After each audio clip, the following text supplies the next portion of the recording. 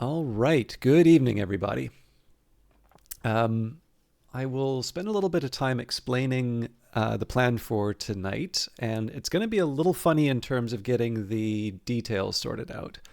Um, it's just I have normally I have like a physical book to read from.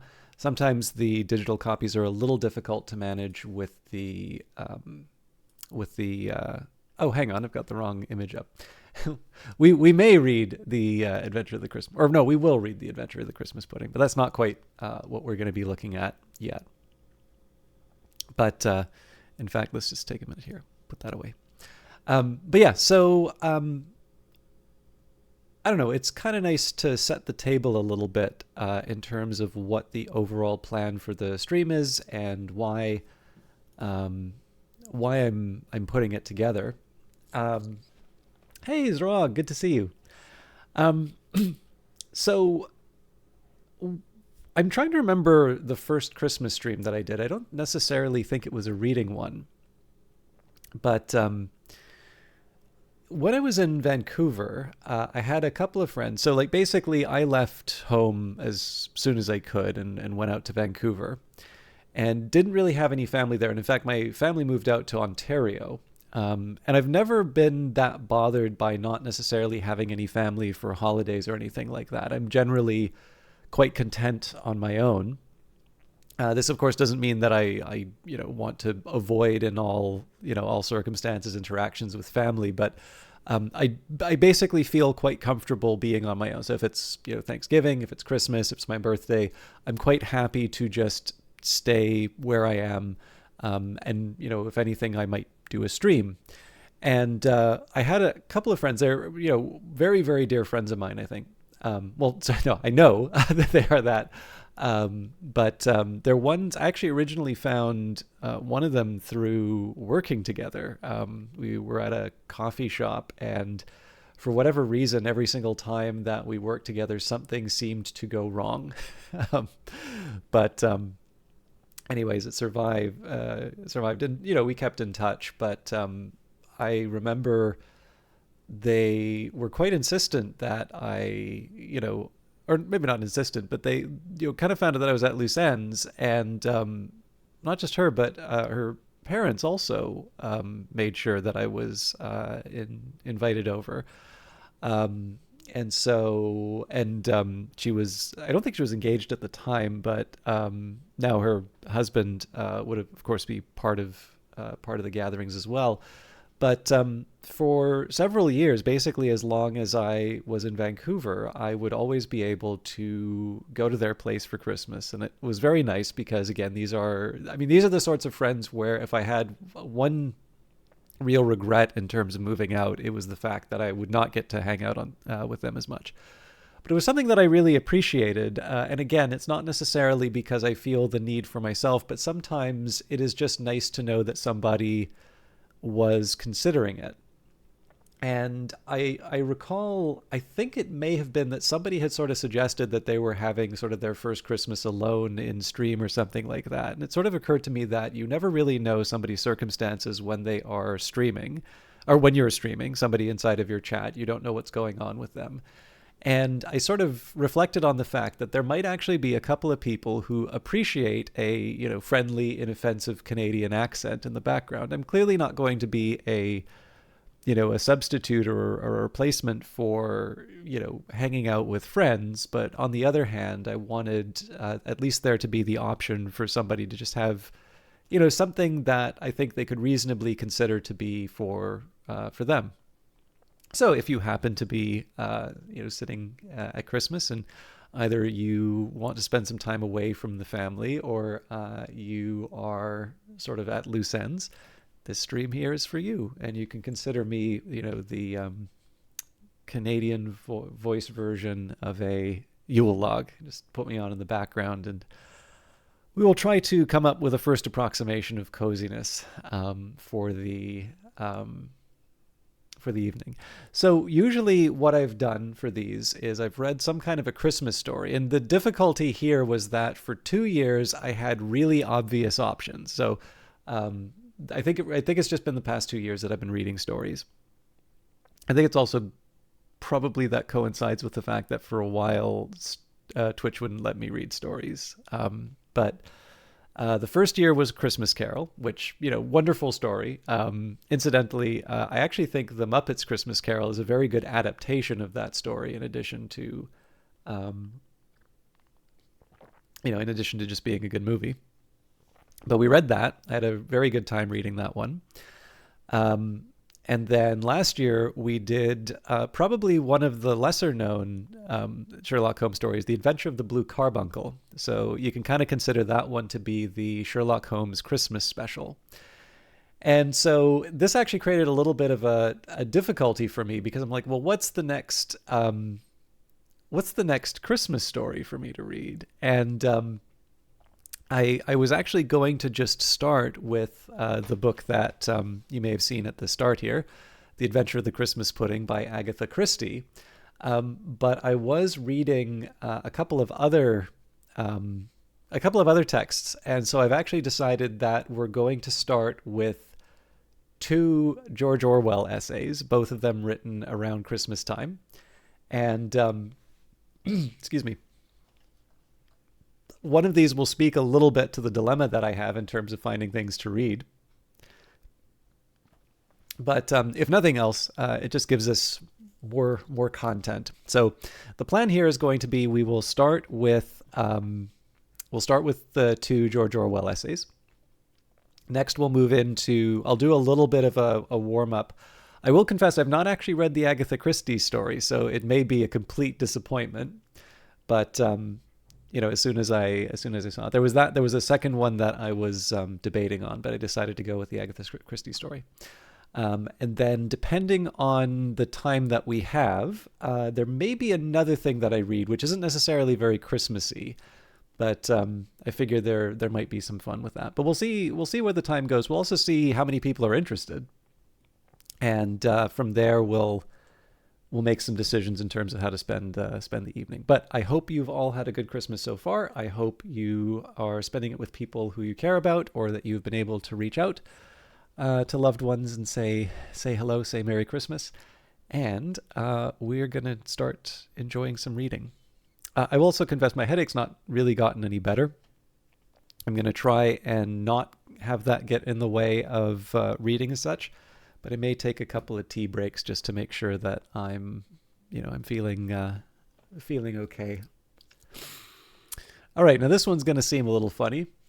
Why Socialists Don't Believe in Fun by George Orwell. The thought of Christmas raises almost automatically the thought of Charles Dickens, and for two very good reasons. To begin with, Dickens is one of the few English writers who have actually written about Christmas. Christmas is the most popular of English festivals, and yet it has produced astonishingly little literature. There are the carols, mostly medieval in origin. There is a tiny handful of poems by Robert Bridges, T.S. Eliot, and some others, and there is Dickens. But there is very little else. Secondly, Dickens is remarkable, indeed almost unique among modern writers in being able to give a convincing picture of happiness. Dickens dealt successfully with Christmas twice in a chapter of the Pickwick Papers and in A Christmas Carol. The latter story was read to Lenin on his deathbed, and according to his wife, he found it bourgeois sentimentality completely intolerable. Now, in a sense, Lenin was right, but if he had been in better health, he would perhaps have noticed that the story has interesting sociological implications. To begin with, however thick Dickens may lay on the paint, however disgusting the pathos of Tiny Tim may be, the Cratchit family give the impression of enjoying themselves. They sound happy as, for instance, the citizens of William Morris's News from Nowhere don't sound happy. Moreover, the Dickens understanding of this is one of the secrets of his power. Moreover, and Dickens' understanding of this is one of the secrets of his power, their happiness derives mainly from contrast. They are in high spirits because for once, in a way, they have enough to eat. The wolf is at the door, but he is wagging his tail. The steam of the Christmas pudding drifts across the background of pawnshops with sweated labor, and in a double sense, the ghost of Scrooge stands beside the dinner table. Bob Cratchit even wants to drink to Scrooge's health, which Mrs. Cratchit rightly refuses. The Cratchits are able to enjoy Christmas precisely because it comes only once a year. their happiness is convincing just because their happiness is convincing just because Christmas only comes once a year. Their happiness is convincing just because it is described as incomplete. All efforts to describe permanent happiness, on the other hand, have been failures. Utopias, incidentally, the coined word utopia doesn't mean a good place, it merely means a non-existent place, have been common in literature of the past 300 or 400 years, but the favorable ones are invariably unappetizing and usually lacking in vitality as well. By far, the best known modern utopias are those of H.G. Wells. Wells' vision of the future is almost fully expressed in 2 books written in the early 20s, The Dream and Men Like Gods. Here you have a picture of the world as Wells would like to see it, or thinks he would like to see it. It is a world whose keynotes are enlightened hedonism and scientific curiosity. All the evils and miseries we now suffer from have vanished. Ignorance, war, poverty, dirt, disease, frustration, hunger, fear, overwork, superstition, all vanished. So expressed, it is impossible to deny that this is the kind of world we all hope for. We all want to abolish the things Wells wants to abolish. But is there anyone who actually wants to live in a Wellsian utopia? On the contrary, not to live in a world like that, not to wake up in a hygienic garden suburb infested by naked schoolmarms, has actually become a conscious political motive. A book like Brave New World is an expression of the actual fear that modern man feels of the rationalized hedonistic society which it is within his power to create. A Catholic writer said recently that utopias are now technically feasible, and that, in consequence, how to avoid utopia has become a serious problem. We cannot write this off as merely a silly remark, for one of the sources of the fascist movement is the desire to avoid too rational and too comfortable a world. All favorable utopias seem to be alike in postulating perfection while being unable to suggest happiness. News from Nowhere is a sort of goody-goody version of the Wellsian utopia. Everyone is kindly and reasonable. All upholstery comes from liberties. But the impression left behind is a sort of watery melancholy. But it is more impressive than that Jonathan Swift, one of the greatest imaginative writers who has ever lived, is no more successful in constructing a favorable utopia than the others. The earlier parts of Gulliver's Travels are probably the most devastating attack on human society that has ever been written. Every word of them is relevant today. In places they contain quite detailed prophecies of the political horrors of our own time. Where Swift fails, however, is in trying to describe a race of beings whom he admires. In the last part, in contrast with the disgusting yahoos, we are shown the noble Winhams, and intelligent horses who are free from human failings. Now these horses, for their high character and unfailing common sense, are remarkably dreary creatures. Like the inhabitants of various other utopias, they are chiefly concerned with avoiding fuss. They live uneventful, subdued, reasonable lives, free not only from quarrels, disorder, or insecurity of any kind, but also from passion, including physical love. They choose their mates on eugenic principles, avoid excesses of affection, and appear somewhat glad to die when their time comes. In the earlier parts of the book, Swift has shown where man's folly and scoundrelism lead him, but take away the folly and scoundrelism and avoid the excesses of, and all you are left with, apparently, is a tepid sort of existence hardly worth leading. Attempts at describing a definitely otherworldly happiness have been no more successful. Heaven is as great a flop as utopia, though hell occupies a respectable place in literature, and has often been described most minutely and convincingly. It is a commonplace that the Christian heaven, as usually portrayed, would attract nobody. Almost all Christian writers dealing with heaven either say frankly that it is indescribable or conjure up a vague picture of gold, precious stones, and endless singing of hymns. This has, it is true, inspired some of the best poems in the world. Thy walls are of chalcedony, thy bulwarks diamond square, thy gates are right orient pearl, exceedingly rich and rare. But what it could not do is describe a condition in which the ordinary human being actively wanted to be. Many a revivalist minister, many a Jesuit priest, see for instance the terrific sermon in James Joyce's Portrait of the Artist, has frightened his congregation almost out of their skins with his word pictures of hell. But as soon as it comes to heaven, there is a prompt falling back on words like ecstasy and bliss, with little attempt to say what they consist in. Perhaps the most vital bit of writing on this subject is the famous passage in which Tertullian explains that one of the chief joys of heaven is watching the tortures of the damned. The pagan versions of paradise are a little better, if at all. One has the feeling that it is always twilight in the Elysian fields. Olympus, where the gods lived, with their nectar and ambrosia, and their nymphs and Hebes, the immortal tarts, as T.H. Lawrence called them, might be a bit more homelike than the Christian heaven, but you would not want to spend a long time there. As for the Muslim practice, with its 77 huris per man, all presumably clamoring for attention at the same moment, it is just a nightmare. Nor are the spiritualists, though constantly assuring us that all is bright and beautiful, are able to describe any next world activity which a thinking person would find endurable, let alone attractive. Sorry, just a second.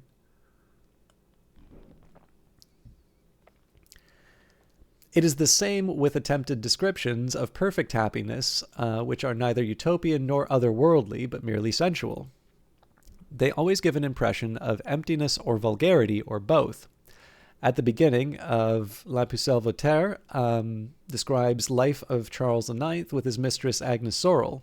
They were always happy, he says. And what did their happiness consist in? An endless round of feasting, drinking, hunting, and lovemaking.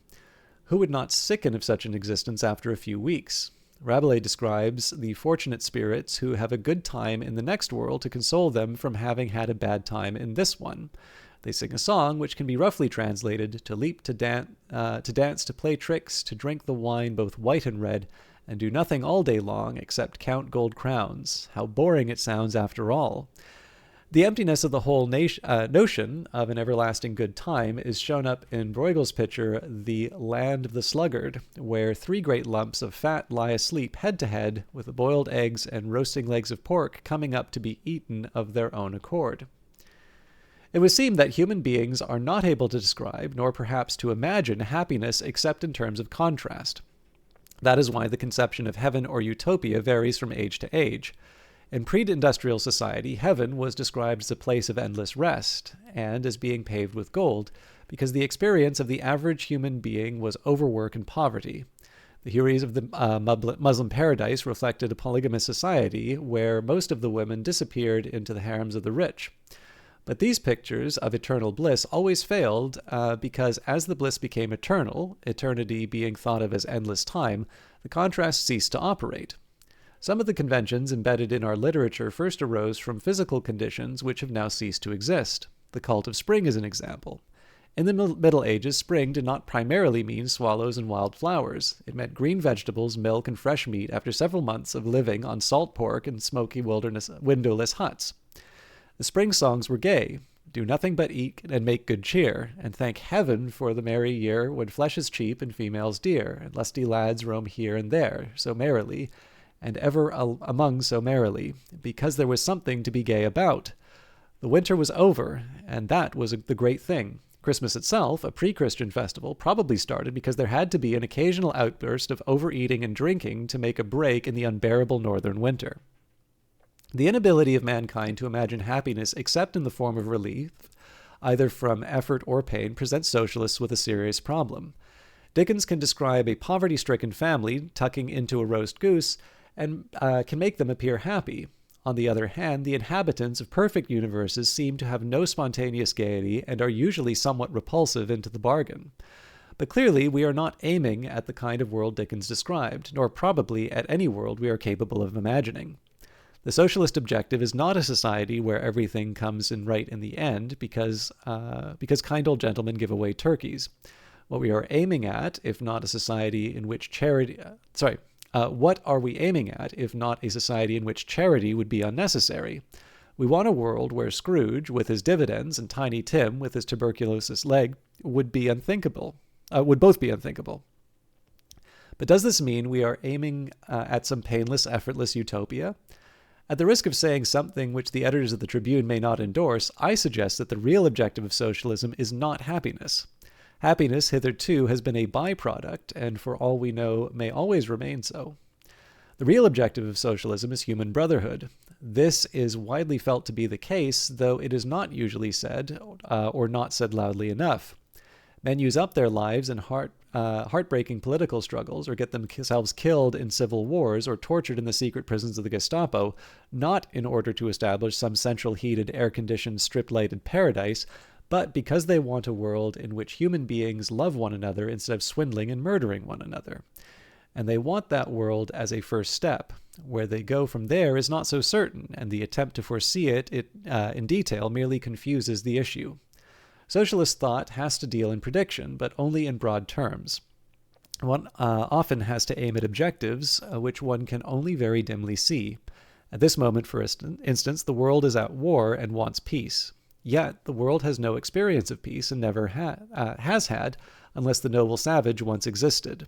The world wants something which it is dimly aware could exist, but cannot accurately define. This Christmas Day, thousands of men will be bleeding to death in the Russian snows, or drowning in icy waters, or blowing one another to pieces on the swampy islands of the Pacific. Homeless children will be scrabbling for food among the wreckage of...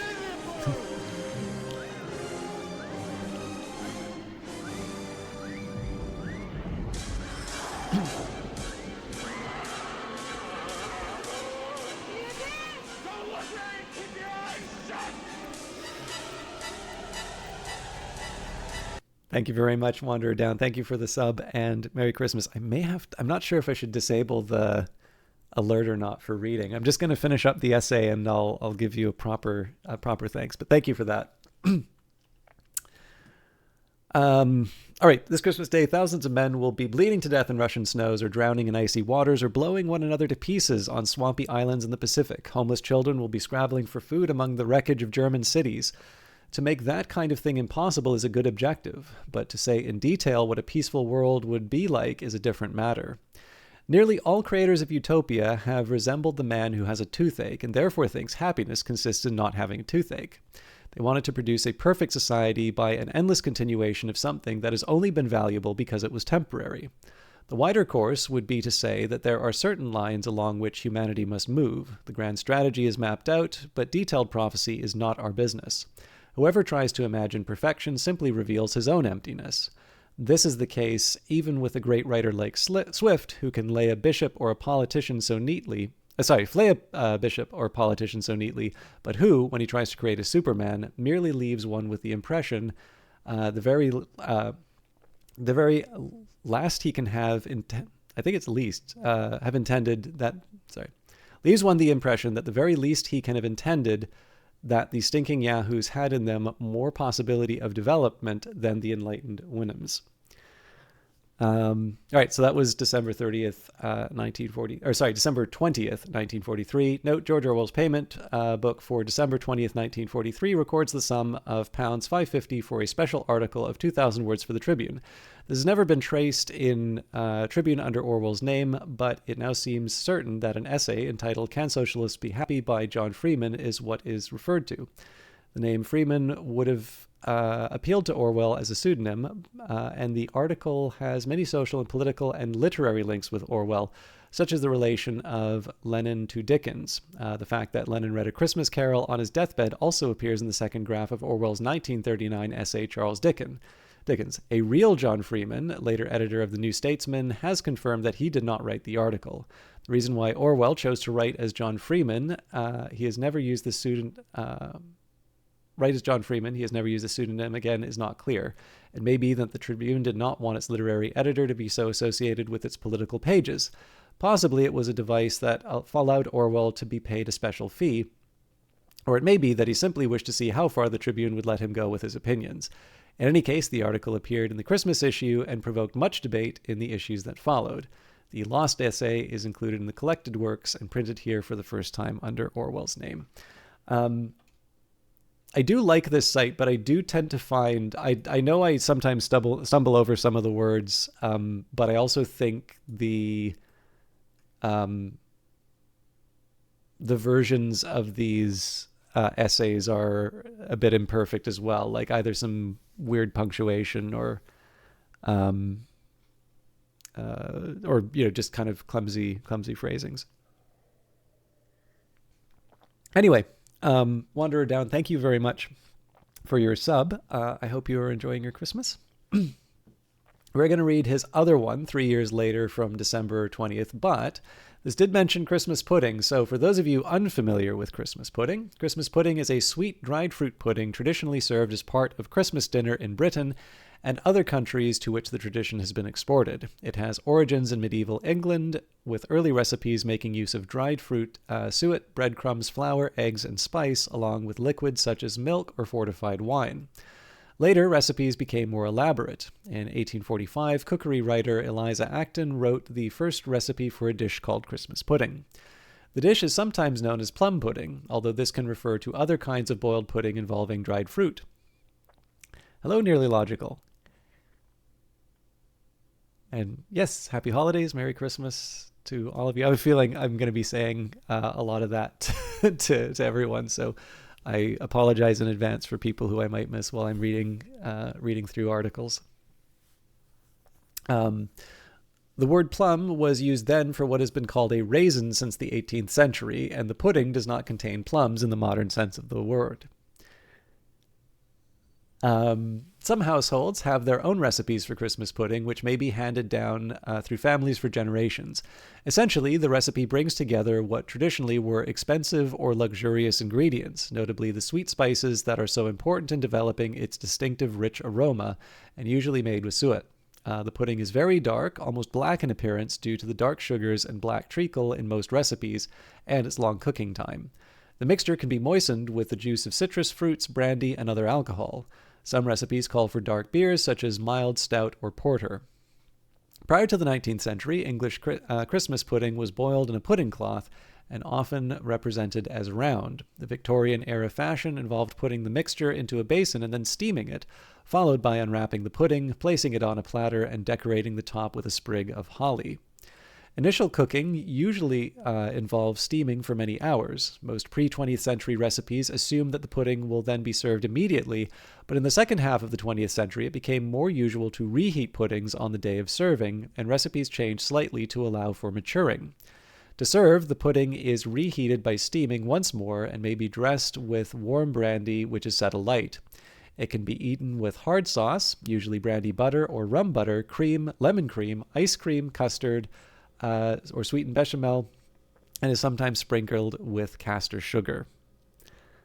Legends. There's a popular myth that plum pudding's association with Christmas goes back to a custom in medieval England that the pudding should be made on the 25th Sunday after Trinity, that it be prepared with 13 ingredients to represent Christ and the 12 apostles, and that every family member stir it from east to west to honor the Magi and their journey in that direction. However, recipes for plum puddings appear mainly, if not entirely, in the 17th century and later. One of the earliest plum pudding recipes given by Mary Ketterby in her book 1714 Collection, a collection of above 300 recipients in cookery, physic, and surgery. There's a popular and wholly unsubstantiated myth that in 1714, George I of Great Britain, sometimes known as the Pudding King, I would feel that I'm doing life correctly if I wound up called the Pudding King, requested that plum pudding be served as part of his royal feast in his first Christmas in England.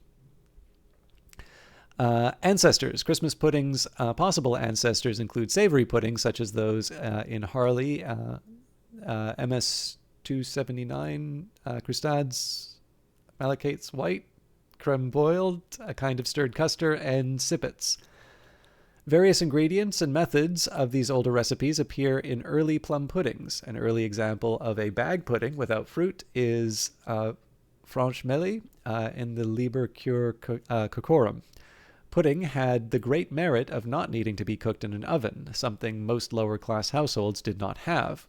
Pudding predecessors often contained meat as well as sweet ingredients, and prior to being steamed in a cloth, the ingredients may have been stuffed into the gut or stomach of an animal like haggis or sausages.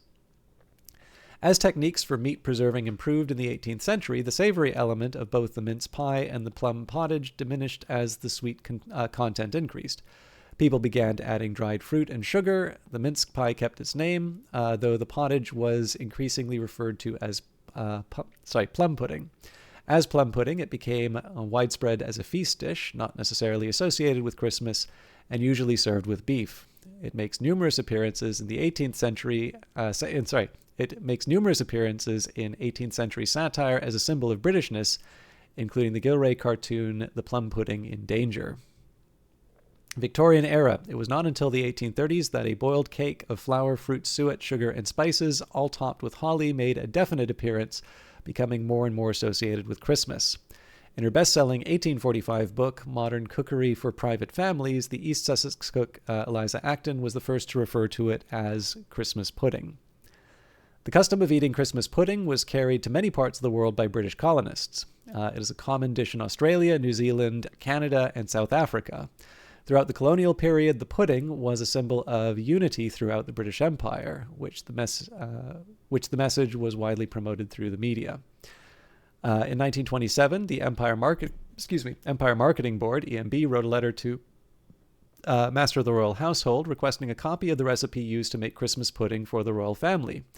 The King and Queen granted Leo Amery, the head of the EMB, permission to use the recipe in a publication in the following November.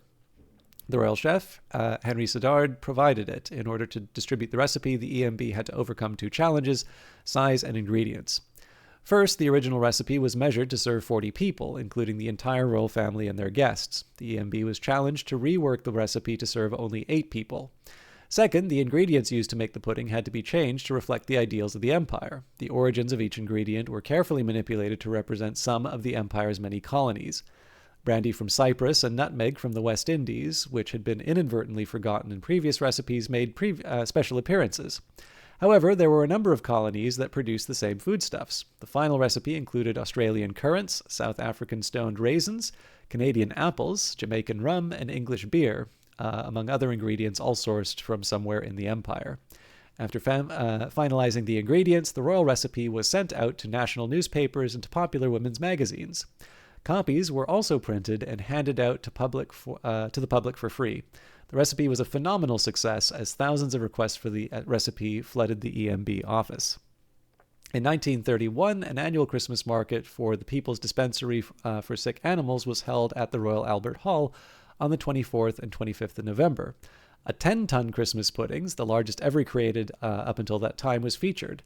The recipe became known as the Prince of Wales Empire Christmas Pudding. The Times newspaper noted the Lord Mayor of London has promised to give the pudding its first stir. He will be followed by the High Commissioners of the Dominions, and afterwards the general public will have the chance of stirring it. The Prince of Wales, later Edward VIII, was the patron of the PDSA charity. It was then divided up into 11,208 smaller puddings, which were distributed amongst the poor throughout the country. Manchester and Salford, for example, received 512 each. The United States. In America, the tradition of the Christmas pudding had already arrived in pre-independence days. A book entitled The Williamsburg Art of Cookery by Helen Bullock was published in the U.S. as early as 1742. Among the ingredients, she includes a pound of each of a variety of dried fruits and sugar, plus a half a pound of each candied peel, citron, orange, and lemon. She also adds 1 pint of brandy and 12 eggs. Jane Cunningham Crowley published a 19th century recipe for plum pudding contributed to Jenny June's American Cookery book by the American poet sisters Alice Cary and Phoebe Cary. It was made as a bread pudding by soaking stale bread in milk and then adding suet, candied citron, nutmeg, eggs, raisins, and brandy. It was a molded dessert cooked in boiling water for several hours and served with a sweet wine sauce. Wishing and other traditions. It was in the late Victorian era that Stir-Up Sunday, the 5th Sunday before Christmas, began to be associated with the making of Christmas pudding. The collect this Sunday in the Church of England's Book of Common Prayer begins with the words, "Stir up, we beseech thee, O Lord, the wills of thy faithful people, that they plenteous bringing forth the fruit of good works." This led to the custom of preparing Christmas puddings on that day, which became known as Stir-Up Sunday, associated with the stirring of Christmas pudding. Initially, probably a schoolchild joke, latterly the day became known as Stir-Up Sunday.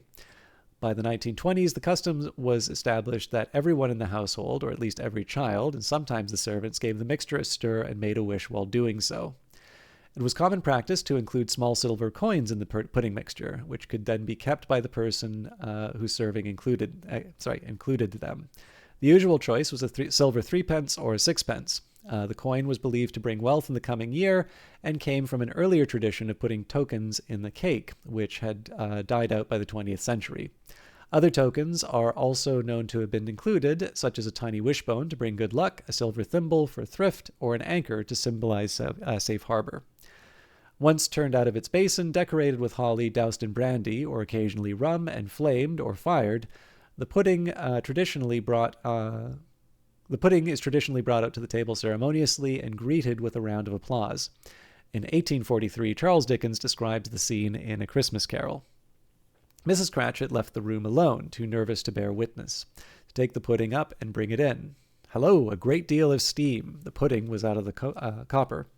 A smell like a washing day. That was the cloth. A smell like an eating house and a pastry cook's next door to each other, with a laundress's next door to that. That was the pudding. In half a minute, Mrs. Cratchit entered, flushed but smiling proudly, with the pudding like a speckled cannonball, so hard and firm, blazing in half of a quartern of ignited brandy, and bedight with Christmas holly stuck in the top. So I don't know how many of you thought of Christmas pudding as a tool of empire, but this is fun to read. I have actually also had a Christmas pudding with coins inside of them. I wasn't sure if that was a common thing or if that was it, but I think the only difference on this one was my mom would put them in wax paper. So I don't know. Has anybody here tried Christmas pudding?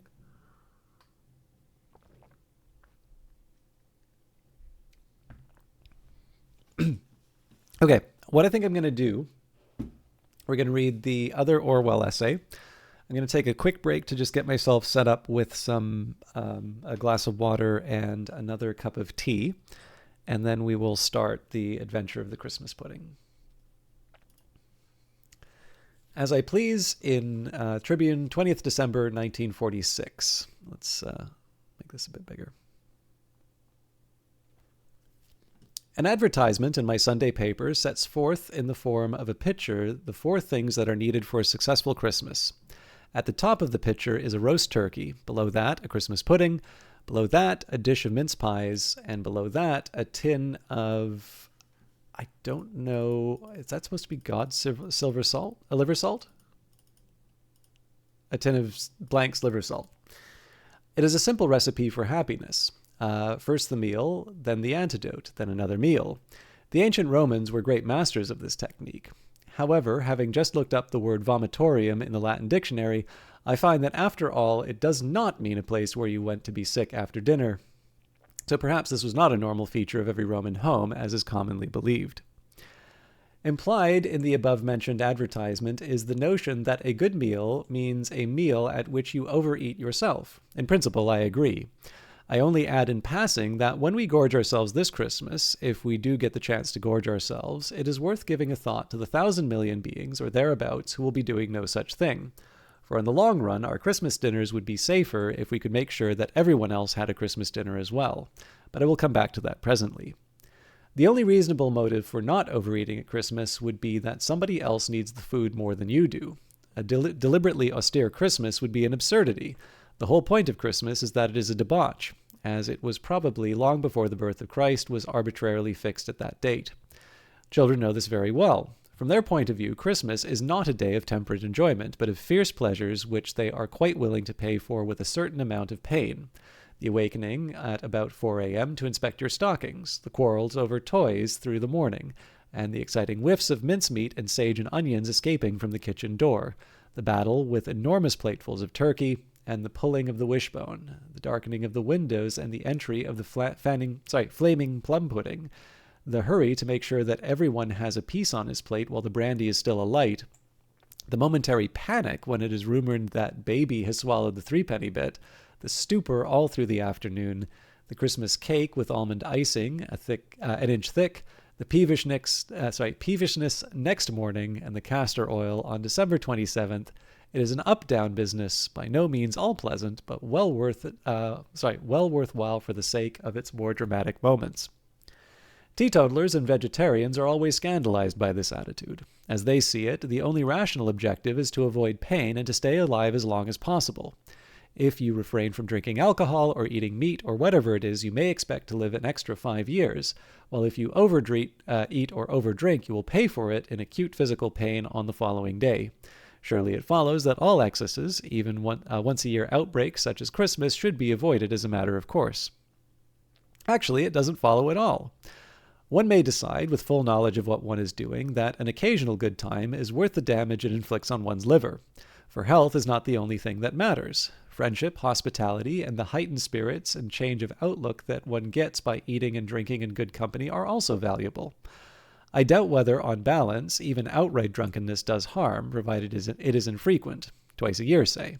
The whole experience, including the repentance afterwards, makes a sort of break in one's mental routine, compared to a weekend in a foreign country, which is probably beneficial.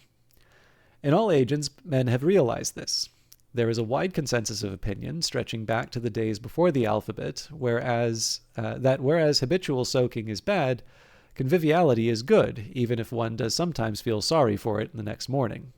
How enormous is the literature of eating and drinking, especially drinking, and how little that is worthwhile has been said on the other side.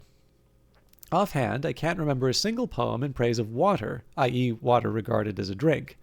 It is hard to imagine what one could say about it. It quenches thirst. That is the end of the story. As for poems in praise of wine, on the other hand, even the surviving ones would fill a shelf of books. The poets started turning them out the very day when the fermentation of the grape was first discovered. Whiskey, brandy, and all other distilled liquors have been less eloquently praised, partly because they came later in time. But beer has had quite a good press, starting well back in the Middle Ages, long before anyone has learned to put hops in it. Curiously enough, I can't remember a poem in praise of stout, not even draft stout, which is better than the bottled variety in my opinion. There is an extremely disgusting description in Ulysses of the stout vats in Dublin, but there is a sort of backhanded tribute to stout in the fact that this description, though widely known, has not done much towards putting the Irish off their favorite drink. The literature of eating is also large, though mostly in prose. But in all the writers who have enjoyed describing food, from Rabelais to Dickens and from Petronius to Mrs. Beeton, I cannot remember a single passage which puts dietetic considerations first. Always food is felt to be an end in itself. No one has written memorable prose about vitamins or the dangers of excessive proteins or the importance of masticating every 32 times. All in all, there seems to be a heavy weight of testimony on the side of overeating and overdrinking, provided always that they take place on recognized occasions and not too frequently. But ought we to overeat and overdrink this Christmas? We ought not to, nor will most of us get the opportunity. I am writing in praise of Christmas, but in praise of Christmas 1947 or perhaps 1948. The world as a whole is not exactly in a condition for festivities this year. Between the Rhine and the Pacific, there cannot be very many people who are in need of something's liver salt. In India, there are, and always have been, about 10 million people who only get one square meal a day. In China, conditions are no doubt much the same. In Germany, Austria, Greece, and elsewhere, scores of millions of people are existing on a diet which keeps breath in the body but leaves no strength for work. All over the war-racked areas, from Brussels to Stalingrad, other uncounted millions are living in the cellars of bombed houses, in hideouts in forests, or in squalid huts behind barbed wire. It is not so pleasant to read almost simultaneously that a large portion of our Christmas turkeys will come from Hungary, and that the Hungarian writers and journalists, presumably not the worst-paid section of the community, are in such desperate straits that they would be glad to receive presents of saccharine and cast-off clothing from English sympathizers. In such circumstances, we could hardly have a proper Christmas, even if the materials for it existed. But we will have one sooner or later, in 1947 or 1948, or maybe even in 1949. And when we do, may there be no gloomy voices of vegetarians or teetotalers to lecture us about the things we are doing to the linings of our stomachs. One celebrates a feast for its own sake, and not for any supposed benefit to the lining of one's stomach. Meanwhile, Christmas is here, or nearly. Santa Claus is rounding up his reindeer, the postman staggers from door to door beneath his bulging sack of Christmas cars, the black markets are humming, and Britain has imported over 7,000 crates of mistletoe from France. So I wish everyone an old-fashioned Christmas in 1947, and meanwhile, half a turkey, 3 tangerines, and a bottle of whiskey at not more than double the legal price.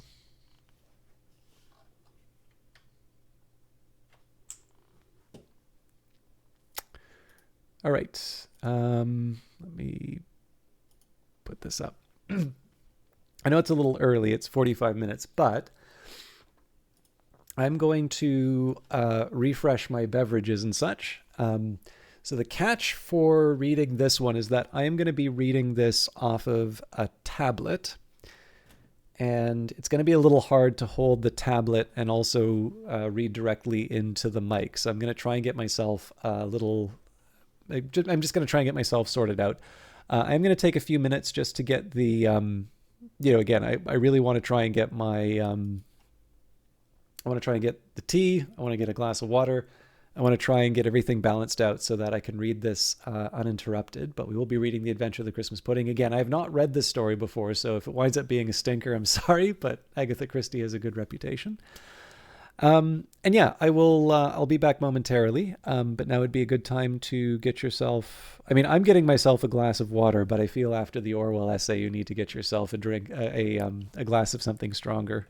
Either way, I'll try not to keep this too long, and I will see you all in a little bit when I get back.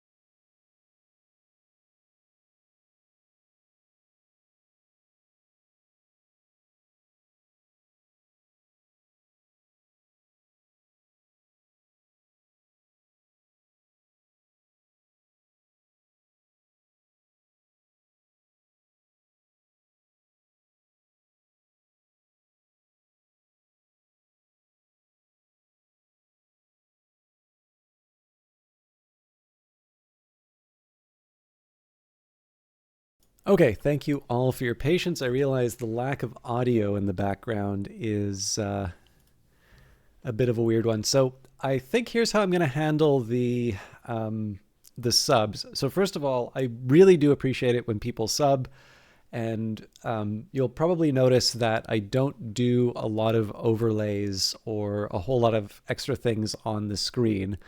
And I guess some of that might be a function of laziness, but the truth of the matter is that I usually try to keep the focus on the game or whatever the obviously we're not doing a game today, um, but I am also the case where I break that is in fact the subs and other things like follows and raids and things like that. And that's for the main purpose for that is it's kind of the one way that somebody's able to, you know, have a little moment in the spotlight to sort of give a something like a thank you for the support. So obviously the because I somewhat consider where I'm coming from in terms of putting that alert in there, that also suggests an equal level of care in terms of turning it off. So what I'm going to do here is I'm going to mute the desktop audio. And then, so what can happen here is that if somebody does decide to do a sub while reading, I'll still be able to see the alerts in chat, or at least my expectation is that I'm going to be able to do that. And then, but what's not going to happen is we're not going to have the full sound of the opening of the, well, actually, I may wind up hearing that sound. We'll see how that goes. But essentially, it won't interrupt the reading of the story. So I think that's going to be my sort of the dividing line. Anyways, I think the time has come. This is so the name of the story collection is The Adventure of the Christmas Pudding and a Selection of Entrees. But we will be reading the first one in this collection, which is The Adventure of the Christmas Pudding. Actually, what I can do here, there is a foreword. So, foreword by Agatha Christie. This book of Christmas fare may be described as the chef's selection. I am the chef. There are two main courses, The Adventure of the Christmas Pudding, The Mystery of the Spanish Chest, a selection of entrees, Greenshaw's Folly, The Dream, and The Underdog, and a sorbet, 4 and 20 blackbirds. The Mystery of the Spanish Chest may be described as a Hercule Poirot special. It is a case in which he considers he was at his best. Miss Marple, in her turn, has always been pleased with her perspicuity in Greenshaw's Folly. The Adventure of the Christmas Pudding is an indulgence of my own, since it recalls to me very pleasurably the Christmases of my youth. After my father's death, my mother and I always spent Christmas with my brother-in-law's family in the north of England. And what superb Christmases they were for a child to remember. Abney Hall had everything. The garden boasted a waterfall, a stream, and a tunnel under the drive. The Christmas fair was of gargantuan proportions.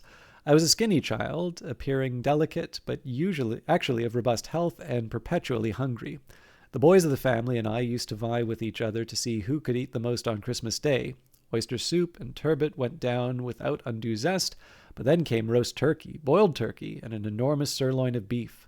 The boys and I had 2 helpings of all 3. We then had plum pudding, mince pies, trifle, and every kind of dessert. During the afternoon we ate chocolate solidly. We neither felt nor were sick. How lovely to be 11 years old and greedy. What a delight from stockings in bed in the morning. Church and all the Christmas hymns, Christmas dinner, presents, and the final lighting of the Christmas tree. And how deep my gratitude to this kind and hospitable hostess who must have worked so hard to make Christmas Day a wonderful memory to me and still in my old age. So let me dedicate this book to the memory of Abney Hall, its kindness and its hospitality. And a happy Christmas to all who read this book. Agatha Christie. The Adventure of the Christmas Pudding. I regret exceedingly, said Monsieur Hercule Poirot. He was interrupted, not rudely interrupted. The interruptions were suave, dexterous, persuasive rather than contradictory. Please don't refuse offhand, Monsieur Poirot. There are grave issues of state. Your cooperation will be appreciated in the highest quarters. You are too kind, Hercule Poirot waved a hand, but I really cannot undertake to do as you ask. As this season of the year— Again, Mr. Jesmond interrupted. Christmas time, he said persuasively. An old-fashioned Christmas in the English countryside. Hercule Poirot shivered. The thought of the English countryside at this season of the year did not attract him. "A good old-fashioned Christmas," Mr. Jesmond stressed it. I am not an Englishman," said Hercule Poirot. "In my country, Christmas is for the children. The New Year, that is what we celebrate." "Ah," said Mr. Jesmond, "but Christmas in England is a great institution, and I assure you at King's Lancy you would see it at its best. It's a wonderful old house, you know. Why, one wing of it dates from the 14th century." Again Poirot shivered. The thought of a 14th-century English manor house filled him with apprehension. He had suffered too often in the historic country houses of England. He looked around appreciatively at his comfortable modern flat with its radiators and the latest patent devices for excluding any kind of draught. "In the winter," he said firmly, "I do not leave London." "I don't think you quite appreciate, Monsieur Poirot, what a very serious matter this is." Mr. Jesmond glanced at his companion and then back to Poirot. Poirot's second visitor had, up to now, said nothing but a polite and formal "How do you do?" He sat now, gazing down at his well-polished shoes, with an air of utmost dejection on his coffee-colored face. He was a young man, not more than 23, and he was clearly in a state of complete misery. Yes, said Hercule Poirot. "Of course the matter is serious. I do appreciate that. His Highness has my heartfelt sympathy." "The position is one of the utmost delicacy," said Mr. Jesmond. Poirot transferred his gaze from the young man to his older companion. If one wanted to sum up Mr. Jesmond in a word, the word would have been discretion. Everything about Mr. Jesmond was discreet. His well-cut but inconspicuous clothes, his pleasant, well-bred voice, which rarely soared out of an agreeable monotone, his light brown hair just thinning a little at the temples, his pale, serious face. It seemed to Hercule Poirot that he had not known one Mr. Jesmond, but a dozen Mr. Jesmonds in his time, all using sooner or later the same phrase, a position of utmost delicacy. "The police," said Hercule Poirot, "can be very discreet, you know." Mr. Jesmond shook his head firmly. "Not the police," he said. "To recover what we want to recover will almost inevitably involve taking proceedings in the law courts, and we know so little. We suspect, but we do not know." "You have my sympathy," said Hercule Poirot again. If he imagined that this sympathy was going to mean anything to his two visitors, he was wrong. They did not want sympathy. They wanted practical help. Mr. Jesmond began once more to talk about the delights of an English Christmas. "It's dying out, you know," he said. "The real old-fashioned type of Christmas. People spend it at hotels nowadays. But an English Christmas, with all the family gathered round, the children at their stockings, the Christmas tree, the turkey and the plum pudding, the crackers, the snowmen outside the window." In the interests of exactitude, Hercule Poirot intervened. "To make a snowman, one has to have the snow," he remarked severely, "and one cannot have snow to order, even for an English Christmas." "I was talking to a friend of mine in the meteorological office only today," said Mr. Jesmond, "and he tells me that it is highly probable that there will be snow this Christmas." It was the wrong thing to have said. Hercule Poirot shuddered more forcefully than ever. "Snow in the country," he said. "That would be still more abominable. A large, cold, stone manor house." "Not at all," said Mr. Jesmond. "Things have changed very much in the last 10 years or so. Oil-fired central heating." "They have oil-fired central heating at King's Lancy?" asked Poirot. For the first time he seemed to waver. Mr. Jesmond seized the opportunity. "Yes, indeed," he said, "and a splendid hot water system. Radiators in every bedroom. I assure you, my dear Monsieur Poirot, King's Lancy is comfort itself in the winter-time. You might even find the house too warm." "That is most unlikely," said Hercule Poirot. With practiced dexterity, Mr. Jesmond shifted his ground a little. "You can appreciate the terrible dilemma we're in," he said, in a confidential manner. Hercule Poirot nodded. The problem was, indeed, not a happy one. A young potentate-to-be, the only son of the ruler of a rich and important native state, had arrived in London a few weeks ago.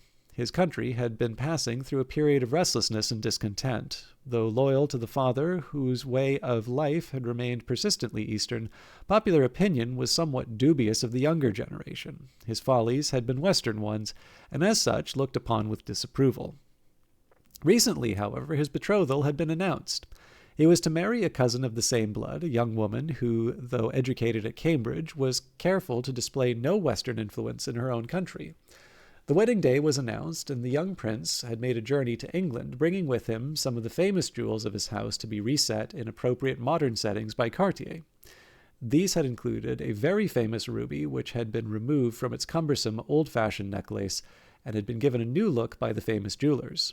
So far, so good, but after this came the snag. It was not to be supposed that a young man possessed of much wealth and convivial tastes should not commit a few follies of the pleasanter type.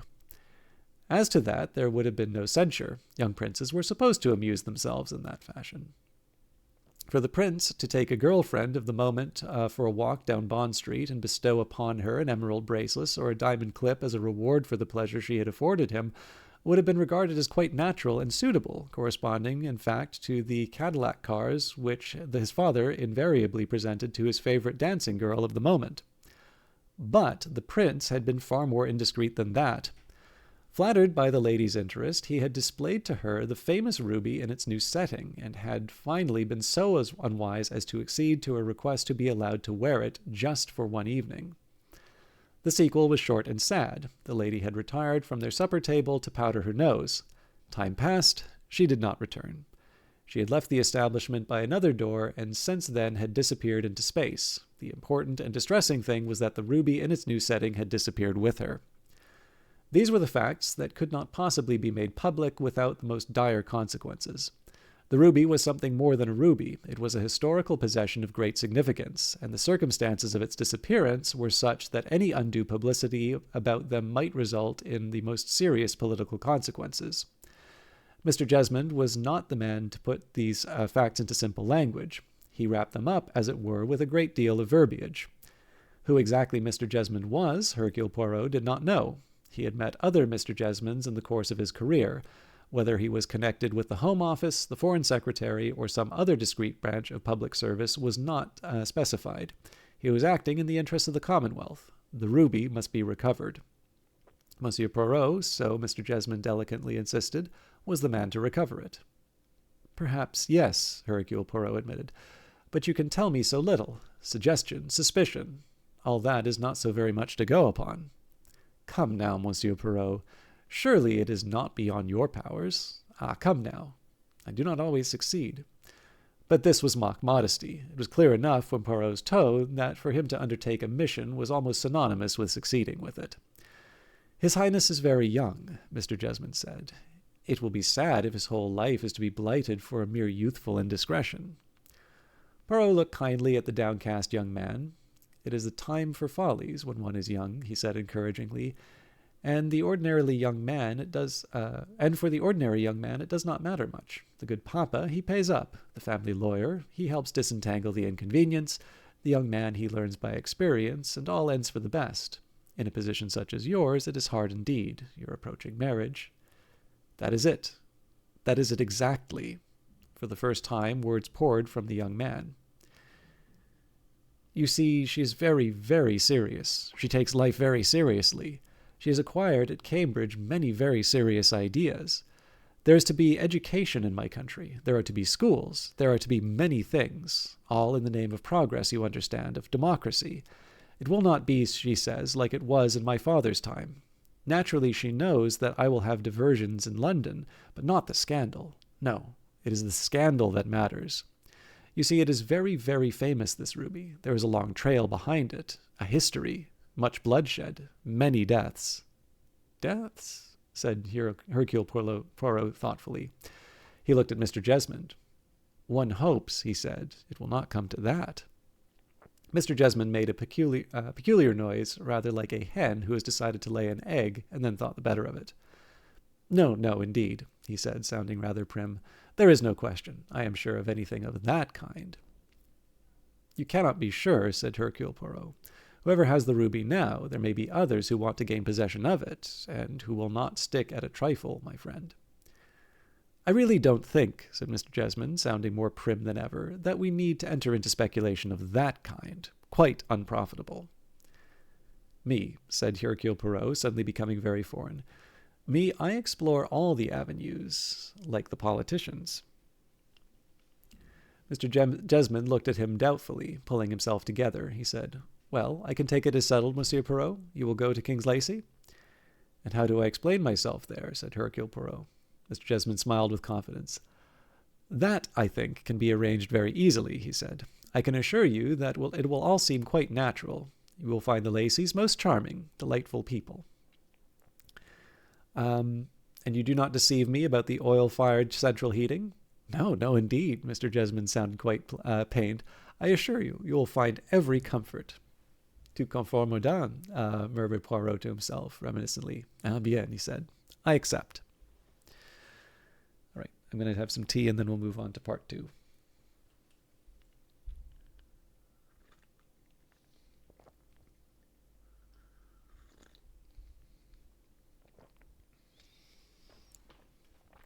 The temperature in the long drawing-room at King's Lacey was was a comfortable 68 as Hercule Poirot sat talking to Mrs. Lacey by one of the big mullioned windows.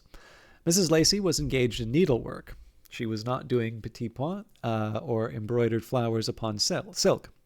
Instead, she appeared to be engaged in the prosaic task of hemming dishcloths. As she sewed, she talked in a soft, reflective voice that Poirot found very charming.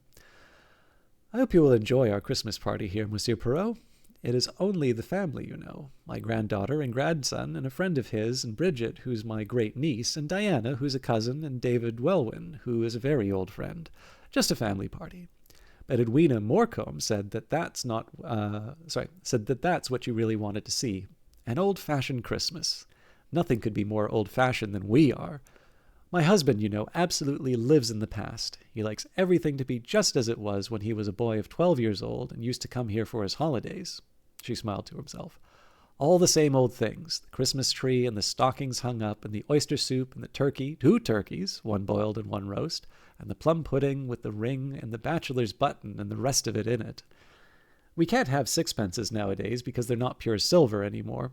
But it's all the old desserts, the Elvis plums and the Carlsbad plums and the almonds and the raisins and the crystallized fruit and ginger. Dear me, I sound like a catalogue from Fountaine and Mason." "You arouse my gastronomic juices, madame." "I expect we'll have frightful indigestion by tomorrow evening," said Mrs. Lacey. "One isn't used to eating so much nowadays, is one?" She was interrupted by some loud shouts and whoops of laughter outside the window. She glanced out. I don't know what they're doing out there. Playing some game or other, I suppose. I've always been so afraid, you know, that these young people would be bored by our Christmas here.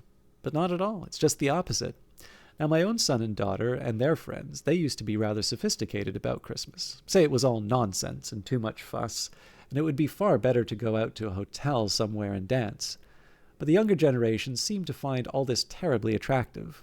Besides," added Mrs. Lacey practically, "schoolboys and schoolgirls are always hungry, aren't they? And I think they must starve them at the schools. After all, one does know children of that age each eat about as much as 3 strong men." Poirot laughed and said, "It is most kind of you and your husband, madame, to include me in this way in your family party." "Oh, we're both delighted, I'm sure," said Mrs. Lacey. "And if you find Horace a little gruff," she continued, "pay no attention. It's just his manner, you know." What her husband, Colonel Lacey, had actually said was, "Can't think why you would want one of these damned foreigners in here cluttering up Christmas. We can't have him here at some other time? Can't stick foreigners.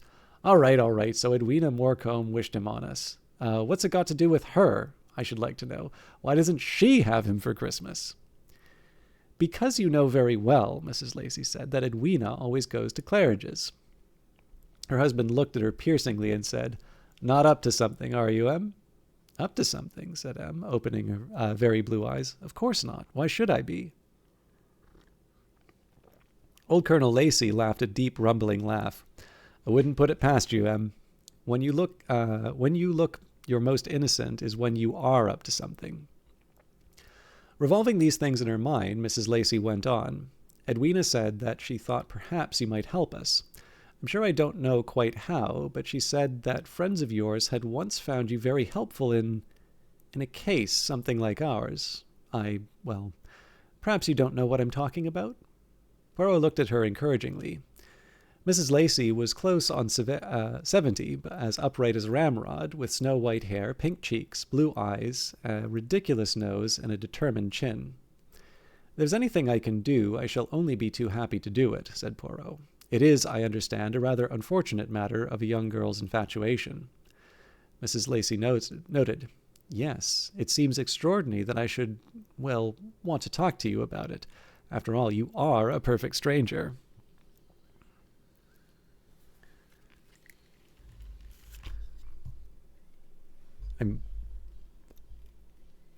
Thank you very much for the sub, the fastidious Mr. Fox.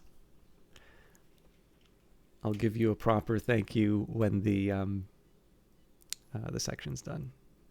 I am going to take my headphones off, though, because that almost made me jump out of my skin.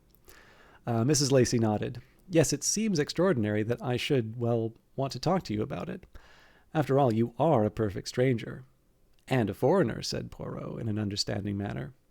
"Yes," said Mrs. Lacey, "but perhaps that makes it easier in a way. Anyhow, Edwina seemed to think that you might perhaps know something, how shall I put it, something useful about this young Desmond Lee Wortley." Poirot paused a moment to admire the ingenuity of Mr. Jesmond and the ease with which he had made use of Lady Morecombe to further his own purposes.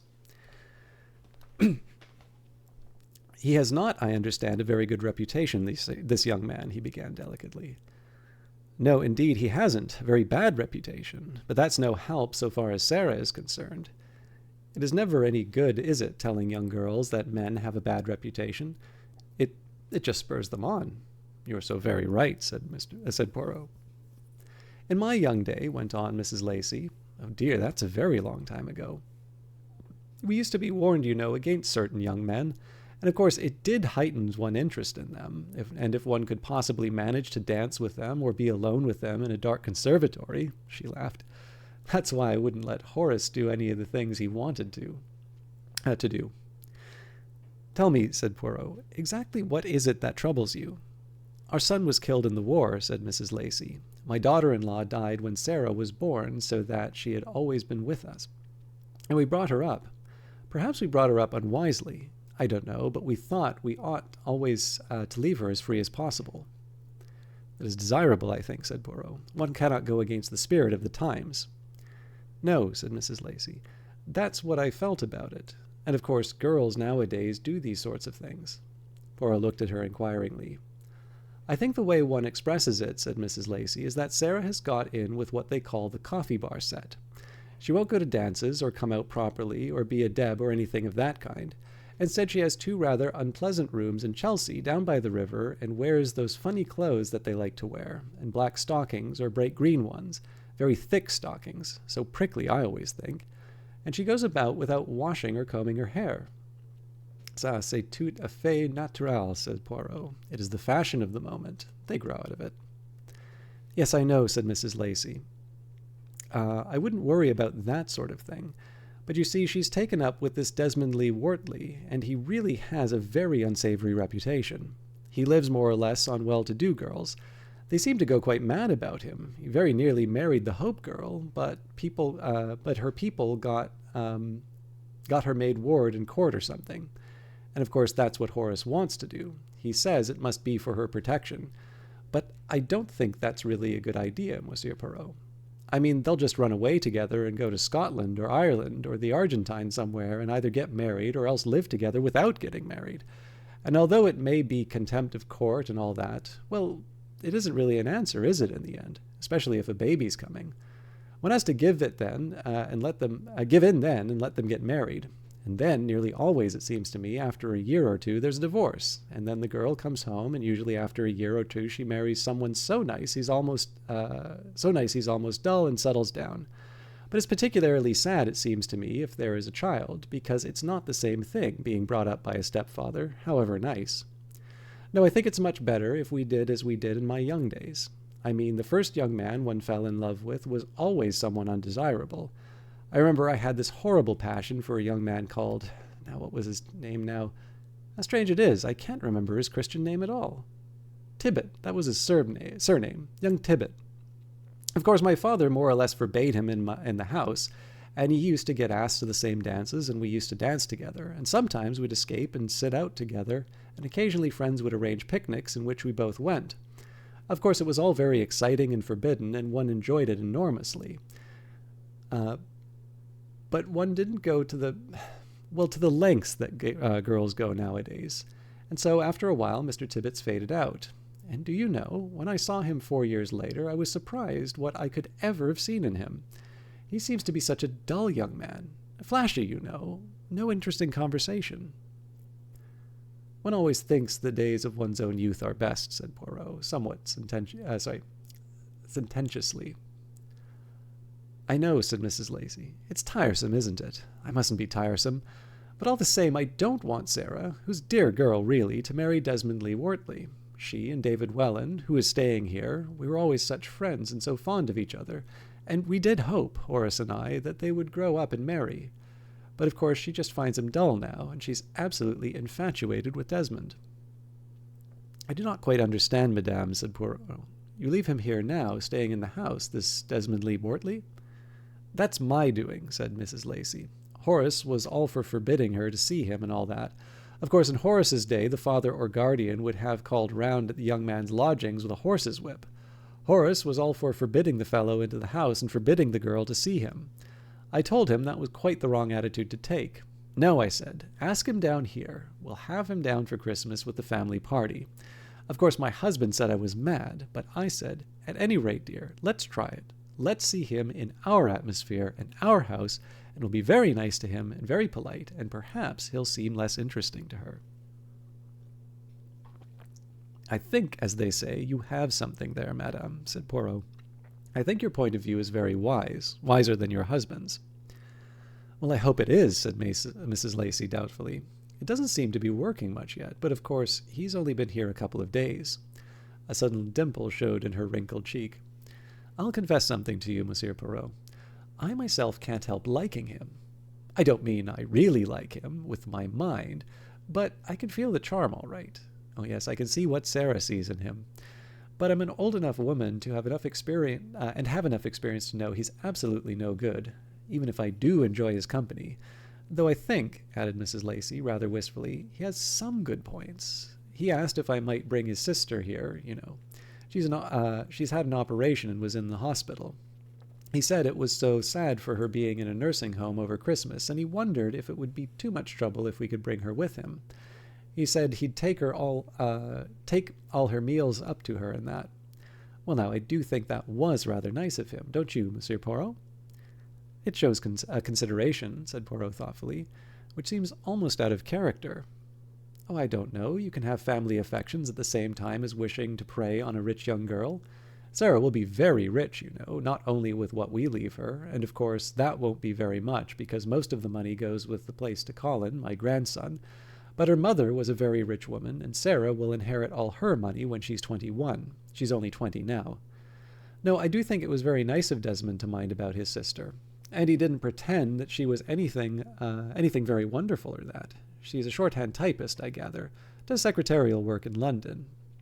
And he's been as good as his word and does carry up trays to her. Not all the time, of course, but quite often. So I think he has some nice points. But all the same, said Mrs. Lacey with great decision, I don't want Sarah to marry him. From all I have heard and been told, said Poirot, that would indeed be a disaster. Do you think it would be possible for you to help us in any way? Said Mrs. Lacey. I think it is possible, yes, said Hercule Poirot, but I do not wish to promise too much. For the Desmond Lee Wortleys of the world are clever, madame. But do not despair. One can, perhaps, do a little something. I shall, at any rate, put forth my best endeavors, if only in gratitude for your kindness in asking me here for this Christmas festivity. He looked around him. And it cannot be so easy these days to have Christmas festivities. No, indeed, Mrs. Lacey sighed. She leaned forward. Do you know, Monsieur Poirot, what I really dream of? What I would love to have? But tell me, madame. I simply long to have a small modern bungalow. Oh, perhaps not a bungalow exactly, but a small modern, easy-to-run house built somewhere in the park here, and live in it with an absolute up-to-date kitchen and no long passages. Everything easy and simple. It's a very practical idea, madame. It's not practical for me, said Mrs. Lacey. My husband adores this place. He loves living here. He doesn't mind being slightly uncomfortable. He doesn't mind the inconveniences, and he would hate, simply hate, to live in a small modern house in the park. So you sacrifice yourself to his wishes. Mrs. Lacey drew herself up. I do not consider it a sacrifice, Monsieur Poirot, she said. I married my husband with the wish to make him happy. He has been a good husband to me and made me very happy all these years, and I wish to give happiness to him. So you will continue to live here, said Poirot. It's not really too uncomfortable, said Mrs. Lacey. No, no, said Poirot hastily. On the contrary, it is most comfortable. Your central heating and your bathwater are perfection. We spent a lot of money on making this house comfortable to live in, said Mrs. Lacey. We were able to sell some land ripe for development, I think they call it, fortunately right out of sight of the house and on the other side of the park. Really rather ugly bit of ground with no nice view, but we got a very good price for it, so that we have been able to have as many improvements as possible. But the service, madame? Oh, well, that presents less difficulty than you might think. Of course, one cannot expect to be looked after and waited upon as one used to be. Different people come in from the village. 2 women in the morning, another two to cook and wash it up, and different ones again in the evening. There are plenty of people who want to come and work for a few hours a day. Of course, for Christmas we are very lucky.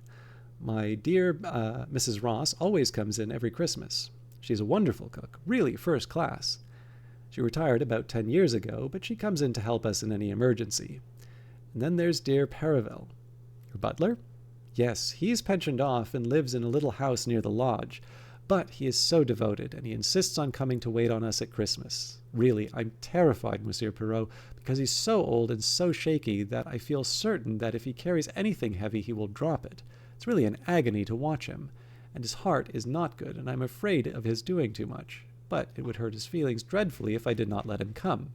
He hems and haws and makes disapproving noises when he sees the state of our silver is in, and within 3 days of being here it is all wonderful again. Yes, he is a dear, faithful friend. She smiled at Poirot. So you see, we're all set up for a happy Christmas. A white Christmas, too, she added, as she looked out the window. See, it is beginning to snow. Ah, the children are coming in. You must meet them, Monsieur Poirot. Poirot was introduced with due ceremony. First to Colin and Michael, the schoolboy grandson and his friend, nice polite lads of 15, one dark, one fair. Then to their cousin, Bridget, a black-haired girl of about the same age with enormous vitality. And this is my granddaughter Sarah, said Mrs. Lacey. Poirot looked with some interest at Sarah, an attractive girl with a mop of red hair. Her manner seemed to him nervy and a trifle defiant, but she showed real affection for her grandmother. And this is Mr. Lee Wortley. Mr. Lee Wortley wore a fisherman's journey and tight black jeans. His hair was rather long, and it seemed doubtful that he had shaved that morning. In contrast to him was a young man introduced as David Welland, who was solid and quiet, with a pleasant smile, and rather obviously addicted to soap and water. There was one other member of the party, a handsome, rather intense-looking girl, who was introduced as Diana Middleton. Tea was brought in, a hearty meal of scones, crumpets, sandwiches, and 3 kinds of cake. The younger members of the party appreciated the tea. Colonel Lacey came in last, remarking in a non-committal voice, "Hey, tea? Oh yes, tea." He received his cup of tea from his wife's hand, helped himself to 2 scones, cast a look of aversion at Desmond Lee Wortley, and sat down as far away from him as he could. He was a big man with bushy eyebrows and a red, weather-beaten face. He might have been taken for a farmer rather than the lord of the manor. "Started to snow," he said. "It's going to be a white Christmas, all right." After tea, the party dispersed. "I expect they'll go play with their tape recorders now," said Mrs. Lacey to Poirot. She looked indulgently after her grandson as he left the room. Her tone was that of one who says, "The children are going to play with their toy soldiers." "They're frightfully technical, of course," she said, "and very grand about it all." The boys and Bridget, however, decided to go along the lake and see if the ice on it was likely to make skating possible. "I thought we could have skated on it this morning," said Colin, but old Hodgkins said no. He is always so terribly careful. "Come for a walk, David," said Diana Middleton softly. David hesitated for half a moment, his eyes on Sarah's red head. She was standing by Desmond Lee Wortley, her hand on his arm, looking up into his face. "All right," said David Llewellyn. "Yes, let's." Dennis slipped a quick hand through his arm, and they turned towards the door into the garden. Sarah said, "Shall we go too, Desmond? It's fearfully stuffy in this house." "Who wants to walk?" said Desmond. "I'll get my car out. We'll go along the Speckled Boar and have a drink." Sarah hesitated for a moment before saying, "Let's go to the Market Ledbury to the White Hart. It's much more fun." Though for all the world she would not have put it into words, Sarah had an instinctive revulsion from going down to the local pub with Desmond. It was somehow not in the tradition of King's Lacey. The women of King's Lacey had never frequented the bar of the Speckled Boar. She had an obscure feeling that to go there would be to let old Colonel Lacey and his wife down. And why not? Desmond Lee Wortley would have said. For a moment of exasperation, Sarah felt that she ought to know why not. One didn't upset such old darlings as grandfather and dear old Em unless it was necessary. They'd been very sweet, really, letting her lead her own life, not understanding in the least why she wanted to live in Chelsea the way that she did, but accepting it. That was due to Em, of course. Grandfather would have kicked up no end of a row. Sarah had no illusions about her grandfather's attitude. It was not his doing that Desmond had been asked to stay at King's Lacey. That was Em, and Em was a darling and always had been. When Desmond had gone to fetch his car, Sarah popped her head into the drawing-room again. "We're going to Market Ledbury," she said. "We thought we'd have a drink there at the White Hart." There was a slight amount of defiance in her voice, but Mrs. Lacey did not seem to notice it. "Well, dear," she said, "I'm sure it will be very nice. David and Diana have gone for a walk, I see. I'm so glad. I really think it was a brainwave on my part to ask Diana here. So sad being left a widow so young, only 22. I do hope she marries again soon." Sarah looked at her sharply. "What are you up to, Em?" "It's my little plan," said Mrs. Lacey gleefully. "I think she's just right for David. Of course, I know he was terribly in love with you, Sarah dear, but you'd no use for him, and I realize that he isn't your type. But I don't want him to go on being unhappy, and I think Diana will really suit him." "What a matchmaker you are, Em," said Sarah. "I know." "I know," said Mrs. Lacey. "Old women always are. Diana's quite keen on him, I think. Don't you think she'd be just right for him?" "I shouldn't say so," said Sarah. "I think Diana's far too intense, too serious. I should think David should find it terribly boring being married to her." "Well, we'll see," said Mrs. Lacey. "Anyways, you don't want him, do you, dear?" "No, indeed," said Sarah very quickly. She added in a sudden rush, "You do like Desmond, don't you, Em?" "I'm sure he's very nice indeed," said Mrs. Lacey. "Grandfather doesn't like him," said Sarah. "Well, you could hardly expect him to, could you?" said Mrs. Lacey reasonably. "But I dare say he'll come around when he gets used to the idea. You mustn't rush him, Sarah dear. Old people are very slow to change their minds, and your grandfather is rather obstinate." "I don't care what grandfather says or thinks," said Sarah. "I shall get married to Desmond whenever I like." "I know, dear, I know. But do try to be realistic about it. Your grandfather could cause you a lot of trouble, you know. You're not of age yet, and in another year you can do as you please. I expect Horace will have come round long before that." You're on my side, aren't you, darling?" said Sarah. She flung her arms around her grandmother's neck and gave her an affectionate kiss. "I want you to be happy," said Mrs. Lacey. "Ah, there's your young man bringing his car round. You know, I like these very tight trousers these young men wear nowadays. They look so smart. Only, of course, it does accentuate knock-knees." Yes, Sarah thought, Desmond had got knock-knees. She'd never noticed it before. "Go on, dear. Enjoy yourself," said Mrs. Lacey. She watched her go out to the car then, remembering her foreign guest. She went along into the library. Looking in, however, she saw that Hercule Poirot was taking a pleasant little nap and smiling to him.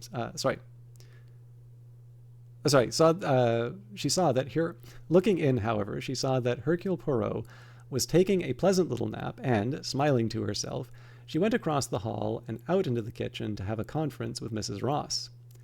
"Come on, beautiful," said Desmond. "Your family cutting up rough because you're coming out to a pub? Years behind the times here, aren't they?" "Of course they're not making a fuss," said Sarah, sharply as she got into the car. "What's the idea of having that foreign fellow down? He's a detective, isn't he? What needs detecting here?" "Oh, he's not here professionally," said Sarah. "Edwina Morecombe, my grandmother, asked us to have him. I think he's..." Sorry, I lost the page.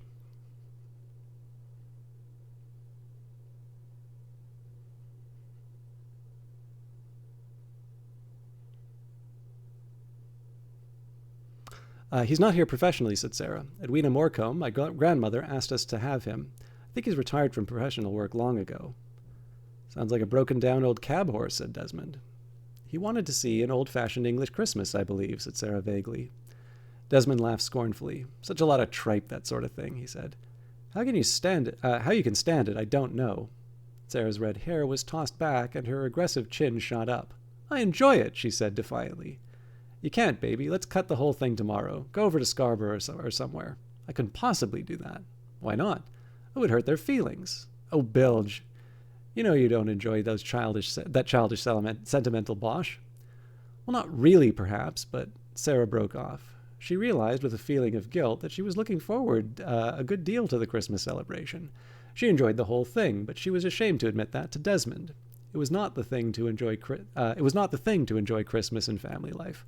Just for a moment, she wished that Desmond had not come down here at Christmas time. In fact, she almost wished that Desmond had not come down here at all. It was much more fun seeing Desmond in London than here at home. In the meantime, the boys and Bridget were walking back down from the lake, still discussing earnestly the problems of skating. Flecks of snow had been falling, and looking up at the sky, it could be prophesied that before long it was going to be a heavy snowfall. It's going to snow all right, said Colin. Bet you by Christmas morning we're going to have a couple of feet of snow. The prospect was a pleasurable one. Let's make a snowman, said Michael. Good Lord, said Colin. I haven't made a snowman since I was about 4 years old. I don't believe it. I don't believe it's a bit easy to do, said Bridget. I mean, you have to know how. We might make an effigy of Monsieur Perrault, said Colin. Give it a big black mustache. There's one in the dressing-up box. I don't see, you know, said Michael thoughtfully, how Monsieur Perrault could ever have been a detective. Sorry, I keep losing every once in a while I'll touch the tablet and it'll jump off to another page.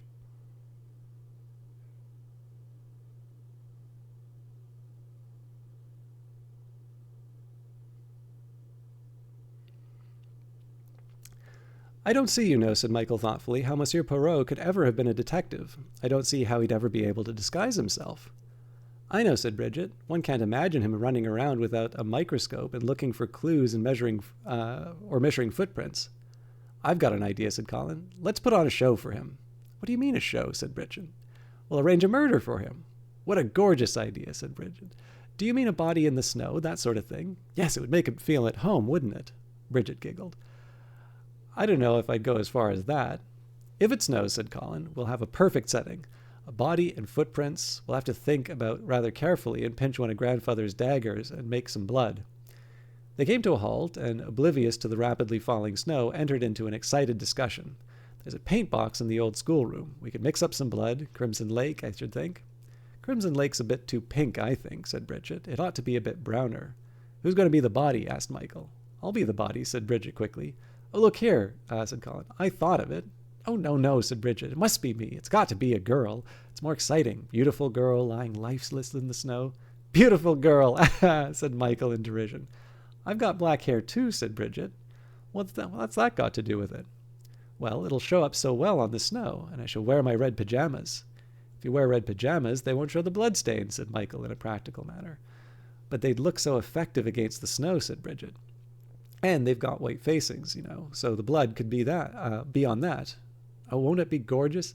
Do you think they'll really be taken in? He will if we do it well enough, said Michael. We'll have just your footprints in the snow, and the other person's going to the body and coming away from it. A man's, of course. He won't want to disturb them, so he won't know that you're not really dead, you don't think? Michael stopped, struck by a sudden idea. The others looked at him. You don't think he'll be annoyed about it? Oh, I shouldn't think so, said Bridget, with facile optimism. I'm sure he'll understand that we've just done it to entertain him, a sort of Christmas treat. I don't think we ought to do it on Christmas Day, said Colin reflectively. I don't think Grandfather would like that very much. Boxing Day, then, said Bridget. Boxing Day would be just right, said Michael. And it'll give us some more time, too, pursued Bridget. After all, there are a lot of things to arrange. Let's go and have a look at the props. They hurried into the house. Okay, so I'm going to take a small break onto section 3. So first of all, I definitely like the grandmother a lot. I was wondering a little bit about all the length that was going into the... No, actually, it's the reason I wanted to take the break between the two sections. So Thank you very much, the fastidious Mr. Fox. 3 months in advance is wonderful, so thank you very much for that. And I do apologize that you did that early into part two, because it's very much appreciated. And I did have my headphones on just because I wanted to make sure. I'm assuming that the alert didn't drown out the reading. Obviously, I took a bit of a break just because I was hearing it, but no, thank you for that. But yeah, so I was wondering a little bit why the grandmother was going on a bit. I wasn't sure what purpose that was serving, but I do very much like the way that she's just completely cutting off Ortley at the knock knees. So I'm enjoying this. I don't know if anybody's read this before, but all right, on to part three. And again, thank you again, the fastidious Mr. Fox. Part 3. The evening was a busy one. Holly and mistletoe had been brought in large quantities, and a Christmas tree had been set up at one end of the dining room. Everyone helped to decorate it, to put up the branches of holly behind pictures, and to hang mistletoe in a convenient position in the hall. I had no anything idea so archaic still went on, murmured Desmond to Sarah with a sneer. We've always done it, said Sarah defensively. What a reason. Oh, don't be tiresome, Desmond. I think it's fun. Sarah, my sweet, you can't. Well, not really, perhaps, but I do in a way. Who's going to brave the snow and go to midnight mass? Asked Miss Lacey at 20 minutes to 12. Not me, said Desmond. Come on, Sarah. With a hand on her arm, he guided her into the library and went over to the record case. There are limits, darling, said Desmond. Midnight mass. Yes, said Sarah. Oh, yes. With a good deal of laughter, donning of coats, and stamping of feet, most of the others got off. The two boys, Bridget, David, and Diana, set out for a 10 minutes walk to the church through the falling snow. The laughter died away in the distance. Midnight mass, said Colonel Lacey, snorting. Never went to midnight mass in my young days. Mass, indeed. Popish, that is.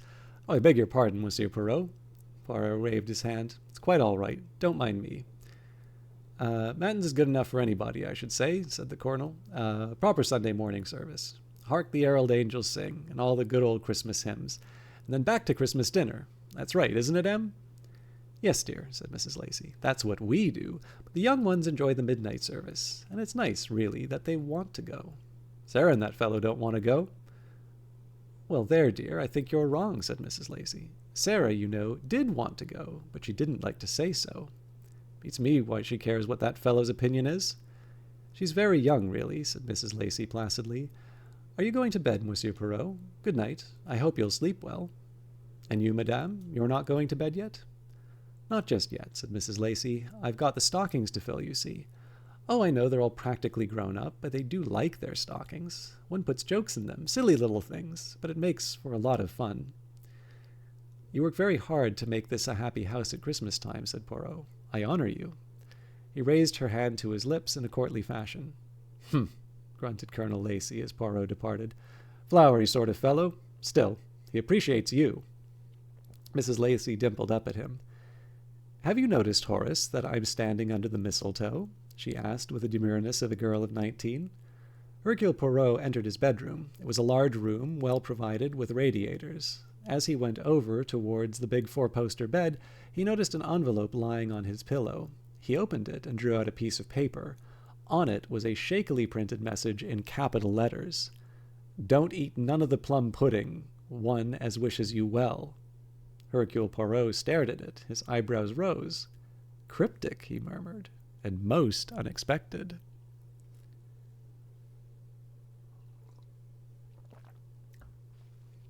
Section 4. Christmas dinner took place at 2 p.m., and was a feast indeed.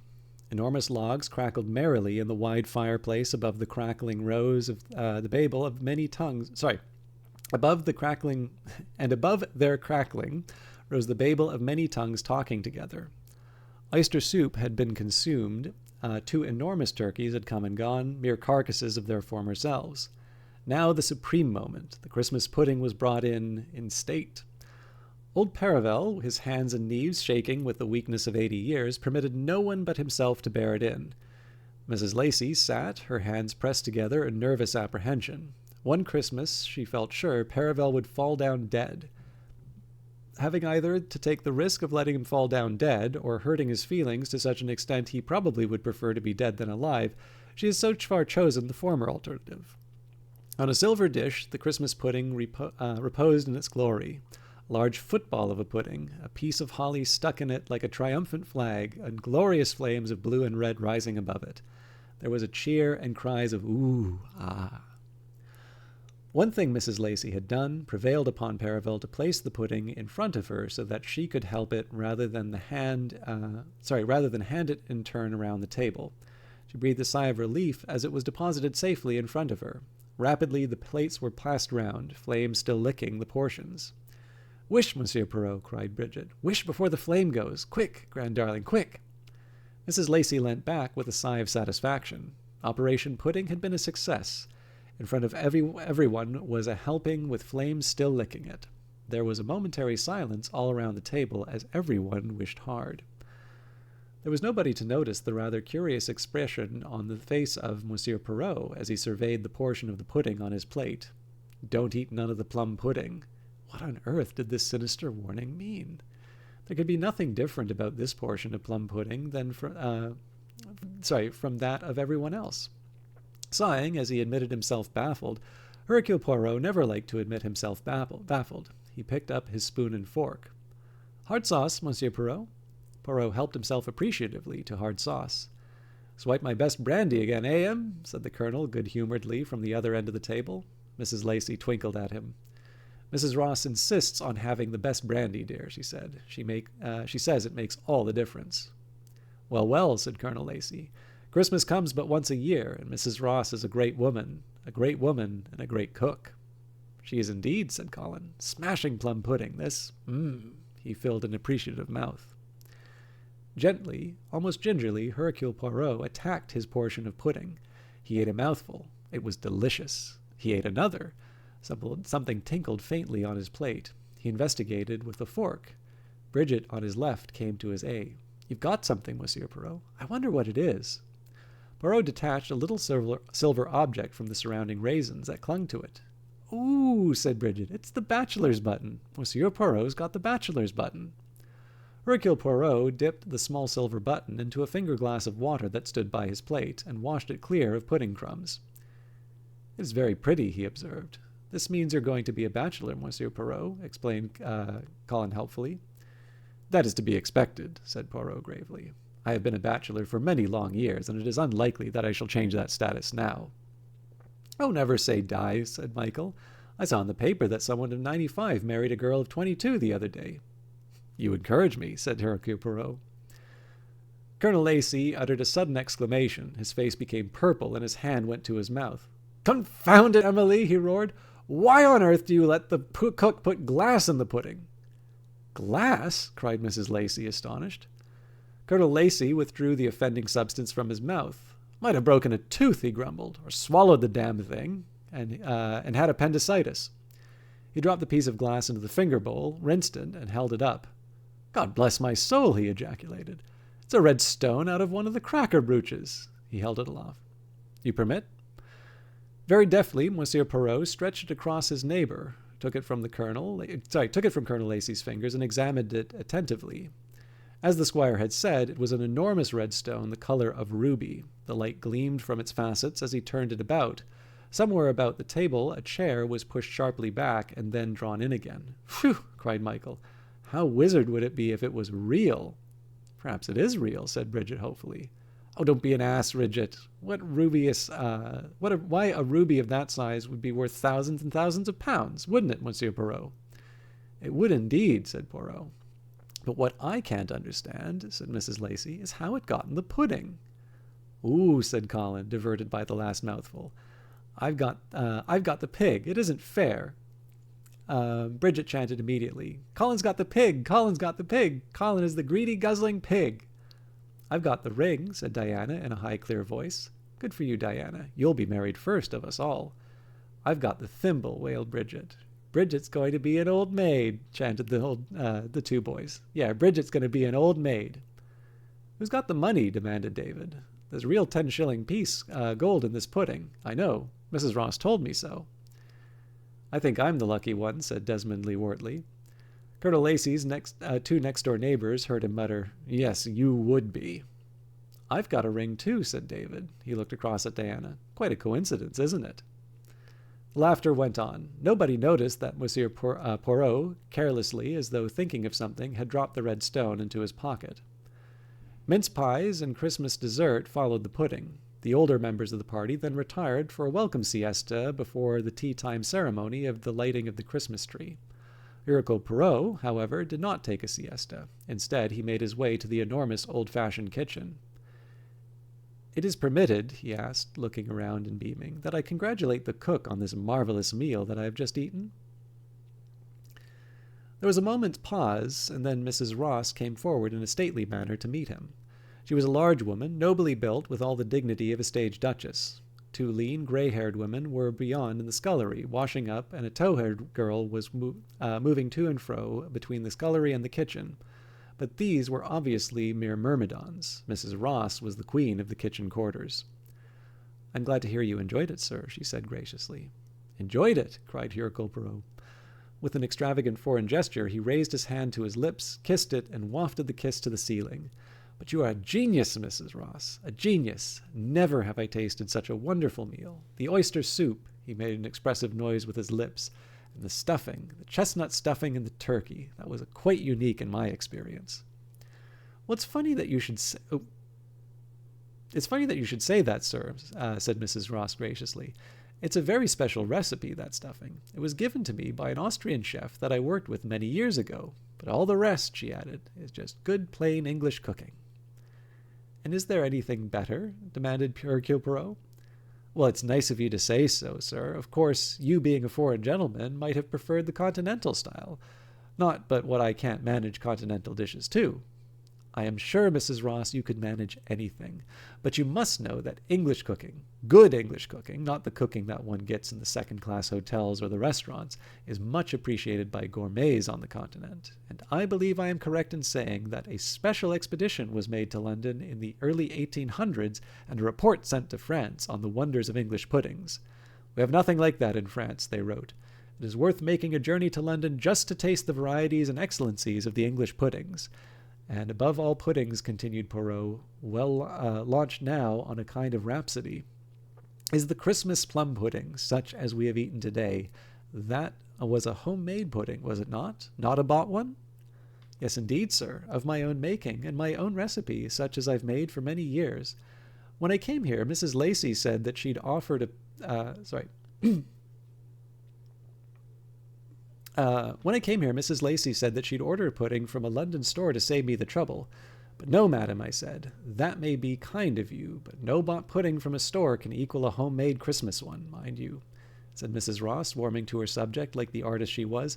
'It was made too soon before the day. A good Christmas pudding should be made some weeks before and allowed to wait. The longer they're kept, within reason, the better they are.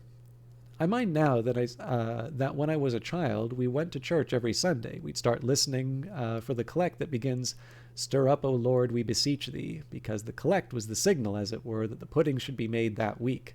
And so they always were. We had the collect on the Sunday, and we were sure enough and that week, sure enough, my mother would make the Christmas puddings.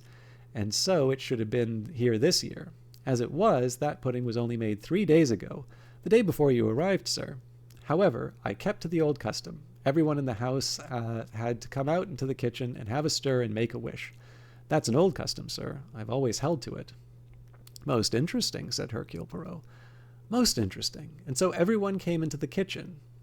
"Yes, sir. The young gentleman, Miss Bridget, the London gentleman who's staying here, and his sister, and Mr. David, and Miss Diana, Mrs. Middleton, I should say, all had a stir, they did."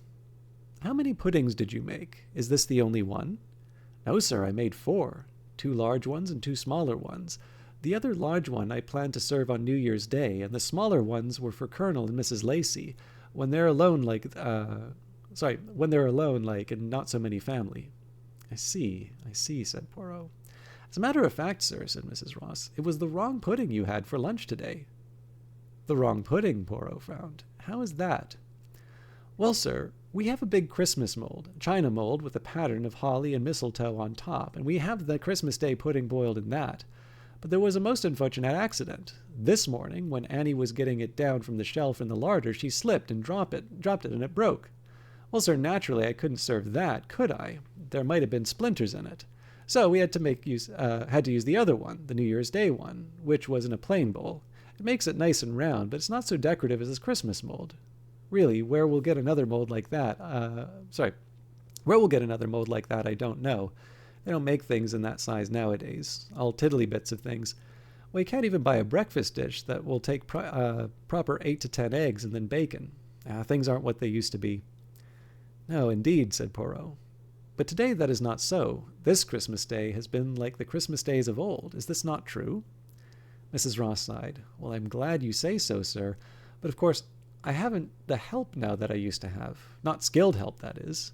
The girls nowadays, she lowered her voice slightly, they mean very well, and they're very, very willing, but they've not been trained, sir, if you understand what I mean. Times change, yes, said Hercule Poirot. I too find it sad sometimes. This house, sir, said Mrs. Ross. It's too large, you know, for the mistress and the colonel. The mistress, she knows that. Living in a corner of it as they do, it's not the same thing at all. It only comes alive, as you might say, at Christmas time, when the family come. It is the first time, I think, that Mr. Lee Wortley and his sister have been here? Yes, sir. A note of slight reserve crept into Mrs. Ross's voice. A very nice gentleman he is, but, well, it seems a funny friend for Miss Sarah to have, according to our ideas. But there, London always was different. It's sad that this sister's so poorly. Had an operation she had. She seemed all right the first day she was, here. But that very day after, It's said that the sister's so poorly. Had an operation she had. She seemed all right the first day she was here. Sorry, I lost my page again.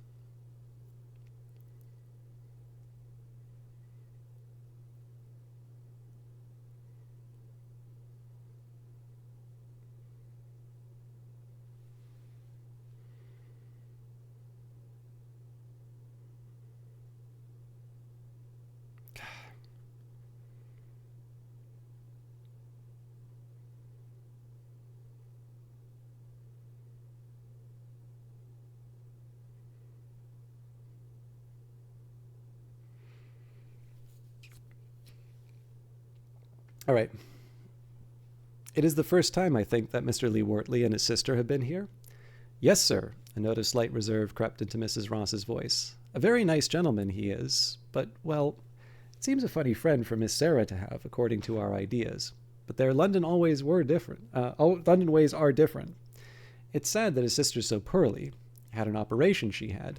She seemed all right the first day she was here, but that very day, after we'd been stirring the puddings, she took bad again, and she's been in bed ever since. Got up too soon after her operation, I suspect. Doctors nowadays, they'll have you out of hospital before you can really stand on your feet. Why, my very own nephew's wife, and then Mrs. Ross went into a long and spirited tale of the hospital treatment accorded to her relations, comparing it unfavorably with the consideration that had been lavished upon them in older times. Poirot duly commiserated with her. It remains, he said, to thank you for this exquisite and sumptuous meal. You permit a little acknowledgment of my appreciation? A crisp £5 note passed from his hand into that of Mrs. Ross, who said perfunctorily, You really shouldn't do that, sir. I insist. Well, it's very kind of you indeed, sir. Mrs. Ross accepted the tribute as no more than her due. And I wish you, sir, a very happy Christmas and a prosperous New Year. Okay, I need a quick sip of tea.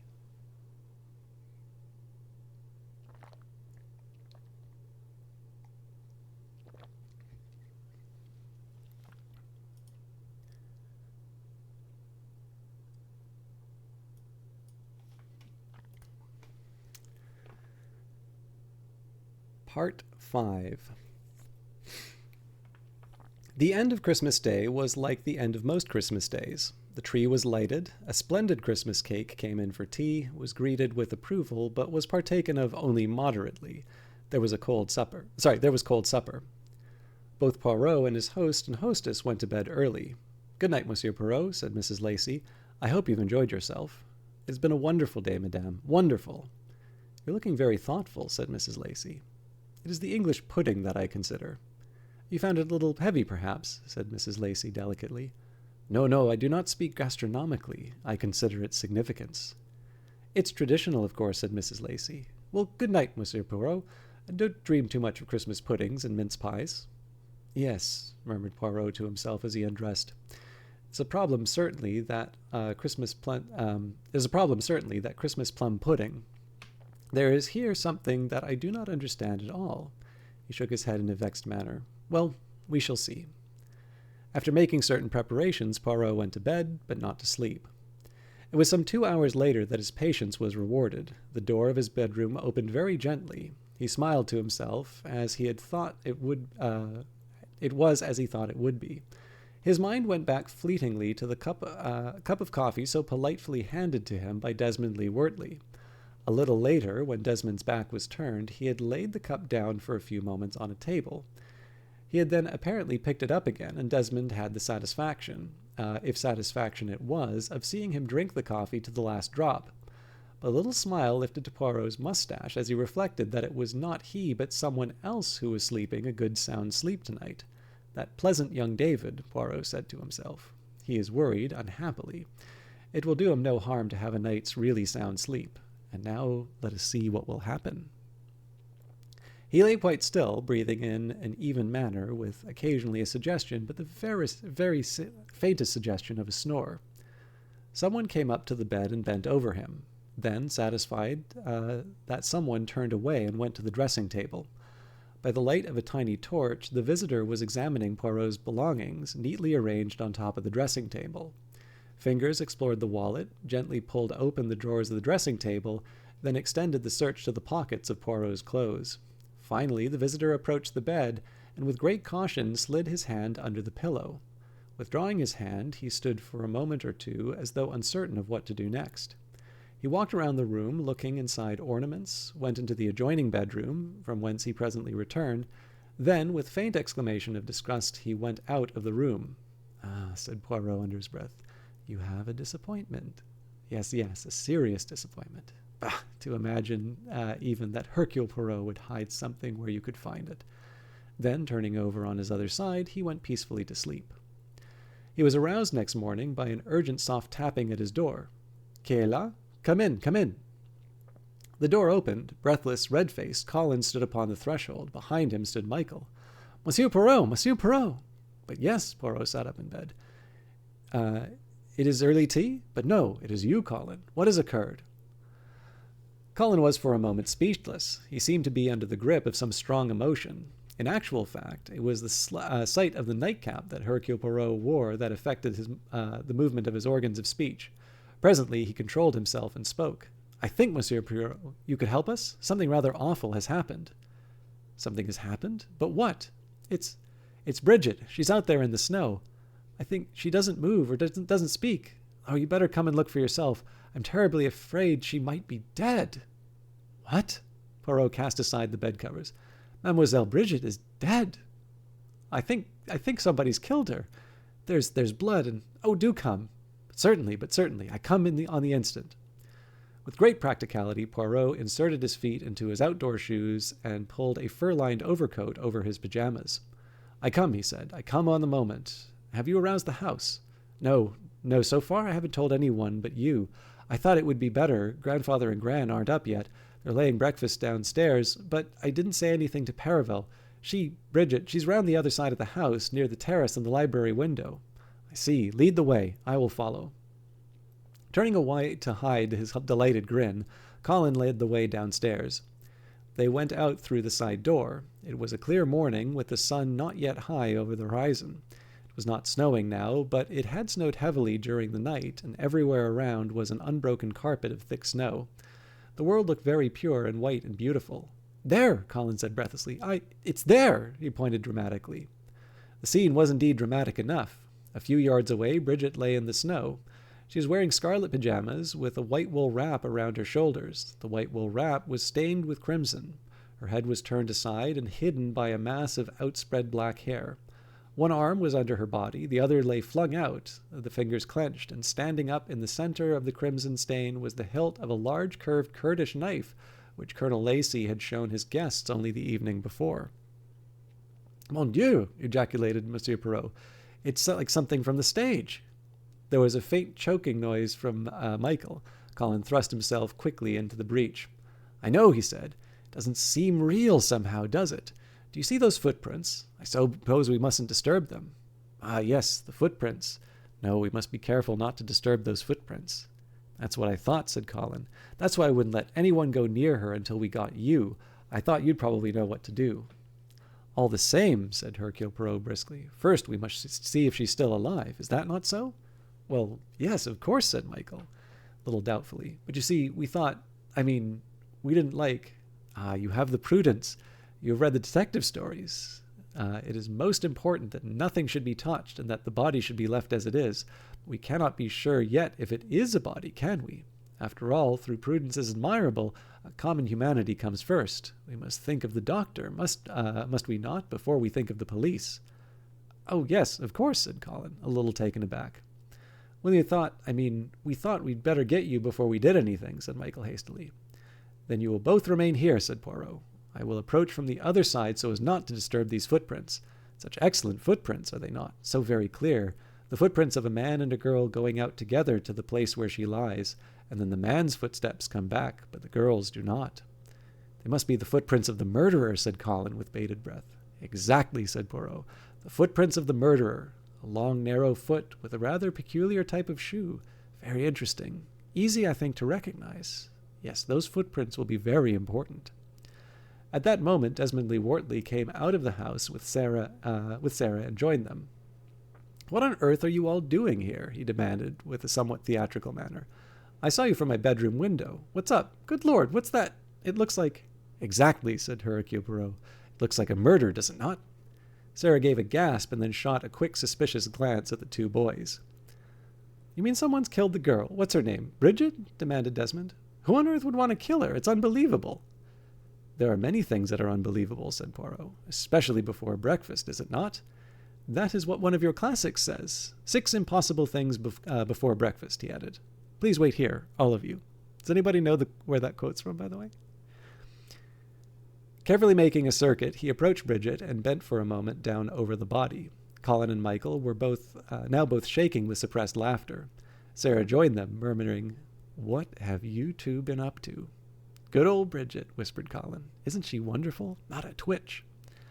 I've never seen anything look so dead as Bridget does, whispered Michael. Hercule Poirot straightened up again.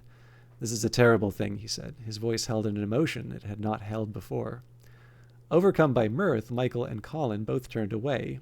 In a choked voice, Michael said, What must we do? There's only one thing to do, said Poirot. We must send for the police. Will one of you telephone, or would you prefer me to do it? I think, said Colin. What about it, Michael? Yes, said Michael. I think the jig is up now. He stepped forward. For the first time, he seemed a little unsure of himself. I'm awfully sorry, he said. I hope you mind too much. It was sort of a joke for Christmas and all that, you know. We thought, well, we'd lay a murder on you. You thought you would lay on a murder for me? Then this. It's just a show we put on, explained Colin, to make you feel at home, you know. Aha, said Hercule Poirot. I understand. You make of me the April Fool, is it that? But today is not April the 1st. It is December the 26th. I suppose we oughtn't to have done it really, said Colin, but you don't mind very much, do you, Monsieur Poirot? Come on, Bridget, he called. Get up. You must be half frozen to death already. The figure in the snow, however, did not stir. It is odd, said Hercule Poirot, that she does not seem to hear you. He looked thoughtfully at them. It is a joke, you say. Are you sure it is a joke? Well, yes, Colin spoke uncomfortably. We didn't mean any harm. But why then does Mademoiselle Bridget not get up? I can't imagine, said Colin. Come on, Bridget, said Sarah impatiently. Don't go on lying there playing a fool. We're very sorry, Mr. Poirot, said Colin apprehensively. We do really apologize. You need not apologize, said Poirot in a peculiar tone. What do you mean? Colin stared at him. He turned it again. Bridget! Bridget, what's the matter? Why doesn't she get up? Why does she go on lying there? Poirot beckoned to Desmond. You, Mr. Lee Wortley, come here. Desmond joined him. Feel her purse, said Poirot. Desmond Lee Wortley bent down. He touched the arm, the wrist. There's no pulse. He stared at Poirot. Her arm's still... Good God, she really is dead! Poirot nodded. Yes, she is dead. Someone has turned the comedy into a tragedy. Someone who? There's a set of footprints going and returning, a set of footprints that bears a strong resemblance to the footprints that you have just made, Mr. Lee Wortley, coming from the path to this spot. Desmond Lee Wortley wheeled around. What on earth? Are you accusing me? Me? You're crazy. Why on earth should I want to kill the girl? Ah, why, I wonder. Let us see. He bent down and very gently prized open the stiff fingers of the girl's clenched hand. Desmond drew a sharp breath. He gazed down unbelievingly. In the palm of the dead girl's hand was what appeared to be a large ruby. It's the damn thing out of the pudding, he cried. Is it? Said Poirot. Are you sure? Of course it is. With a swift movement, Desmond bent down and plucked the red stone out of Bridget's hand. You should not do that, said Poirot reproachfully. Nothing should have been disturbed. I haven't disturbed the body, have I? But this thing might get lost, and it's evidence. The great thing is to get the police here as soon as possible. I'll go at once and telephone. He wheeled around and ran sharply towards the house. Sarah came swiftly to Poirot's side. I don't understand, she whispered. Her face was dead white. I don't understand. She caught Poirot's arm. What do you mean about the footprints? Look for yourself, mademoiselle. The footprints that led to the body and back again were the same as the ones just made accompanying Poirot to the girl's body and back. You mean that was Desmond? Nonsense. Suddenly the noise of a car came through the clear air. They wheeled around. They saw the car clearly enough driving at a furious pace down the drive, and Sarah recognized what car it was. It's Desmond, she said. It's Desmond's car. He must have gone to fetch the police instead of telephoning. Dan and Middleton came running out of the house to join them. What's happened? She cried in a breathless voice.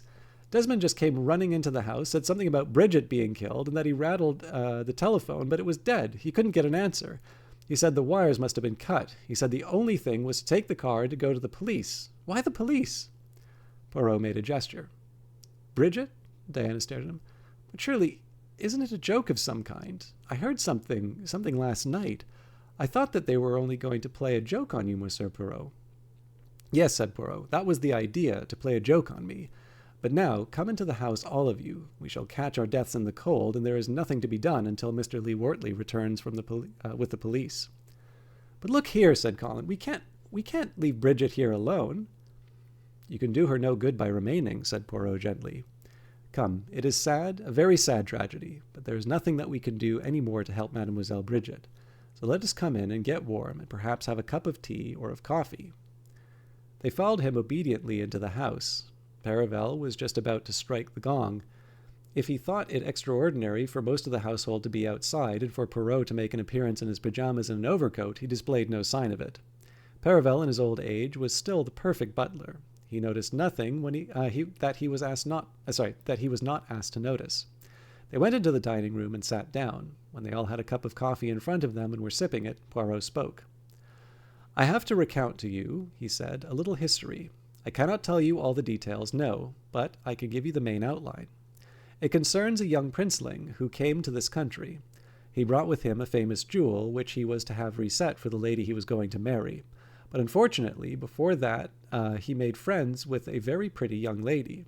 This pretty young lady did not care very much for the man, but she did care for his jewel, so much so that one day she disappeared with his historic possession that had belonged to his house for generations. So the poor young man, he is in a quandary, you see. Above all, he cannot have a scandal. Impossible to go to the police.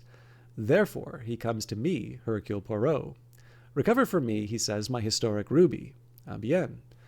This young lady, she has a friend, and the friend, he has put her through several very questionable transactions. He has been concerned with blackmail, and he has been concerned with the sale of jewelry abroad. Always he has been very clever. He is suspected, yes, but nothing can be proved. It comes to my knowledge that this very clever gentleman, he is spending Christmas here in this house. It is important that the pretty young lady, once she has acquired the jewel, should disappear for a while from circulation, so that no pressure can be put upon her. No questions can be asked her. It is arranged, therefore, that she comes here to King's Lacey ostensibly as the sister of the clever gentleman. Sarah drew a sharp breath. Oh, no. No, not here. Not with me here. But so it is, said Poirot. And by a little manipulation, I too become a guest here for Christmas. This young lady, she is supposed to have just come out of hospital. She is much better when she arrives here, but then comes the news that I too arrive, a detective, a well-known detective. At once she has what you call the wind up. She hides the ruby in the first place she can think of, and then very quickly she has a relapse and takes to bed again. She does not want that I should see her, for doubtless I have a photograph and I shall recognize her. It is very boring for her, yes, but she has to stay in her room, and her brother, he brings her up the trays. And the ruby? Demanded Michael. I think, said Poirot, that at the moment it is mentioned I arrived, the young lady was in the kitchen with the rest of you, all laughing and talking and stirring the Christmas puddings. The Christmas puddings are put into bowls, and the young lady, she hides the ruby, pressing it down into one of the pudding bowls. Not the one that we are going to have on Christmas Day. Oh no, that one she knows is a very special mold. She puts it in the other one, the one that is desired to be eaten on New Year's Day. Before then she will be ready to leave, and when she leaves, no doubt that Christmas pudding will go with her. But see how fate takes a hand. On the very morning of Christmas Day there is an accident. The Christmas pudding and its fancy mold is dropped on the stone floor, and the mold is shattered to pieces. So what can be done? The good Mrs. Ross, she takes the other pudding and sends it in. Good Lord, said Colin. Do you mean that on Christmas Day, when Grandfather was eating his pudding, that was a real ruby he got in his mouth? Precisely, said Poirot. You can imagine the emotions of Mr. Desmond Lee Wortley when he saw that. Now, bien, what happens next? The ruby is passed round. I examine it and manage unobtrusively to slip it in my pocket. In a careless way, though, as though I were not interested. But one person at least observes what I have done. When I lie in bed, that person searches my room. He searches me. He does not find the ruby. Why? Because, said Michael breathlessly, you had given it to Bridget. That's what you mean. And so that's why. I don't understand quite. I mean, look here. What did happen? Poirot smiled at him. Come now into the library, he said, and look out of the window, and I will show you something that may explain the mystery. He led the way, and they followed him. Consider once again, said Poirot, the scene of the crime. He pointed out of the window. A simultaneous gasp broke from the lips of all of them. There was no body lying in the snow. No trace of the tragedy seemed to remain, except a mass of scuffled snow. It was all a dream, wasn't it? Said Colin faintly. Has someone taken the body away? Ah, said Poirot, you see, the mystery of the disappearing body. He nodded his head, and his eyes twinkled gently. Good Lord, cried Michael. Monsieur Poirot, you haven't... Oh, look, you've been having us on this whole time. Poirot twinkled more than ever. It is true, my children. I also have had my little joke. I knew about your little plot, you see, and so I arranged a counterplot of my own. Voila! Mademoiselle Bridget, none the worse, I hope, from your exposure to the snow. Never should I forgive myself if you attrapped une fluxion de pointre. Bridget had just come into the room. She was wearing a thick skirt and a woolen sweater. She was laughing. I said to Tisane to your room, said Poirot severely. Have you drunk it? One sip was enough, said Bridget. I'm all right. Did I do well, Monsieur Poirot? Goodness, my arm hurts after the tourniquet you made me put on it. You were splendid, my child, said Poirot. Splendid. But see, all the others are still in the fog. Last night I went to Mademoiselle Bridget, and I told her that I knew about your little complot and asked her if she would act the part for me. She did it very cleverly. She made the footprints with a pair of Mr. Lee Wortley's shoes. Sarah said in a harsh voice. But what's the point of it all, Monsieur Poirot? What's the point of sending Desmond off to fetch the police? They'll be very angry when they find out that it's nothing but a hoax. Poirot shook his head gently. But I do not think for one moment, mademoiselle, that Mr. Lee Wortley went to fetch the police, he said. Murder is a thing in which Mr. Lee Wortley does not want to be mixed up. He lost his nerve badly. All he could see was his chance to get the ruby. He snatched that. He pretended the telephone was out of order, and he rushed off in the car on the pretense of fetching the police. I think myself it is the last that you will see of him for some time. He has, I understand, his own ways of getting out of England. He has his own plane, has he not, mademoiselle? Sarah nodded. Yes, she said. We were thinking of... She stopped. He wanted you to elope with him that way, did he not? Ah, bien, that is a very good way of smuggling a jewel out of the country. When you are eloping with a girl and the fact is publicized, then you will not be suspected of also smuggling a historic jewel out of the country. Oh yes, that would have made a very good camouflage. I don't believe it, said Sarah. I don't believe a word of it. Then ask his sister, said Poirot, gently nodding his head over her shoulder. Sarah turned her head sharply. A platinum blonde stood in the doorway. She wore a fur coat and was scowling. She was clearly in a furious temper. Sister, my foot, she said, with a short, unpleasant laugh. That swine's no brother of mine.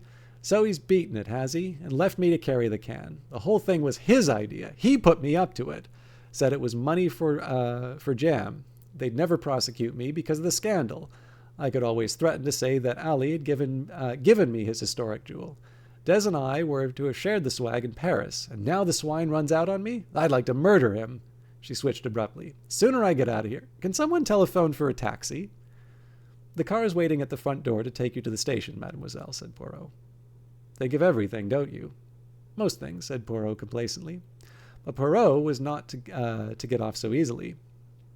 When he returned to the dining room after assisting the spurious Miss Lee Wortley into the waiting car, Colin was waiting for him. There was a frown on his boyish face.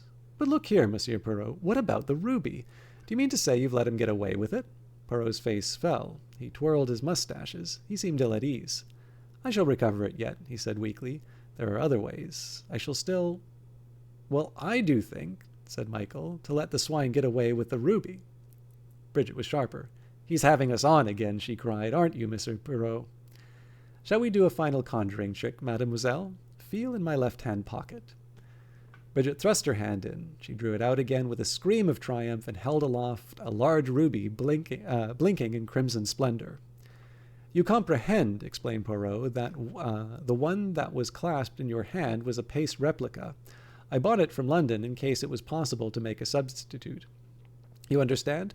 We do not want the scandal. Monsieur Desmond will try and dispose of that ruby in Paris or in Belgium or wherever he has his contacts, and then it will be discovered that the stone is not real. What could be more excellent? All finishes happily. The scandal is avoided. My princeling receives his ruby back again. He returns to his country and makes us a sober, and we hope a happy marriage. All ends well. Except for me, murmured Sarah under her breath. She spoke so low that no one heard her but Poirot. He shook his head gently. You are in error, Mademoiselle Sarah, in what you say there. You have gained experience. All experience is valuable. Ahead of you, I prophesy, there lies happiness. That's what you say, said Sarah. But look here, Monsieur Poirot, Colin was frowning. How did you know about the show we were going to put on for you? It is my business to know things, said Hercule Poirot. He twirled his mustache. Yes, but I don't see how you could have managed it. Did someone come and tell you? Oh, no, not that. Then how? Tell us how. They all chorused. Yes, tell us how.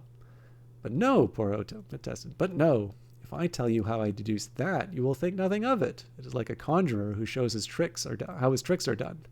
Tell us, Monsieur Poirot. Go on. Tell us. Tell us. You really wish that I should solve for you this last mystery? Yes, go on. Tell us. I do not think I can. You will be so disappointed. Now come on, Monsieur Poirot. Tell us. How did you know? Well, you see, I was sitting in the library by the window in a chair after tea the other day, and I was reposing myself. I had been asleep, and when I awoke, you were discussing your plans just outside the window close to me, and the window was open at the top. Is that all? Cried Colin, disgusted. How simple. Is it not? Said Hercule Poirot, smiling. You see, you are disappointed. Oh, well, said Michael. At any rate, we know everything now. Do we? Murmured Hercule Poirot to himself. I do not. I, whose business is to know things. He walked out into the hall, shaking his head a little, for perhaps the 20th time he drew from his pocket a rather dirty piece of paper. Don't eat none of the plum pudding, one who wishes you well. Hercule Poirot shook his head reflectively. He who could explain everything could not explain this. Humiliating. Who had written it? Why had it been written? Until he found out, he would never know a moment's peace. Suddenly he came out to reverie to be aware of a particular gasping noise. He looked sharply down. On the floor, busy with a dustpan and brush, was a tow-headed creature in a flowered overall. She was staring at the paper in his hand with large round eyes. "Oh, sir," said this apparition. "Oh, sir, please, sir." "And who may you be, mon enfant?" inquired Monsieur Poirot genially. "Annie Bates, sir. Please, sir. I come here to help Miss Ross. I didn't mean, sir. I didn't mean to do anything that I shouldn't do. I did mean it well, sir, for your good, I mean. Enlightenment came to Poirot. He held out the dirty piece of paper. Did you write that, Annie? I didn't mean you any harm, sir. Really, I didn't. Of course you didn't, Annie, he smiled at her. But tell me about it. Why did you write this? Well, it was them two, sir, Mr. Lee Wortley and his sister. Now that she was his sister, I'm sure. None of us thought, not that she was his sister, I'm sure. None of us thought so. She wasn't ill a bit. We could tell you that. We all thought something queer was going on. I'll tell you straight, sir. I was in her bathroom taking in the clean towels, and I listened at the door. He was in her room, and they were talking together. I heard that they said plain's plain, this detective, we were saying, this fellow Poirot who's coming here, we've got to do something about it. We've got to get him out of the way as soon as possible. And then he says to her in a nasty, sinister sort of way, lowering his voice, where did you put it? And she answered him, in the pudding. Oh, sir, my heart gave such a leap, I thought it would stop beating. I thought that they meant to poison you in the Christmas pudding. I didn't know what to do. Mrs. Ross, she wouldn't listen to the likes of me. Then the idea came to me as I'd write you a warning, and I did. I put it on your pillow where you'd find it when you went to bed. And he paused breathlessly. Poirot surveyed her gravely for some minutes. You've seen too many sensational films, I think, Annie, he said at last. Or perhaps it is the television that affects you. But the important thing is that you have a good heart and a certain amount of ingenuity. When I return to London, I shall send you a present. Oh, thank you, sir. Thank you very much, sir. What would you like, Annie, as a present? Anything I like, sir? Could I have anything I like? Within reason, said Hercule Poirot prudently, yes. Oh, sir, could I have a vanity box? A real posh slap-up vanity box, like the one Mr. Lee Wortley's sister's what wasn't his sister had? Yes, said Poirot. Yes, I think that could be managed. It is interesting, he mused. I was in a museum the other day observing some antiquities from Babylon, or one of those places thousands of years old, and among them were cosmetic boxes. The heart of woman does not change. Beg your pardon, sir, said Annie. It is nothing, said Poirot. I reflect, you shall have your vanity box, child. Oh, thank you, sir. Thank you very much indeed, sir. Annie departed ecstatically. Poirot looked after her, nodding his head in satisfaction. Ah, he said to himself, and now I go. There is nothing more to be done here. A pair of arms slipped around his shoulders unexpectedly. If you will just stand under the mistletoe, said Bridget. Part 6. Hercule Poirot enjoyed it. He enjoyed it very much. He said to himself that he had had a very good Christmas.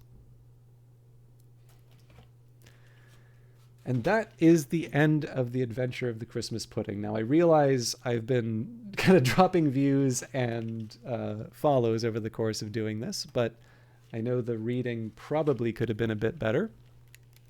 But what did you all think of that? And while I'm going to catch up with the chat, so the fastidious Mr. Fox says, British literature at times reads like a description of some ancient and mystical, almost alien civilization, this pudding substance and all the odd traditions and rituals of there. Now, you were here when we read the description of Christmas pudding. If you haven't, there's actually a couple of fun details about it that I'm happy to repeat if you find that interesting. As for the rest of you, again, my job is to do the entertaining, so please don't feel obligated to comment on it. But this is, again, this is the first that I've read it. Obviously, that carries with it certain penalties in terms of not being able to read it very well. But I was charmed by it. Like I said, I really did like Mrs. Lacey and her schemes to protect Sarah. I did enjoy that.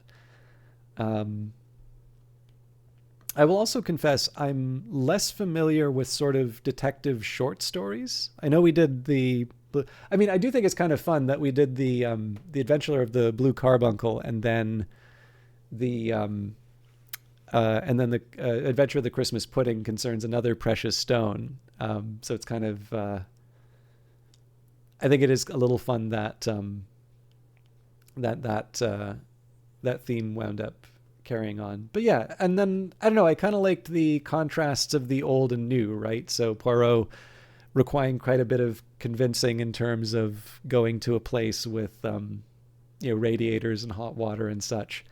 And then the discussion between, the old manor, the wish to go to the new manor, the new habits versus the old habits, and the obviously the old tradition of Christmas, and then all the different characters and their different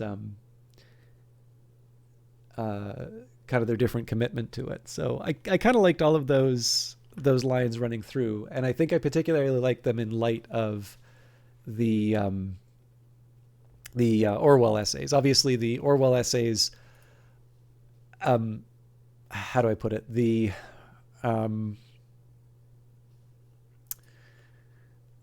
Like the point of, can socialists be happy, and the in praise of Christmas. Obviously, those are not directly dealing with the topics that we see inside of the story here. But I think some of the descriptions in terms of, the good things of Christmas and the traditions of Christmas. In this case, of course, you have a British writer in the 1940s. I'm pretty sure this series was around the 1960s, if I'm not mistaken. But, you have a sort of within 2 decades, I suppose. But still, I think some relevant ideas coming across.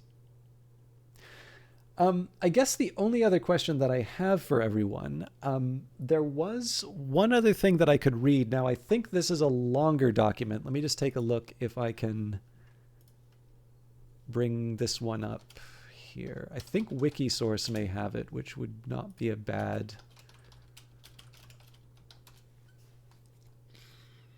This one isn't Christmas themed, but...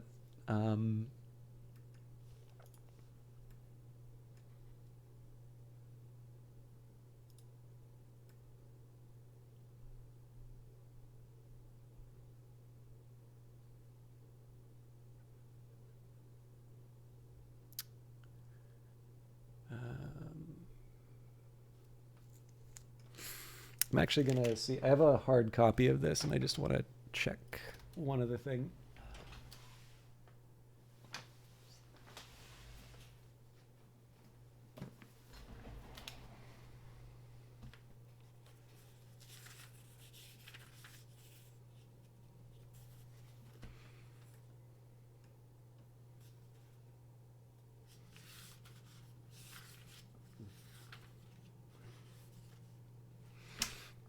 Okay, yeah. So here's my feeling on this.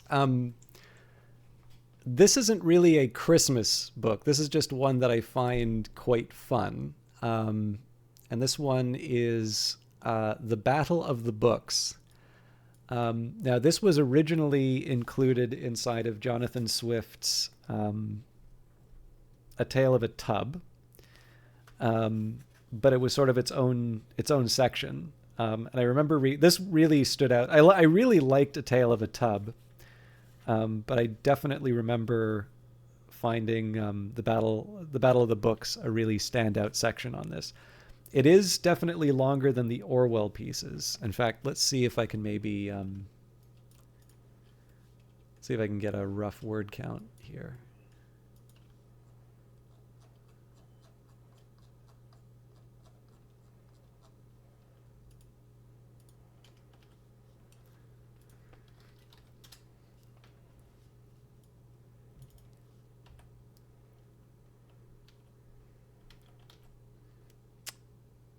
About 10,000 words. So that's like 5 of the...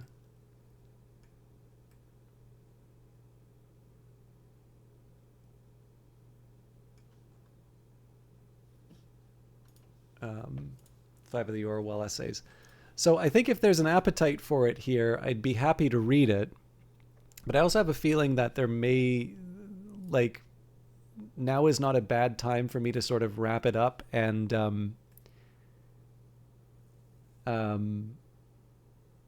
you know what? I think I'm going to do it. This might be the last one for the evening. I'm a little reluctant just because it'd be nice if people can see it from the very start. Ooh. Oh, the reveals at the end were a little too for the story. That's actually an interesting point because, like, again, the stories that I'm a little more familiar with are longer form mysteries. So, like, I've never been super sharp with. I've never been super sharp at the well, really any fiction form, but short stories by far are the weakest one for me to even try. And like I sort of understand this may be a question of practice. And the shame is that I like it's not the one that I think of immediately if I want to sit down and try and write a story, even though it's arguably the best place to start. And like the real problem basically is that short stories are completely merciless in terms of space, right? You kind of need to justify every line that's in it. That's why I was a little interested in Mrs. Lacey's somewhat long discussion until I sort of realized all the pieces are sort of being put on the board in terms of Sarah's, the disapproval of Sarah's boyfriend, but her much more crafty approach to to revealing him. So yeah, it's interesting. I really should probably read some more short mystery fiction to see whether or not this is standard for short mysteries or this one. I did read in the summary of this one. Let me just see here.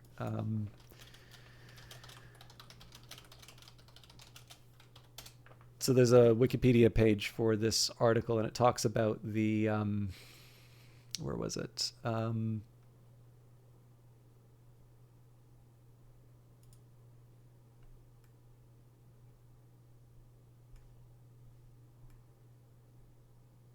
Oh, huh. Apparently there's an anime of The Adventure of the Christmas Pudding.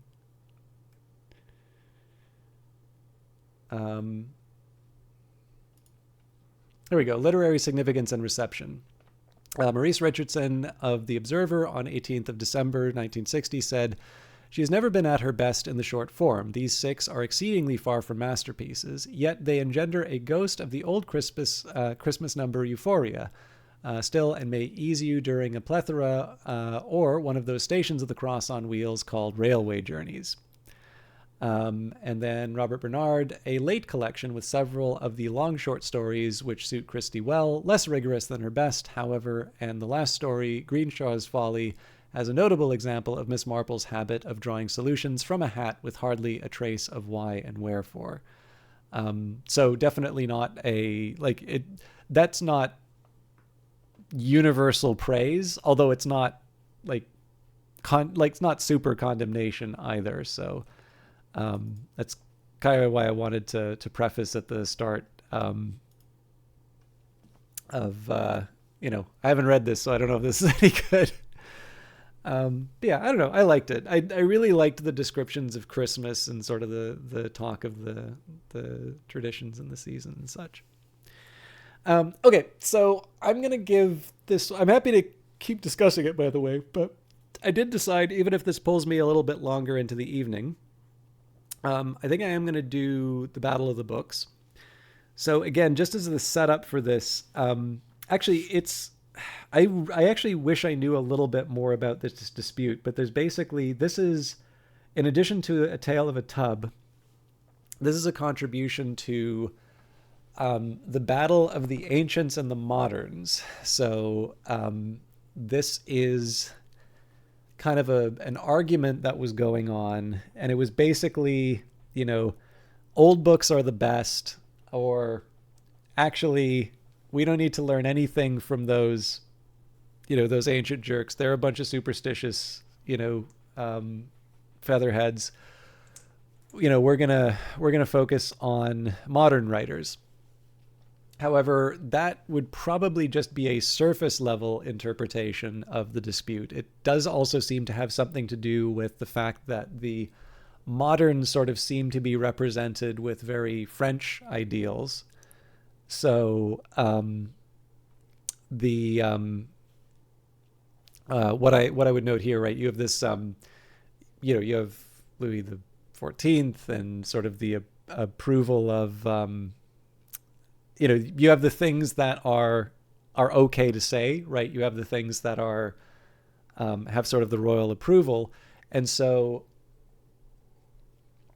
there is also this likely there's also likely this sort of secondary battle, probably the real concerns going on here, where sort of the field of letters kind of becomes this battleground for the French way, this maybe more authoritarian sort of perspective, and specifically the types of works that are getting approval there, versus people wanting to stand up, hold up their own ideals of mom and apple pie, or I guess British roast beef.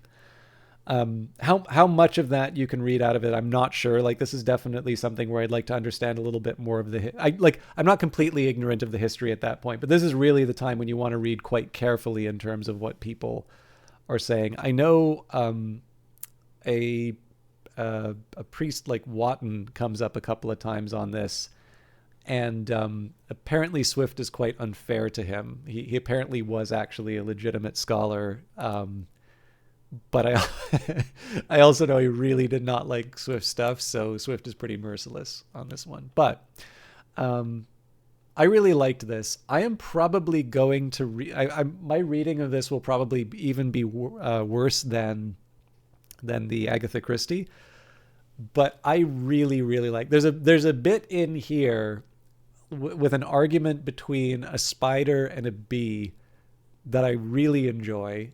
And there's definitely a couple of images in this which are good. Like, I definitely feel if you are a Jonathan Swift fan and you have not read A Tale of a Tub, it is a really, really good book. And this is one of the sections inside of it. So, Brave Wallet, Next Gen Wallet, explore Solana from the Brave desktop. I don't actually want to click that. There we go. All right. All right. This is The Battle of the Books by Jonathan Swift, the bookseller to the reader. This discourse, as it is unquestionably of the same author, so seems to have been written about the same time with The Tale of a Tub. I mean the year 1697, when the famous dispute was on foot about ancient and modern learning. The controversy took its rise from an essay of Sir William Temple's upon that subject, which was answered by W. Wotton, B.D., with an appendix by Dr. Bentley, endeavoring to destroy the credit of Aesop and Phalaris for authors whom Sir William Temple had, in the essay before mentioned, highly commended. In that appendix, the doctor falls hard upon a new edition of Phalaris, put out by the Honourable Charles Boyle, now Earl of Orrery, to which Mr. Boyle replied at large with great learning and wit, and the doctor voluminously rejoined. In this dispute, the town highly resented to see a person of Sir William Temple's character and merits roughly used by the two reverend gentlemen aforesaid, and without any manner of provocation. At length, there appearing no end to the quarrel, our author tells us that the books in St. James's Library, looking upon themselves as parties principally concerned, took up the controversy and came to a decisive battle. But the manuscript, by the injury of fortune or weather, being in several places imperfect, we cannot learn to which side the victory fell. I must warn the reader to beware of applying to persons that is here meant only of books in the most literal sense. So when Virgil is mentioned, we are not to understand the person of a famous poet called by that name, but only certain sheets of paper bound up in leather containing in print the works of the said poet, and so of the rest. The preface of the author. Satire is a sort of glass wherein beholders do generally discover everybody's face but their own, which is the chief reason for the kind of reception it meets with in the world, and that so very few are offended with it. But if it should happen otherwise, the danger is not great, and I have learned from long experience never to apprehend mischief from those understandings I have been able to provoke, for anger and fury, though they add strength to the sinews of the body, are yet to found to relax those of the mind, and to render all of its efforts feeble and impotent. There is a brain that will endure but one's coming. Let the owner gather it with discretion, and manage his little stock with husbandry. But of all things, let him beware of bringing it under the lash of his betters, because that will make it bubble up into impertinence, and he will find no new supply. wit without knowledge being a sort of cream, which gathers in night to the top, and by skilful hand may soon be whipped into a froth, but once succumbed away, that appears underneath will be fit for nothing but to be thrown to the hogs. By the way, I think this is an absolutely banger of an opening, right? Satire is a sort of glass wherein beholders do generally discover everyone's face but their own. It's like, oh man, that's not even the first part, but this is a great way to start a piece. All right, a full and true account of the battle fought last Friday between the ancient and the modern books in St. James's Library. Whoever examines with due circumspection into the annual records of time will find it remarked that war is the child of pride, and pride the daughter of riches, the former of which assertions may be soon granted, but one cannot so easily subscribe to the latter, for pride is neatly relegated to beggary and want, either by father or mother, and sometimes by both, and to speak naturally, it very seldom appears among men to fall out when all have enough. Invasions usually traveling from north to south, that is to say, from poverty to plenty. The most ancient and natural grounds of quarrels are lust and avarice, which, though we may allow to be brethren or collateral branches of pride, are certainly the issues of want. For, to speak in the phrase of writers upon politics, we may observe in the Republic of Dogs, which in its original seems to be an institution of the many, that the whole state is ever in the profoundest peace after a full meal, and that civil broils rise among them when it happens for one great bone to be seized on by some leading dog, who either divides it among the few, and then it falls to an oligarchy, or keeps it to himself, and then runs up to a tyranny.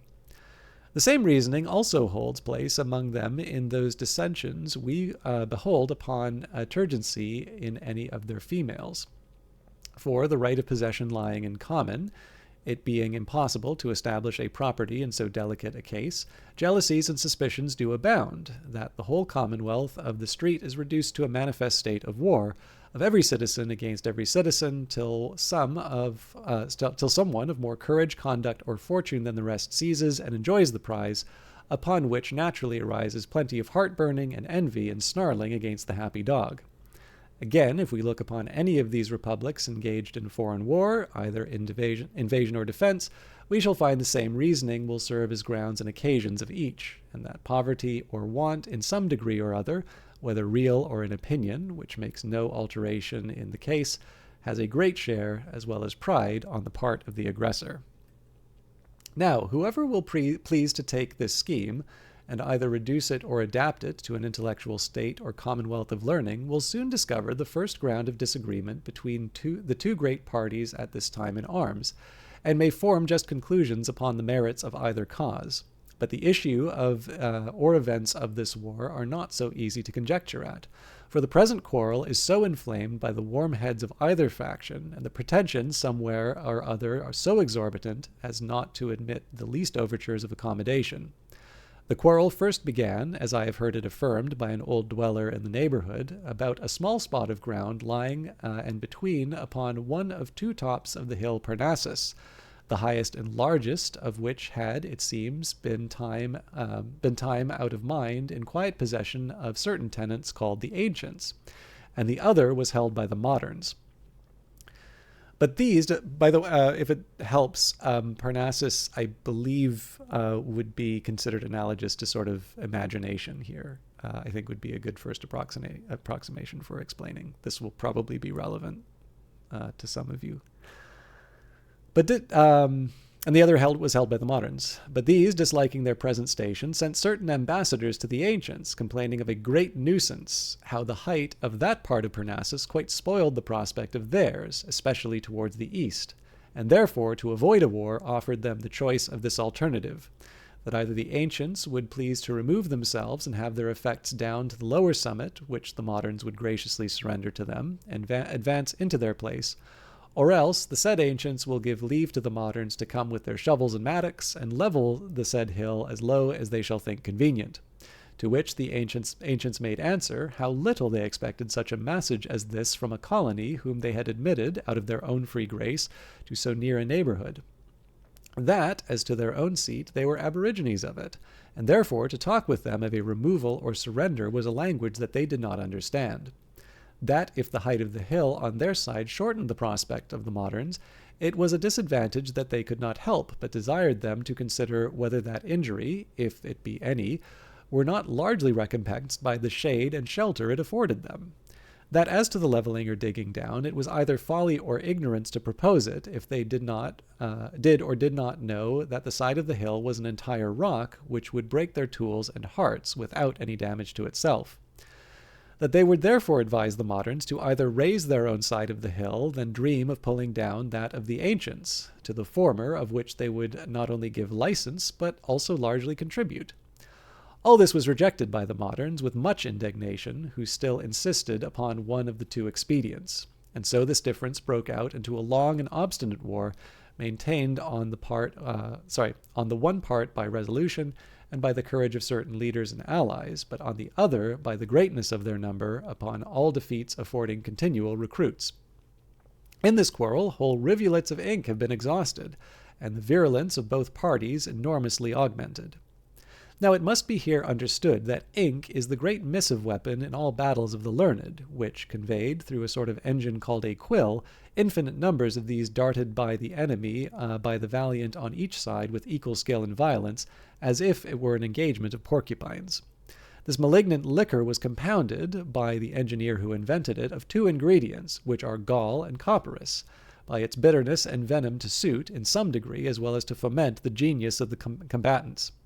And as the Grecians, after the engagement, when they could not agree about the victory, were wont to set up trophies on both sides, the beaten party being content to be at the same expense to keep itself in countenance, a laudable and ancient custom, happily revived of late in the art of war.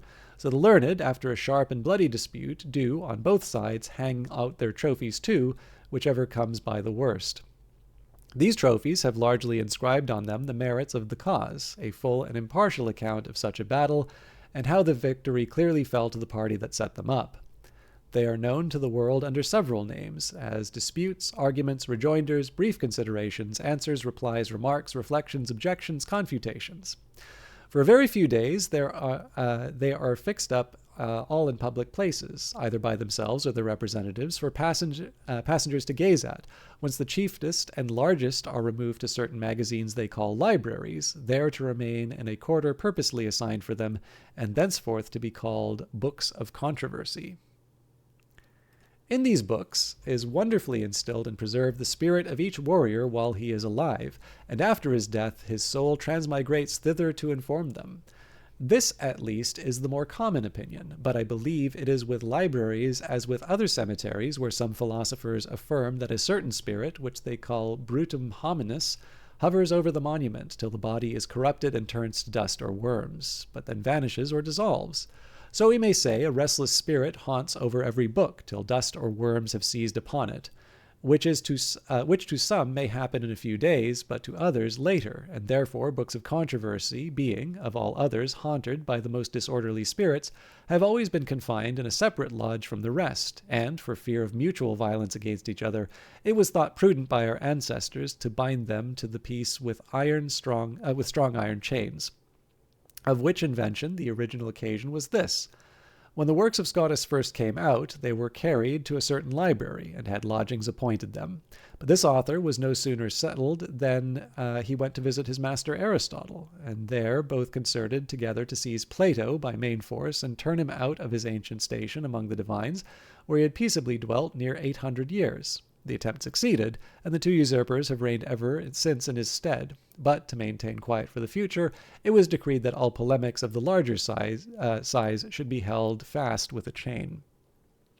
By this expedient, the public peace of libraries might certainly have been preserved if a new species of controversial books had not arisen of late years, instinct with a more malignant spirit from the war above mentioned between the learned about the higher summit of Parnassus.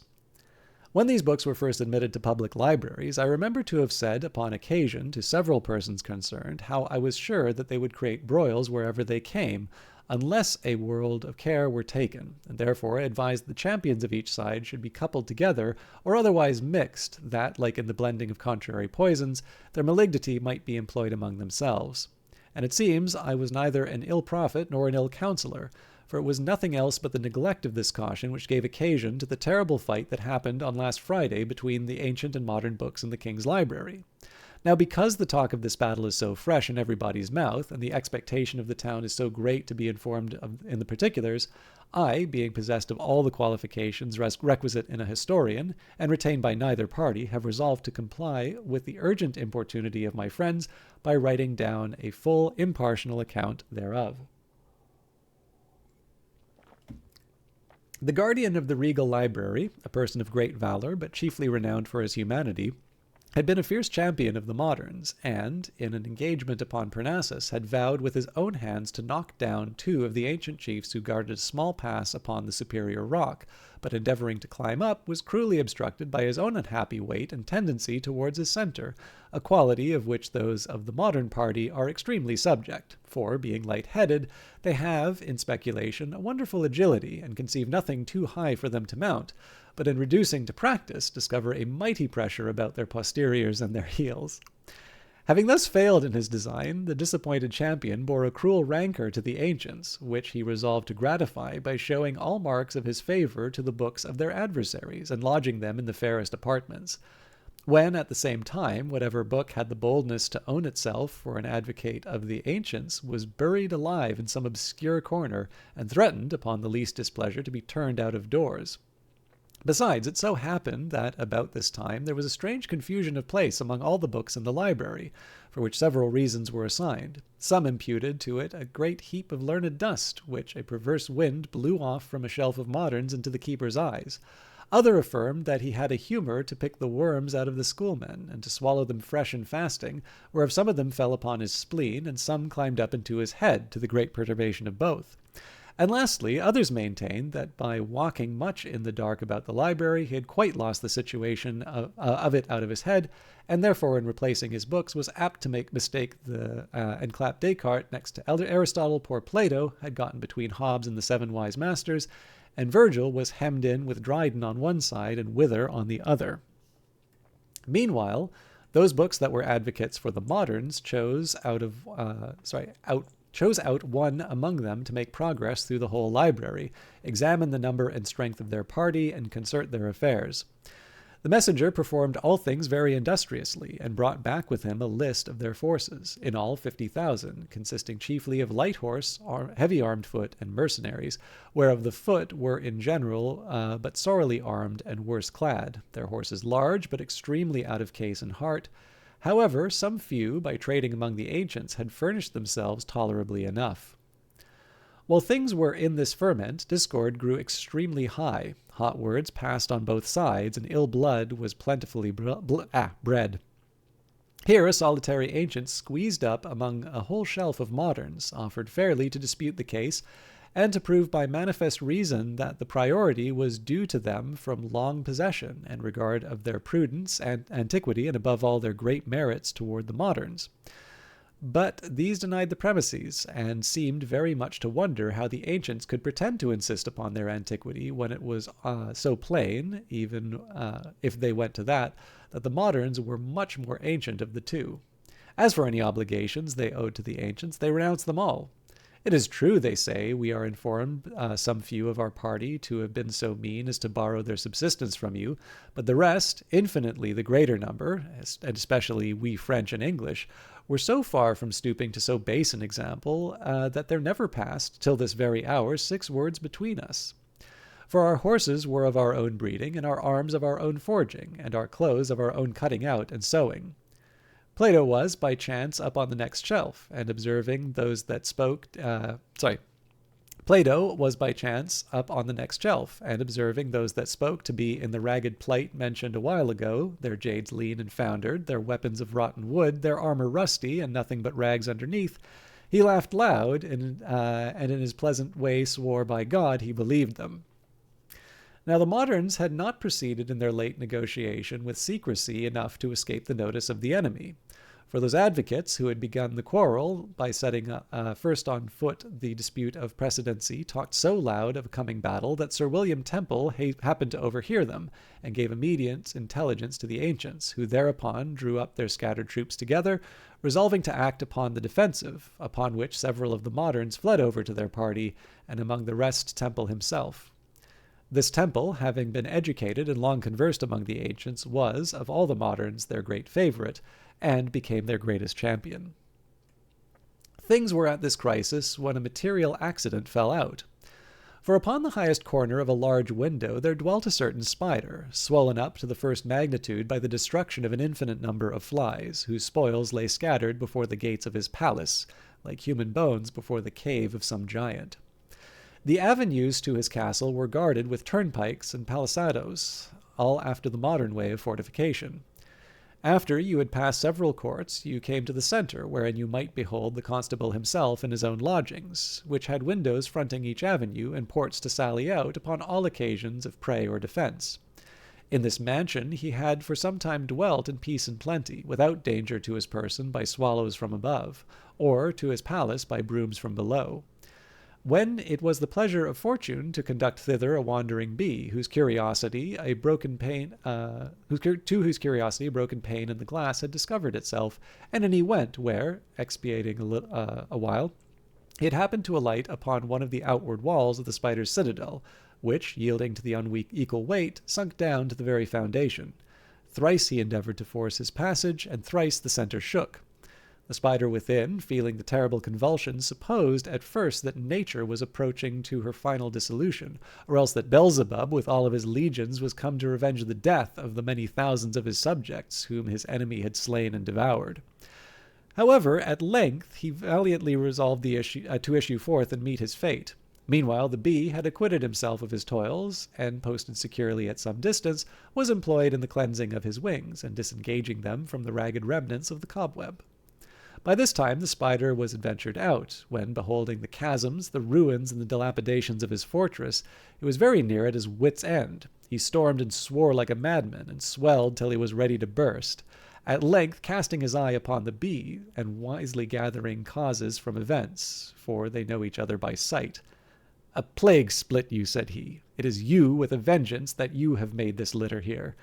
Could you not look before you and be damned? Do you think that I have nothing else to do in the devil's name but to mend and repair after you?" "Good words, friend," said the bee, having now pruned himself, and being disposed to droll. "I'll give you my hand and word to come near your kennel no more. I was never in such a confounded pickle since I was born." "Sirrah," replied the spider, "if it were not for breaking an old custom in our family never to stir abroad against an enemy, I should come and teach you better manners." "I pray have patience," say the bee, "or you'll spend your substance, and, for aught I see, you stand in need of it all towards the repair of your house." "Rogue, rogue," replied the spider, "yet methinks you should have more respect to a person whom all the world allows to be so much your betters." "By my troth," said the bee, "the comparison will amount to a very good jest, and you will do me the favour to let me know the reasons that all the world is pleased to use in so hopeful a dispute." At this the spider, having swelled himself into the size and posture of a disputant, began his argument in a true spirit of controversy, with resolution to be heartily scurrilous and angry to urge his own reasons, without the least regard to the answers or objections of his opposite, and fully predetermined in his mind against all conviction.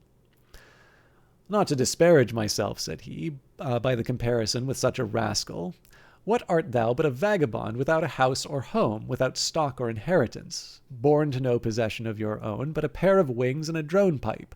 Your livelihood is a universal plunder upon nature, a freebooter over fields and gardens, and, for the sake of stealing, will rob a nettle as easily as a violet, whereas I am a domestic animal, furnished with a native stock within myself. This large castle, to show you my improvements in mathematics, is all built with my own hands, and the materials extracted altogether out of my own person." "I am glad," answered the bee, "to hear you grant the least that I am come honestly by my wings and my voice, for then it seems I am obliged to heaven alone for my flights and my music, and Providence would never have bestowed upon me two such gifts without designing them for the noblest ends.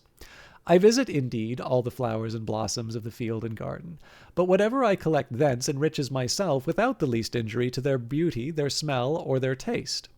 Now, for you and your skill in architecture and other mathematics, I have little to say.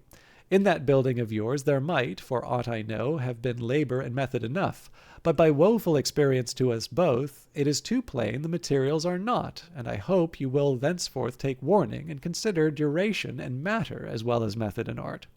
You boast indeed of being obliged to no other creature but out of drawing and spinning out all from yourself.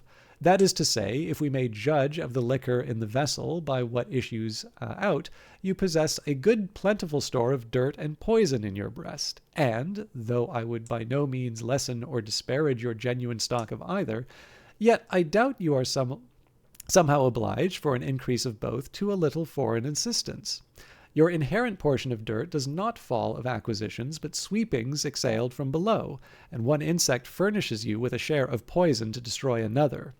So that, in short, the question comes to this: whether the nobler being of the two, that which, by lazy contemplation of 4 inches round, by an overweening pride, feeding and engendering on itself, turns all into excrement and venom, producing nothing but flybane and cobweb, or that which, by universal range, with long search, much study, true judgment, and distinction of things, brings home honey and wax. The dispute was managed with such eagerness, clamor, and warmth, that the 2 parties of books and arms below stood silent while, waiting in suspense what would be the issue, was not long undetermined, for the bee, grown impatient at so much loss of time, fled straightway to a bed of roses, without looking for reply, and left the spider, like an orator, collected in himself, and prepared to burst out. It happened upon this emergency that Aesop broke silence first. He had been of late most barbarously treated by a strange effect of the regent's humanity, who had torn off his title page, sorely defaced one of his leaves, and chained him fast among the shelf of moderns, where, soon discovering how high the quarrel was likely to proceed, he tried all his arts and turned himself into 1,000 forms. At length, in the borrowed shape of an ass, a regent mistook him for a modern. At length, in the borrowed shape of an ass, the regent mistook him for a modern, by which he means he had time and opportunity to escape to the ancients, just when the spider and the bee were entering into the contest, to which he gave his attention with a word. This is really good. Gave his attention to with a world of pleasure, and said when it was ended, swore in the loudest key that in all his life he had never known 2 cases so parallel and adapt to each other, that in the window and upon the shelves. The disputants, said he, have admirably managed the dispute between them, have taken in the full strength of all that is to be said on both sides, and exhausted the substance of every argument pro and con. It is but to adjust the reasonings of both in the present quarrel, and to compare and apply the labors and fruits of each, as the bee has learnedly deduced them, and we shall find the conclusion fall plain and close upon the moderns and us. For pray, gentlemen, was there anything so modern as the spider in his air, turns, and his paradoxes? He argues in behalf of you, his brethren, and himself, with many boastings of his native stock and great genius, that he spins and spits wholly from himself, and scorns to own any obligation or assistance from without. Then he displays to you his great skill in architecture and improvement in mathematics. To all this the bee, as an advocate retained by us, the ancients, thinks fit to answer that, if one may judge of the great genius or inventions of the moderns by what they have produced, you will have hardly the countenance to bear out your boasting of either. Erect your schemes with such method and skill as you please, yet if the materials be nothing but dirt, spun out of your own entrails, the guts of modern brains, the edifice will conclude at last in a cobweb, the duration of which, like that of the other spiders' webs, may be imputed to being forgotten or neglected or hid in a corner. For anything else of genuine that the moderns may pretend to, I cannot recollect, unless it be a large vein of wrangling and satire, much of a nature and substance with the spider's poison, which, however, they pretend to spit wholly out of themselves, is improved by the same arts, by feeding upon the insects and vermin of the age. As for us, the ancients, we are content with the bee, to pretend nothing beyond our own wings and our voice, that is to say, our flights and our language. For the rest, whatever we have got has been by infinite labor and search, and ranging through every corner of nature. The difference is that instead of dirt and poison, we have rather chosen to till our hives with honey and wax, thus furnishing mankind with the two noblest things, which are sweetness and light. It is wonderful to conceive that the tumult risen among the books upon the close of the long descent of Aesop. Both parties took the hint and heightened their animosities so, on a sudden, they resolved that it should come to battle. Immediately, the two main bodies withdrew under several ensigns to the further parts of the library, and there entered into cabals and consults upon the present emergency. The moderns were in very warm debates upon the choice of their leaders, and nothing less than fear impending from their enemies could have kept them from mutinies upon this occasion. The difference was the greatest among the horse, where every private trooper pretended to the chief command, from Tasso to Milton to Dryden to Wither. The light horse were commanded by Cowley and Desborough. There came bowmen under the valiant leaders Descartes, Gassendi, and Hobbes, whose strength was such that they could shoot their arrows beyond the atmosphere, never to fall down again, but turn, like that of Evander, into meteors, or like cannonball into stars. Paracelsus brought a squadron of stinkpot flingers from the snowy mountains of Rhaetia. There came a vast body of dragoons of different nations under the leading of Harvey, their great aga, part armed with scythes, the weapons of death, part lances and long knives, all steeped in poison, part shot bullets of a most malignant nature, and used white powder, which infallibly killed without report. There came several bodies of heavy armed foot, all mercenaries, under the ensigns of, Guicciardini? Devalia, Polydore Virgil, Buchanan, Miranda, Cadman, and others. The engineers were commanded by Regimentanus, I definitely don't know some of these names, and Wilkins. The rest was a confused multitude, led by Scotus, Aquinas, and Bellarmine, of mighty bulk and stature, but without either arms, courage, or discipline. In the last place came infinite swarms of colognes, a disorderly rout led by Lestrange, rogues and ragamuffins that follow the camp for nothing but the plunder, all without coats to cover them. The army of the ancients were much fewer in number. Homer led the horse, and Pindar the light horse. Euclid was the chief engineer. Plato and Aristotle commanded the bowmen, Herodotus and Livy the foot, Hippocrates the dragoons, the allies led by Vaucellus and Temple brought up the rear. All things violently tending to decisive battle, Fame, who much frequented and had large apartment formerly assigned her in the regal library, fled up straight to Jupiter, to whom she delivered a faithful account of all that passed between the two parties below. For among the gods she always tells truth. Jove, in great concern, convokes a council in the Milky Way. The Senate assembled, he declares the occasion of convening them, a bloody battle just impendent upon two mighty armies of ancient and modern creatures, called books, wherein the celestial interest was but too deeply concerned. Momus, the patron of the moderns, made an excellent speech in their favor, which was answered by Pallas, the protectress of the ancients. The assembly was divided in their affections. When Jupiter commanded the book of fate be laid before him, immediately were brought by Mercury 3 large volumes in folio, containing memoirs of all things past, present, and to come. The clasps were of silver double gilt, the covers of celestial turkey leather, and the papers such as here on earth might pass almost for vellum. Jupiter, having silently read the decree, would communicate the import to none, but presently shut up the book.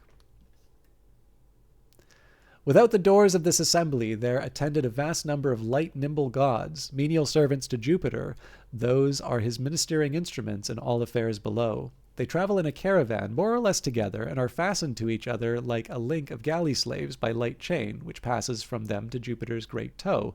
And yet, in receiving or delivering a message, they never approach above the lowest step of his throne, where he and they whisper to each other through a large hollow trunk. These deities are called by mortal men accidents or events, but the gods call them second causes. Jupiter, having delivered his message to a certain number of these divinities, they flew immediately down to the pinnacle of the regal library, and consulting a few minutes, entered unseen and disposed the parties according to their orders.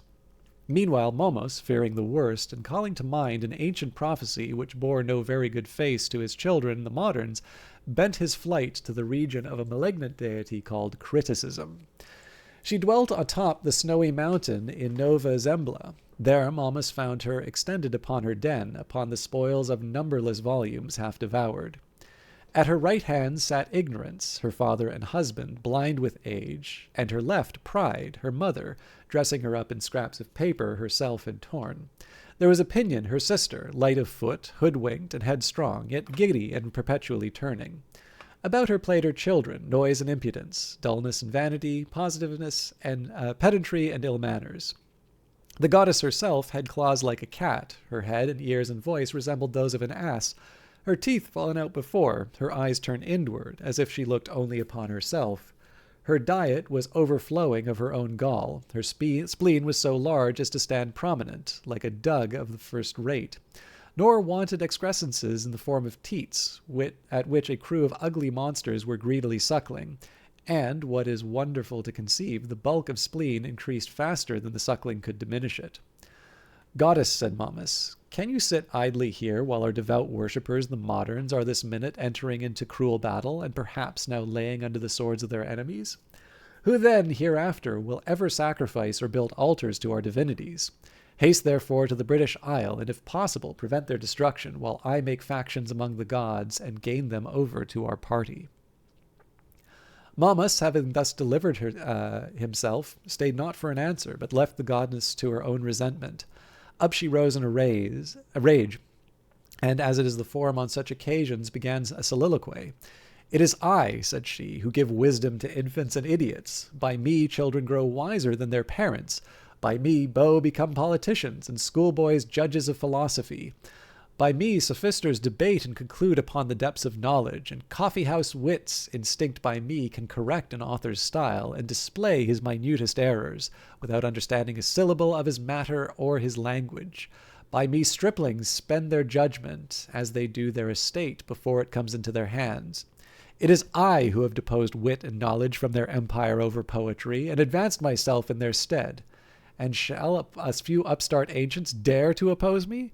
But come, my aged parent, I hear you and my children dear, and thou, my beauteous sister, let us ascend my chariot, and haste to assist our devout moderns, who are now sacrificing to us a hecatomb, as I perceive that by that grateful smell from thence reaches my nostrils.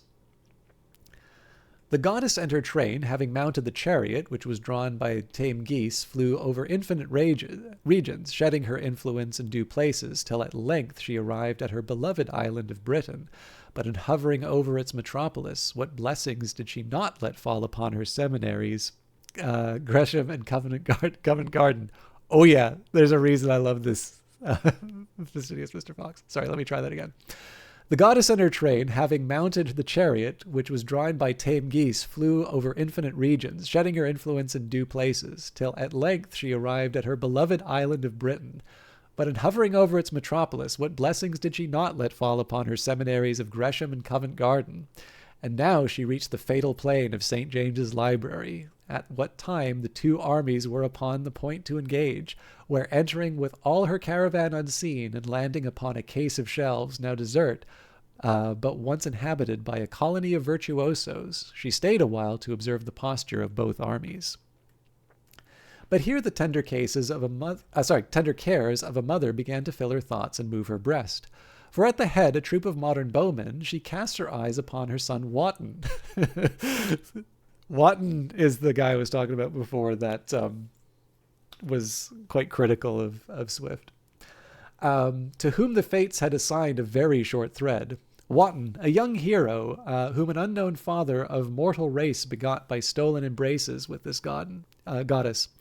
He was the daring of his mother above all her children, and she resolved to go and comfort him. But first, according to the good old custom of deities, she cast about to change her shape, for fear the divinity of her countenance might dazzle his mortal sight and overcharge the rest of his senses. She therefore gathered up to her person into an octavo compass. Her body grew white and arid, and split in pieces with dryness.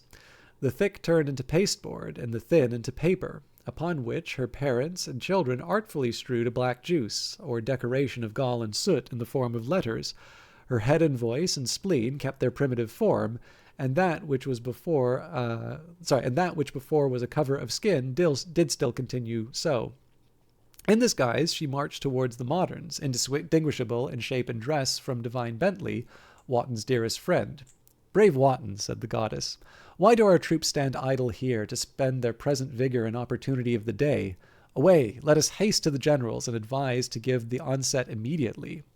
Having spoke thus, she took the ugliest of her monsters, full glutted from her spleen, and flung it invisibly into his mouth, which, flying straight up into his head, squeezed out his eyeballs, gave him a distorted look, and half overturned his brain. She then privately ordered two of her beloved children, Dullness and Ill Manners, closely to attend his person in all encounters. Thus having accoutred him, she vanished in a mist, and the hero perceived it was the goddess his mother. The destined hour of fate being now arrived, the fight began, whereof, before I dare adventure to make a particular description, I must, after the example of other authors, petition for 100 tongues and mouths and hands and pens, which would be all too little to perform so immense a work. Say, goddess, that presidest over history, who it was that first advanced into the field of battle.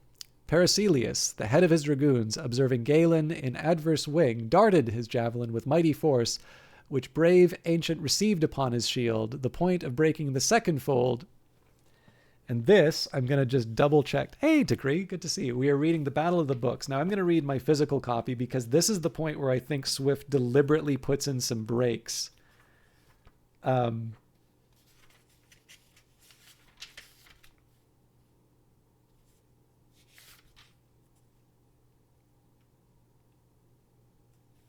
Yeah. Okay, so let me just take a second here to check. I'm going to jump between my physical and...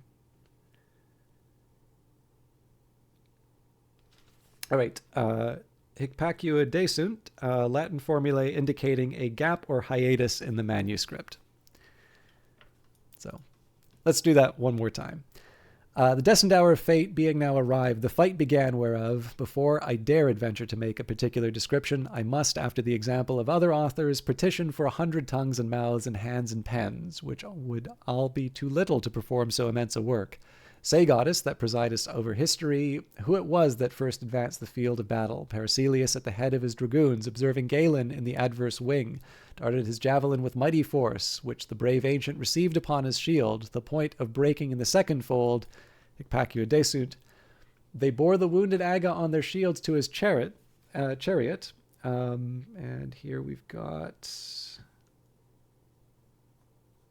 I'm trying to find...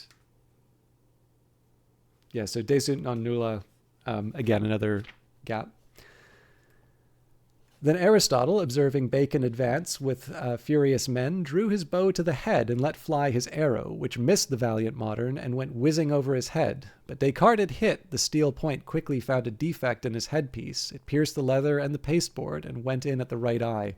The torture of the pain whirled the valiant bowman round till death, like a star of superior influence, drew him into his own vortex. Ignis Haetus hic in MS.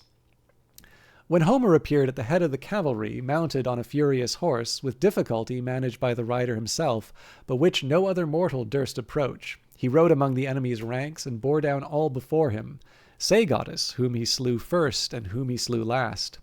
First Gondibert advanced against him, clad in heavy armor, and mounted on a staid, sober gelding, not so famed for his speed as his docility in kneeling whenever his rider would mount or alight.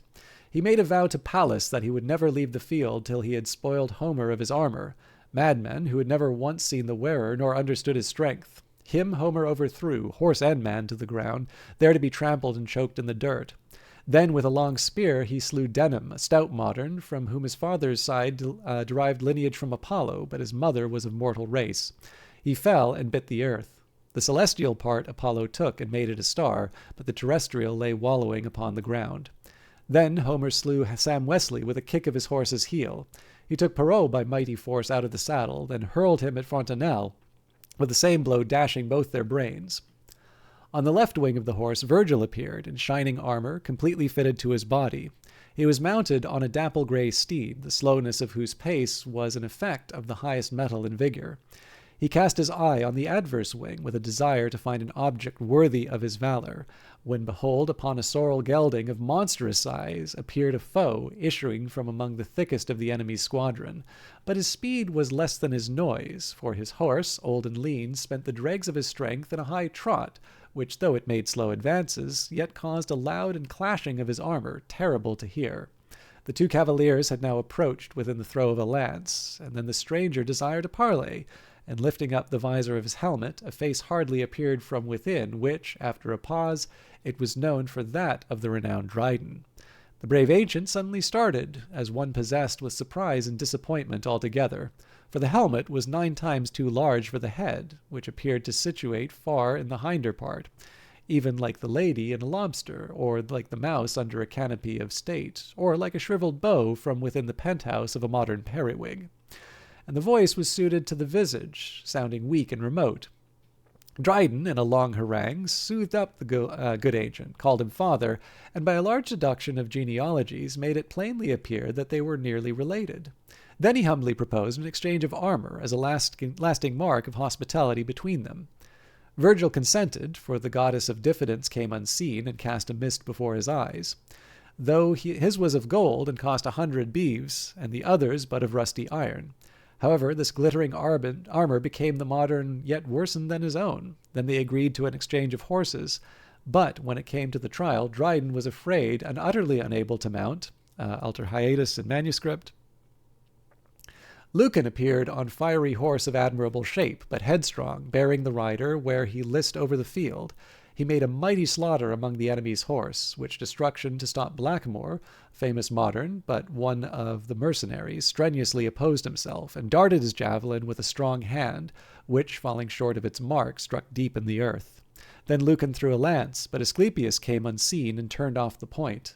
Brave modern, said Lucan. I perceive some god protects you, for never did my arm so deceive me before, but what mortal can contend with a god?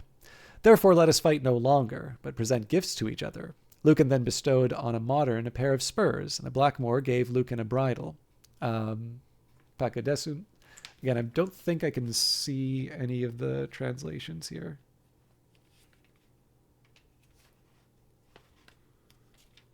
Yeah. Creech, but the goddess of dullness took on a cloud and formed the shape of Horus, armed and mounted, and placed in a flying posture before him. Glad was the cavalier to begin combat with a flying foe, and pursued the image, threatening aloud, till at last it led him to a peaceful bower of his father, Ogilby, by whom he was disarmed and assigned his repose. Then Pindar slew and Oldham, and after the Amazon, light on foot, never advancing in direct line, but wheeling with incredible agility and force, he made a terrible slaughter among the enemy's light horse. Him when Cowley observed, his generous heart burnt within him, and he advanced against the fierce ancient, imitating his address, his pace, and career, as well as the vigor of his horse and his own skill would allow. When the two cavaliers had approached within length of 3 javelins, first Cowley threw a lance and missed Pindar, and, passing into the enemy's ranks, fell ineffectual to the ground. Then Pindar darted a javelin so large and weighty that scarce a dozen cavaliers, as cavaliers are in our degenerate days, could raise it from the ground. Yet he threw it with ease, and it went, by unerring hand, singing through the air. Nor could the modern have avoided present death if he had not luckily opposed the shield that had been given to him by Venus. And now both heroes drew their swords, but the modern was so aghast and disordered that he knew not where he was. His shield dropped from his hands. Thrice he fled, and thrice he could not escape. At last he turned, lifting up his hand in the posture of a suppliant. Godlike Pindar, said he, spare my life and possess my horse with these arms, beside the ransom which my friends will give when they hear that I am alive and your prisoner. Dog, said Pindar, let your ransom stay with your friends, but your carcass shall be left for the fowls of the air and the beasts of the field. With that he raised his sword, and with a mighty stroke cleft the wretched modern in twain, his sword pursuing the blow, and in one half lay planting on the ground to be trod in pieces by the horse's feet. The other half was borne by the frighted steed into the field. This Venus took, washed it 7 times in ambrosia, and struck it thrice with a sprig of amaranth, upon which the leather grows soft and round, and the leaves turned into feathers, and, being gilded before, continue gilded still. So it became a dove, and she harnessed it to her chariot. Haedes valde defendis in MS. So that's the another gap here. The episode of Bentley and Wanton. Day being far spent, and the numerous forces of the moderns half inclining to retreat, there issued forth from a squadron of their heavy armed foot a captain whose name was Bentley, the most deformed of all the moderns, tall but without shape or comeliness, large but without strength or proportion. His armor was patched up of a thousand incoherent pieces, and the sound of it, as he marched, was loud and dry, like that made by the fall of a sheet of lead, which by Etzian winds blow suddenly down from the roof of some steeple. His helmet was of old rusty iron, but the visor was brass, which tainted by his breath, corrupted into copperas, nor wanted gall from the same fountain, so that whenever provoked by anger or labor, an atramenous quality of most malignant nature was seen to distill from his lips.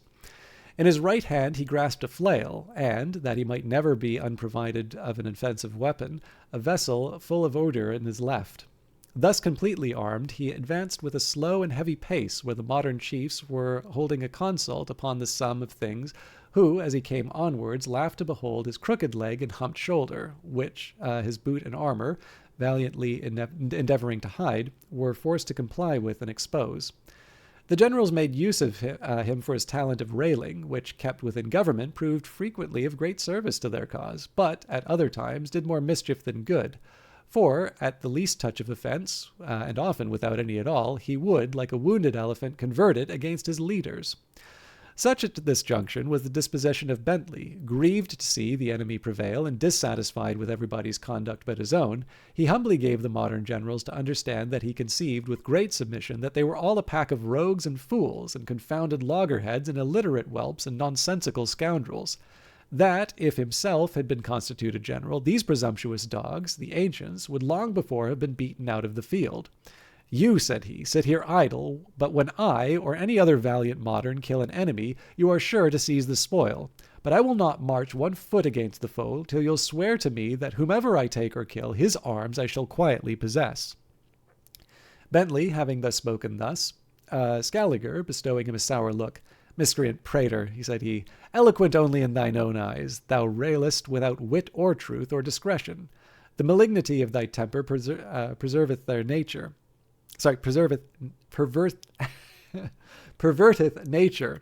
Thy learning makes thee more barbarous, thy study of humanity more inhuman, thy converse among poets more groveling, miry, and dull. All arts of civilizing others rend thee rude and untractable. Courts have taught thee ill manners, and polite conversation has finished thee a pedant. Besides, a greater crowd burdeneth not the army. But never despond, I pass my word, whatever spoil thou takest shall certainly be thy own, though I hope that vile carcass will first become a prey to kites and worms. Bentley durst not reply, but half choked with spleen and rage, withdrew, in full resolution of performing some great achievement. With him, for his aid and his completion, he took his beloved Wotton, resolving, by policy or surprise, to attempt some neglected quarter of the ancients' army. They began to march over carcasses of their slaughtered friends, and then to the right of their own forces, then wheeled northward, till they came to Aldrovandus' tomb, which they passed on the side of the declining sun. And now they arrived with fear towards the enemy's outguards, looking about, if haply they might spy the quarters of the wounded, or some straggling sleepers, unarmed and remote from the rest. As when 2 mongrel curs, whom native greediness and domestic want provoke and join in partnership, though fearful, nightly to invade the folds of some rich grazier, they, with their tails depressed and lolling tongues, keep soft and slow. Meanwhile, the conscious moon, now in her zenith, on their guilty heads darts perpendicular rays, nor dare they bark, though much provoked by her refulgent distance from the flock. Her refulgent visage, whether seen in puddle or by reflection or in sphere direct. But one surveys the region round, while the other scouts the plain, if haply to discover, at distance from the flock, some carcass half devoured, the refuse of gorged wolves or ominous ravens. So marched this lovely, loving pair of friends, nor with least fear and circumspection, when at a distance they might perceive 2 shining suits of armor hanging upon an oak, and the owners not far off in a profound sleep. The 2 friends drew lots, and pursuing of this adventure, fell to Bentley, and on he went, and in his van confusion and amaze, while horror and affright brought up the rear. As he came near, behold, two heroes of the ancient army, Philarius and Aesop, lay fast asleep. Bentley would fain have dispatched them both, and, stealing close, aimed his flail at Pherylus' breast. But then the goddess of fright, interposing, caught the moderns in her icy arms, and dragged them from the danger she foresaw. Both the dormant heroes happened to turn at the same instant, though soundly sleeping and busy in dream. For Phalaris was just that minute dreaming how a vile poetaster had lampooned him, and how he had got him roaring in his bull. And Aesop dreamed that he and an ancient were lying on the ground, as a wild ass broke loose, ran about trampling and kicking their faces. Bentley, leaving the two heroes asleep, seized on both their armors, and quietly withdrew in quest of his darling Wanton. He, in the meantime, had wandered long in search of some enterprise, till at length he arrived at a small rivulet that issued from a fountain hard by, called, in the language of mortal men, Helicon. Here he stopped, and, parched with thirst, resolved to allay it in this limpid stream. Thrice with profane hands he essayed to raise the water to his lips, and thrice it slipped through his fingers. Then he stopped prone on his breast, but ere his mouth had kissed the liquid crystal, Apollo came, and in his channel held betwixt the modern and the fountain, so that he drew up nothing but mud. For, although no fountain on earth can compare with the clearness of Helicon, yet there lies at bottom a thick sediment of slime and mud, for so Apollo begged of Jupiter as punishment to those who durst attempt to taste it with unhallowed lips, and lesson to all not to draw too deep from the spring. At the fountainhead, Wanton discerned two heroes. The one he could not distinguish, but the other was soon known for Temple, general of the allies to the ancients. His back was turned, and he employed in drinking large draughts in his helmet from the fountain, where he had drawn himself to rest from the toils of war. Wanton, observing him, with quaking knees and trembling hands, spoke thus to himself: "Oh, that I could kill this destroyer of our army! With what renown would I purchase among the chiefs? But to issue out against him, man against man, shield against shield, and lance against lance, what modern of us dare? For he fights like a god, and Pallas or Apollo are ever at his elbow. But, O mother, if what fame reports to be true, that I am the son of so great a goddess, grant me to hit Temple with this lance, that the stroke may send him to hell, and that I may return in safety and triumph, laden with his spoils." That first part of the prayer the gods granted at intercession of his mother and Momus, but the rest, by a perverse wind sent from fate, was scattered to the air.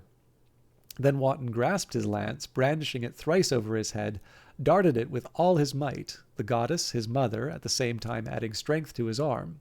Away the lance went hissing, and reached even to the belt of the averted ancient, upon which, lightly grazing, it fell to the ground. Temple neither felt the weapon touch him, nor heard it fall, and Wanton might have escaped to his army, with the honor of having remitted his lance against so great a leader unrevenged. But Apollo, enraged that a javelin flung by the assistance of so foul a goddess should pollute his fountain, put on the shape of blank, and softly came to young Boyle, who, then accompanied by Temple, he pointed first to the lance, and then to the distant modern that flung it, and commanded the young hero to take immediate revenge. Boyle, clad in a suit of armor which had been given to him by all the gods, immediately advanced against the trembling foe, who now fled before him.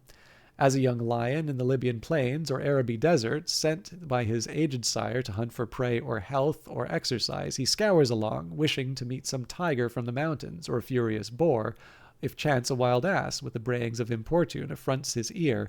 The generous beast, though loathing to disdain his claws with so blood so vile, yet much provoked at the offensive noise, which Echo, foolish nymph, like her ill-judging sex, repeats much louder and with more delight than Philomena's song, he vindicates the honor of the forest, and hunts the noisy long-eared animal.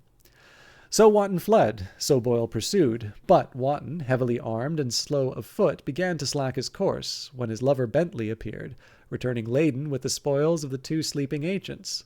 Boyle observed him well, and soon discovering the helmet and shield of Pherylus, his friend, both of which had lately, with his own hands, new polished and gilt, rage sparkled in his eyes, and leaving his pursuit after Wanton, he furiously rushed on against this new approacher. Fain would he be revenged on both, but now fled in different ways, and, as a woman in a little house that gets a painful livelihood by spinning, if chance her geese be scattered o'er the common, she courses round the plain from side to side, compelling here and there the stragglers of the flock. They cackle loud and flutter over the campaign. So Boyle pursued. So fled the pair of friends. Finding at length their flight was vain, they bravely joined and drew themselves in phalanx. First Bentley threw a spear with all his force, hoping to pierce the enemy's breast, but Pallas came unseen, and in the air took off the point and clapped on one of lead, which, after a dead bang against the enemy's shield, fell blunted to the ground. Then Boyle, observing well his time, took up a lance of wondrous length and sharpness, and as the pair of friends compacted stood close side by side, he wheeled him to the right and with unusual force darted the weapon. Bentley saw his fate approach, and flanking down his arms close to his ribs, hoping to save his body, in went the point, passing through arm and side, nor stopped or spent its force until it had also pierced the valiant Wotton, who, going to sustain his dying friend, shared his fate. As when a skillful cook has trussed a brace of woodcocks, he, with the iron skewer, pierces the tender sides of both, their legs and wings close pinioned to the rib. So was this pair of friends transfixed, till down they fell, joined in their lives, joined in their deaths, so closely that Charon would mistake them both for one, and waft them over the Styx for half the fare. Farewell, beloved loving pair, few equals have you left behind, and happy and immortal shall you be, if all my wit and eloquence can make you. And now, and Desun Kutira. So I realized that is something. This would actually probably pass for a very avant-garde independent film, which just abruptly ends. But that's the Battle of the Books. As I sort of said, my favorites definitely are the exchange between the bee and the spider, and the fastidious Mr. Fox definitely indicated that there is absolutely no secret as to whose side Swift was on. I'm curious if anybody has any thoughts on that, but I'm actually going to take a minute here. I'm actually going to bring up the entry on Wotton.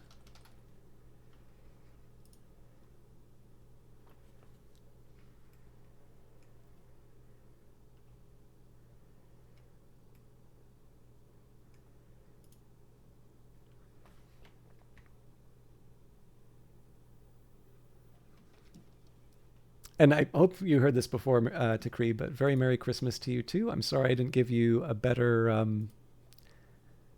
greeting, but I was in the throes of the Battle of the Books. All right, William Wotton. William Wotton, 13th August 1666 to 13th February 1727, was an English theologian, classical scholar, and linguist. He is chiefly remembered for his remarkable abilities in learning languages and for his involvement in the quarrel of the ancients and moderns. In Wales, he is remembered as the collector and first translator of the ancient Welsh laws. Early years. William Wotton was the second son of the Reverend Henry Wotton, rector of Wrentham, Suffolk. He was a child prodigy who could read verses from the Bible in English, Latin, Greek, and Hebrew before he was 6. In April 1676, when he was not yet 10 years old, he was sent to Catherine Hall, Cambridge, and graduated in 1679. By this time, Wotton had acquired Arabic, Syriac, and Aramaic, as well as knowledge of logic, philosophy, mathematics, geography, and chronology and history. His parents died while he was still at Cambridge, and as a teenager, he was taken into the household of Gilbert Burnet, later Bishop of Salisbury. He was awarded a fellowship at St. John's College, where he had obtained an M.A. in 1683 and a B.D. in 1691. In 1686, he was appointed curate of Brimpton in Berkshire, and the following year he was elected as a Fellow of the Royal Society. In January 1689, he was appointed victor of Laycock in Wiltshire, which he held until his resignation in 1693. Soon after ordination, he was also appointed chaplain to Daniel Fitch, Earl of Nottingham, and tutor to his family. Fitch presented him with the rectory of Milton Keynes in Buckinghamshire in 1693. Fastidious Mr. Fox says about the Battle of the Books, it seems like the sort of thing one writes after a horrible day at work and an even worse evening at home.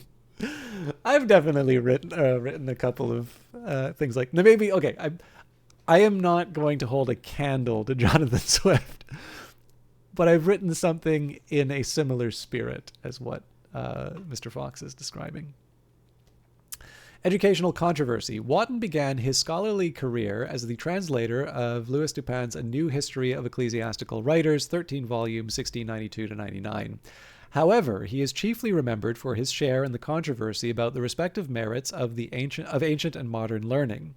In Reflections upon Ancient and Modern Learning, 1694, and again in 1697, he took the part of the moderns, although in a fair and judicial spirit. According to Joseph Levine, of all the works in the controversy that had yet appeared in English or French, his was easily the most judicious.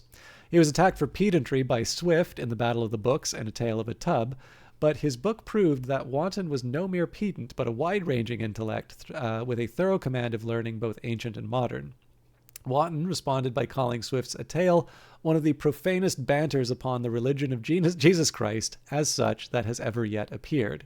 He also began to write a biography of the chemist Sir Robert Boyle, but his notes were lost and the work was never completed. I will actually mention, by the way, so again, if you haven't read The Tale of the Tub, it really is very good.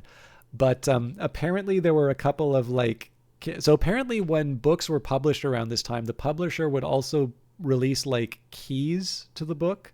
So it's how to understand this complicated book that we just came out. So you'd have the book, and then, once upon a time it would be Cole's Notes or Spark Notes. And then I think now there's services like Blinkist and stuff like that.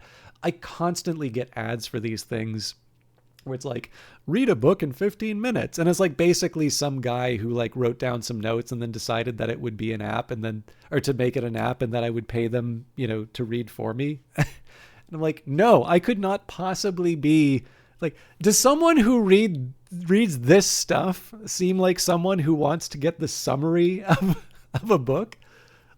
What does the summary of the Battle of the Books look like, right? How do you convey the dialogue between the spider and the bee, and little touches Aesop tried to transform into a whole bunch of different animals, but when he looked like an ass, he was able to go through the different books. Sure, okay, yeah, I'm pretty sure your monthly app is definitely going to give me the pleasure of those details. Anyways, in case you haven't noticed, I really don't like those. Actually, the funny thing is, stuff like that is actually attacked in A Tale of a Tub. So if A Tale of a Tub is in one of those things, satire is dead. Anyways, but yeah, apparently Swift didn't think much of the keys, and then also he didn't care much for Wanton's commentary on the book, as you might imagine. So in the later editions of A Tale of a Tub, it actually has footnotes from Wanton taken from those,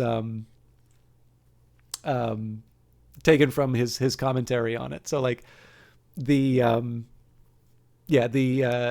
fact, okay, I'm going to admit here, I think, based on the description that I've seen here, and I definitely have not read Watton's work, but it definitely feels like Swift was not necessarily being fair. The satire is awesome, but this definitely seems like somebody who sounds very impressive, and I would actually like to read some of his stuff. And hello, Cecint, how you doing? Merry Christmas to all of you. But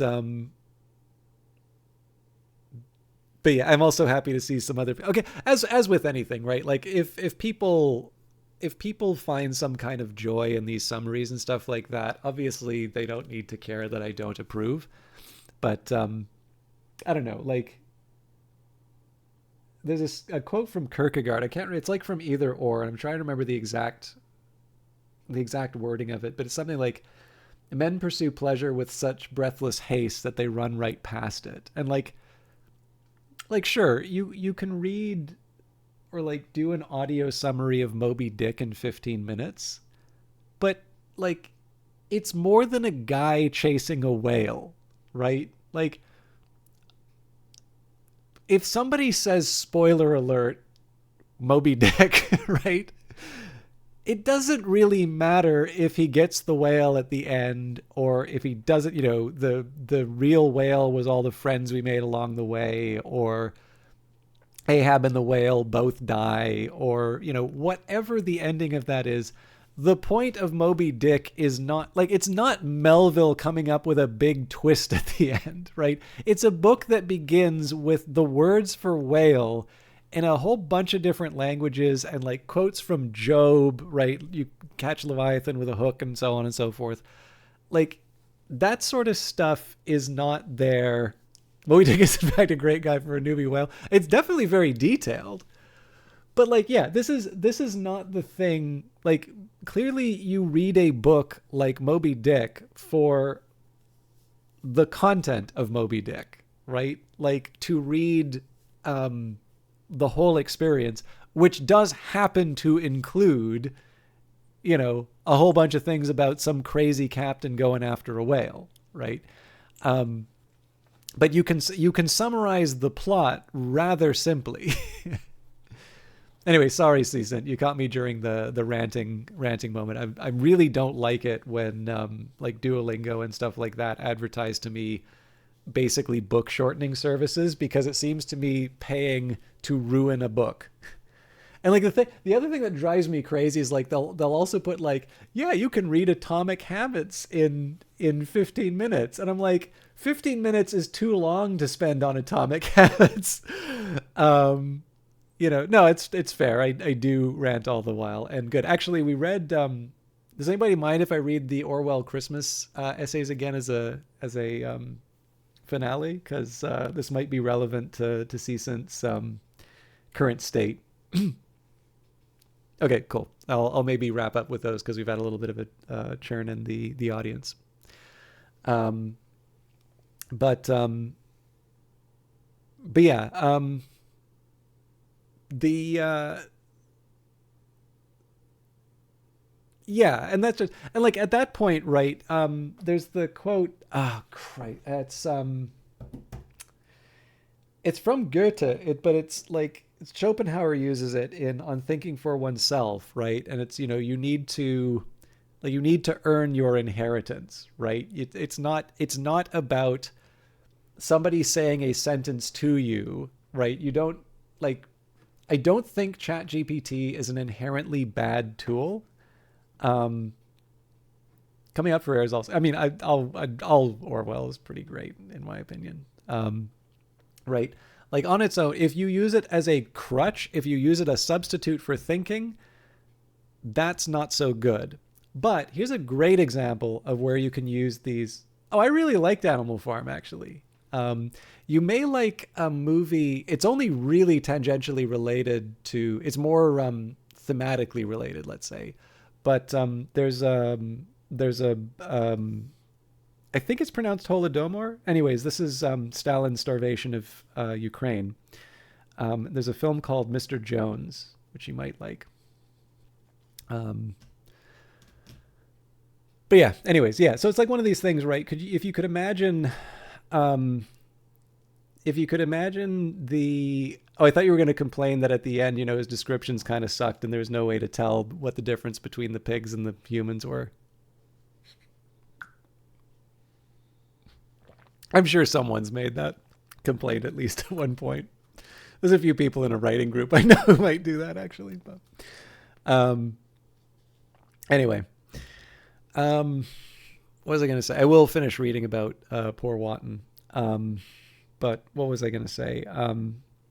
Yeah, so like here's a really good example, right? If I could sit down, if I had Copilot or no, it's all good. It's nice to have some back and forth because it was I know I was reading, right? Like it's pleasant to read, but the point of these are also particularly if people didn't have anybody to spend Christmas with.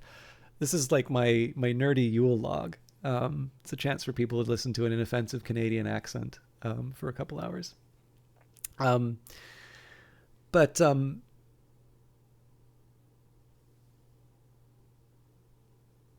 oh, did you not care for it? I did say the one complaint I did have on it was apparently Gareth Jones' family objected to the fact that he is an accidental cannibal in the film because um, there's no indication that actually happened, and I think that's actually a very fair complaint on it. But I thought it was a pretty interesting film. Um, what was I going to say? Um, oh, just got your message. So it turns out, for those of you that don't know, I have a lot of troubles with Steam. because sometimes it will not let me gift things in foreign currencies, but that apparently is not a universal feature. There are some games that does. Um, some games it does it for, but not all games. So anyway, let's carry on. Um, Wotton wrote a history of Rome in 1701 at the request of Bishop Burnet, but was later used by the historian Edward Gibbon. In recognition, Burnet appointed him as prebend of Salisbury from 1705. In 1707, Wotton was awarded a Lambeth degree of Doctor of Divinity by Archbishop Thomas Tenson in recognition of his writings in support of the established Church of England against the deists. Around 1713, Wotton also developed ideas concerning the relationship between languages, introducing the concept of an early proto-language by relating Icelandic and Romance languages and Greek. This predated Sir William Jones' famous lecture comparing Sanskrit with the classical languages by more than 70 years. These theories were later published after Wotton's death as a discourse concerning the confusion of the languages at Babel. 1730. A drunken, whoring soul. Throughout his adult life, Wotton was known to be a most excellent preacher, but a drunken, whoring soul. He was also very extravagant, transforming his rectory into a 32-roomed mansion. He was, however, able to borrow money against future expectations of ecclesiastical preferment as a result of his close friendship with William Wake, then Bishop of Lincoln. Between the summer of 1711 and the spring of 1712, Wotton appears to have experienced a midlife crisis, and he scandalized the neighborhood on many occasions by being found drunk in public, or else was known to have spent prolonged periods in local brothels.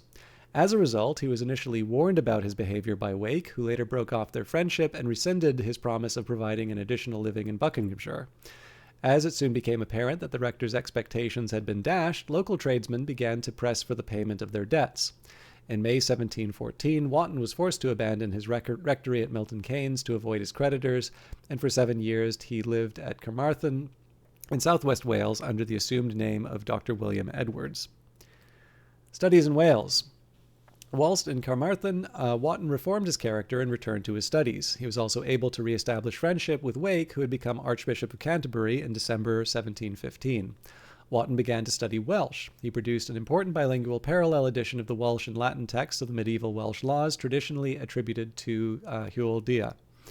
At the request of his friend, to do this, he had first to identify and obtain transcripts of 15 or so known manuscripts in either Latin or medieval Welsh, and establish a text, and then began the difficult task of translating the medieval Welsh terminology, which appeared in both the Latin and Welsh versions, but the meaning of which had been lost by the 18th century. From 1721, Wotton was assisted by the Welsh scholar Moses Williams. Wotton lived to complete the translation, but was working on an accompanying glossary when he died. This was completed by Williams, and the whole work was published in 1730 by his son-in-law William Clark in a large folio edition under the titles Liges Wallace. Wallace, maybe? Whilst in Carmarthen, he also conducted surveys of the cathedrals of St. David's and Llandaff, which were published by his friend Bron Willis in 1717 and 1718. He published miscellaneous discourses relating to the traditions and usages of scribes and Pharisees, which included a translation of part of the Mishnah. Death. Wotton had repaid his creditors and was able to return to Bath in October 1721 and London in June of 1722, but was in very poor health. He was still working on his Leges Wallace when he died of dropsy at Buxted, Sussex, on 13th of February, 1727.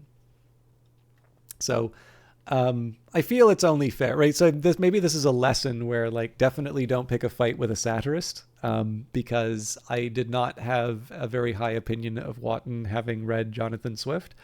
But this actually does seem... admirable may not be the right word, although I do actually think it's really, it does actually speak well of the fact that he did pay back his debts in the end. But obviously a complicated man who no one understands but his woman. All right.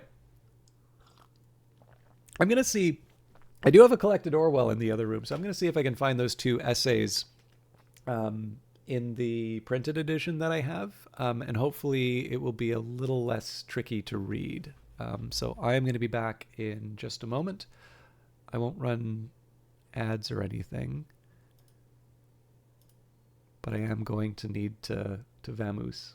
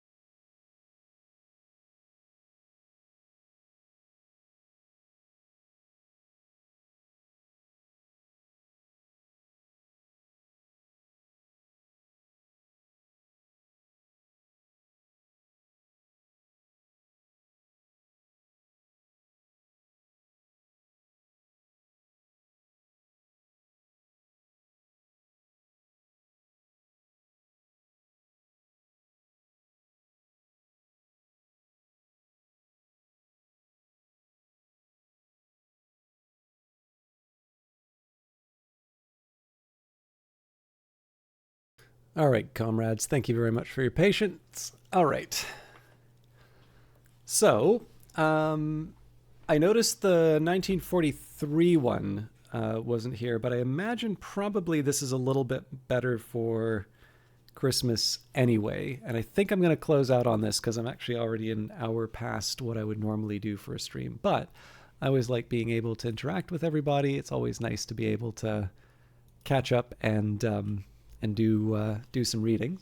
So this is Orwell's column "As I Please," which he wrote for the Tribune, and this is the December. This was written, or at least dated 20th December, 1946. This would have appeared in the Christmas issue. As I Please. An advertisement in my Sunday paper sets forth. Sorry, let me try that again. An advertisement in my Sunday paper sets forth in the form of a picture the 4 things that are needed for a successful Christmas. At the top of the pitcher is a roast turkey, below that a Christmas pudding, below that a dish of mince pies, and below that a tin of Dash's liver salt. It is a simple recipe for happiness. First the meal, then the antidote, then another meal. The ancient Romans were the great masters of this technique. However, having just looked up the word vomitorium in the Latin dictionary, I find that after all it does not mean a place where you went to be sick after dinner. So perhaps this was not a normal feature in every Roman home, as is commonly believed. Implied in the above-mentioned advertisement is the notion that a good meal means a meal at which you overeat yourself. In principle, I agree. I only add in passing that when we gorge ourselves this Christmas, if we do get a chance to gorge ourselves, it is worth giving a thought to the 1,000,000,000 human beings or thereabouts who will be doing no such thing. For in the long run, our Christmas dinners should be safer if we could make sure that everyone else had Christmas dinner as well, but I will come back to that presently. The only reasonable motive for not overeating at Christmas would be that somebody else needs the food more than you do. A deliberately austere Christmas would be an absurdity. The whole point of Christmas is that it is a debauch. As it was probably long before the birth of Christ was arbitrarily fixed at that date. Children know this very well. From their point of view, Christmas is not a day of temperate enjoyment, but of fierce pleasures which they are quite willing to pay for with a certain amount of pain. The awakening at about 4 a.m. to inspect your stockings, the quarrels over toys all through the morning, the exciting whiffs of mincemeat and sage and onions escaping from the kitchen door, the battle with enormous platefuls of turkey and the pulling of the wishbone, the darkening of the windows and the entry of the flaming plum pudding, the hurry to be sure that everyone has a piece on his plate while the brandy is still alight, the momentary panic when it is rumored that baby has swallowed the threepenny bit, the stupor all through the afternoon, the Christmas cake with almond icing an inch thick, the peevishness the next morning, and the castor oil on this December 27th. It is an up-and-down business, by no means at all pleasant, but well worth the while for the sake of its more dramatic moments. Teetotalers and vegetarians are always scandalized by this attitude. As they see it, the only rational objective is to avoid pain and to stay alive as long as possible. If you refrain from drinking alcohol or eating meat or whatever it is, you may expect to live an extra 5 years, while if you overeat or overdrink, you will pay for it in acute physical pain on the following day. Surely it follows that all excesses, even a one-year outbreak such as Christmas, should be avoided as a matter of course. Actually, it doesn't follow at all. One might decide, with full knowledge of what one is doing, that an occasional good time is worth the damage it inflicts on one's liver, for health is not the only thing that matters. Friendship, hospitality, and the heightened spirits and change of outlook that one gets by eating and drinking in good company are also valuable. I doubt whether, on balance, even outright drunkenness does harm, provided it is infrequent, twice a year, say. The whole experience, including the repentance afterwards, make it a sort of break in one's mental routine, comparable to a weekend in a foreign country, which is probably beneficial. In all ages, men have realized this. There is a wide consensus of opinion, stretching back to the days before the alphabet, that whereas habitual soaking is bad, conviviality is good, even if one does sometimes feel sorry for it the next morning. How enormous is the literature of eating and drinking, especially drinking, and how little that is worthwhile has been said on the other side.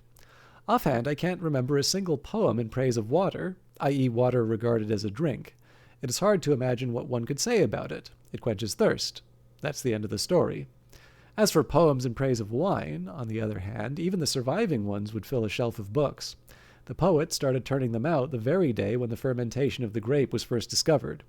Whiskey, brandy, and other distilled liquors have been less eloquently praised, partly because they came later in time, but beer has had quite good press, starting well back in the Middle Ages, long before anyone had learned to put hops in it.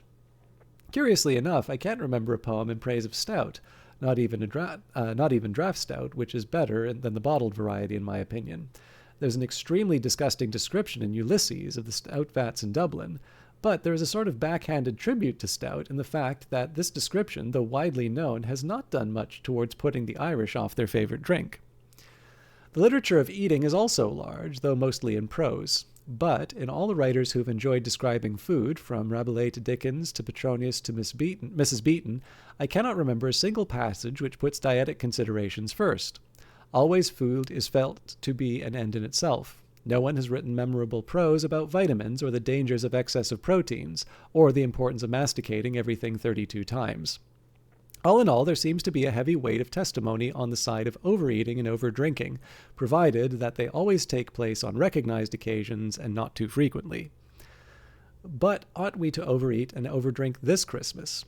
We ought not to, nor will most of us get the opportunity. I am writing in praise of Christmas, but in praise of Christmas 1947 or perhaps 1948. The world as a whole is not exactly in a condition for festivities this year. Between the Rhine and the Pacific, there is not very many people who are in need of Blank's liver salt, or Dash's liver salt. I don't know what it's referring to there. In India, there are, and always have been, about 10 million people who only get 1 square meal a day. In China, conditions are no doubt much the same. In Germany, Austria, Greece, and elsewhere, scores of millions of people are existing on a diet which keeps breath in the body but leaves no strength for work. All over the war-wrecked areas from Brussels to Stalingrad, other uncounted millions are living in the cellars of bombed houses, in hideouts in forests, or in squalid huts behind barbed wire. It is not so pleasant to read almost simultaneously that a large portion of our Christmas turkeys will come from Hungary, and that the Hungarian writers and journalists, presumably not the worst paid section of the community, are in such desperate straits that they would be glad to receive presents of saccharine and cast-off clothing from English sympathizers. In such circumstances, we could hardly have a proper Christmas, even if the materials existed. Even if the materials for it existed. But we will have one sooner or later, in 1947 or 1948, or maybe even in 1949. And when we do, there may be no gloomy voices of vegetarians or teetotalers to lecture us about the things that we are doing to the linings of our stomachs. One celebrates a feast for its own sake, and not for any supposed benefits to the lining of one's stomach. Meanwhile, Christmas is here, or nearly. Santa Claus is rounding up his reindeer. The postman staggers from door to door beneath his bulging sack of Christmas cards. The black markets are humming, and Britain has imported over 7,000 crates of mistletoe from France. So I wish everyone an old-fashioned Christmas in 1947, and meanwhile, half a turkey, 3 tangerines, and a bottle of whiskey at not more than double the legal price. Ceasant says here, as a kid, we did eat before opening gifts with the Christmas tree in sight. Pure, raw torture with all its formalities. So yeah, the other one that I read was the 1943 one about why socialists can't be happy. But yeah. I think I'm going to wrap up, but I did want to wish you all a Merry Christmas. Maybe as a final question, while I maybe see if there's somebody that I can host tonight, did anybody have a favorite out of the stuff that I read?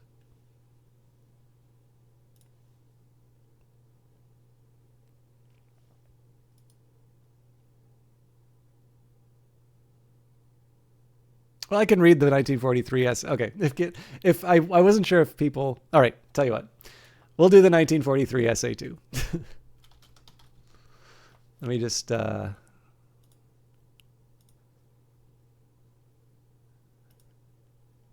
me see if I can find something, another source for this one.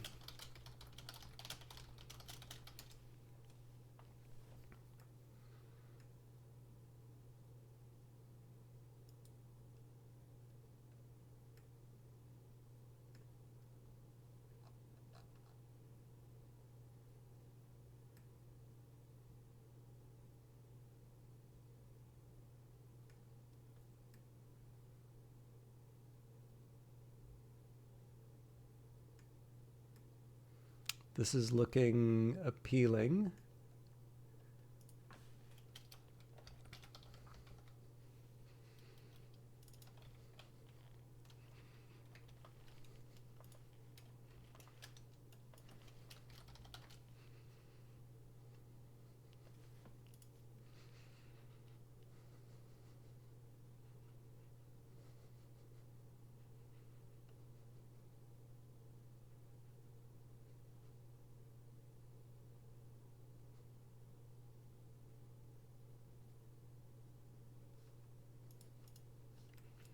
All right, let's see if this one works out. So this is an essay from 3 years earlier.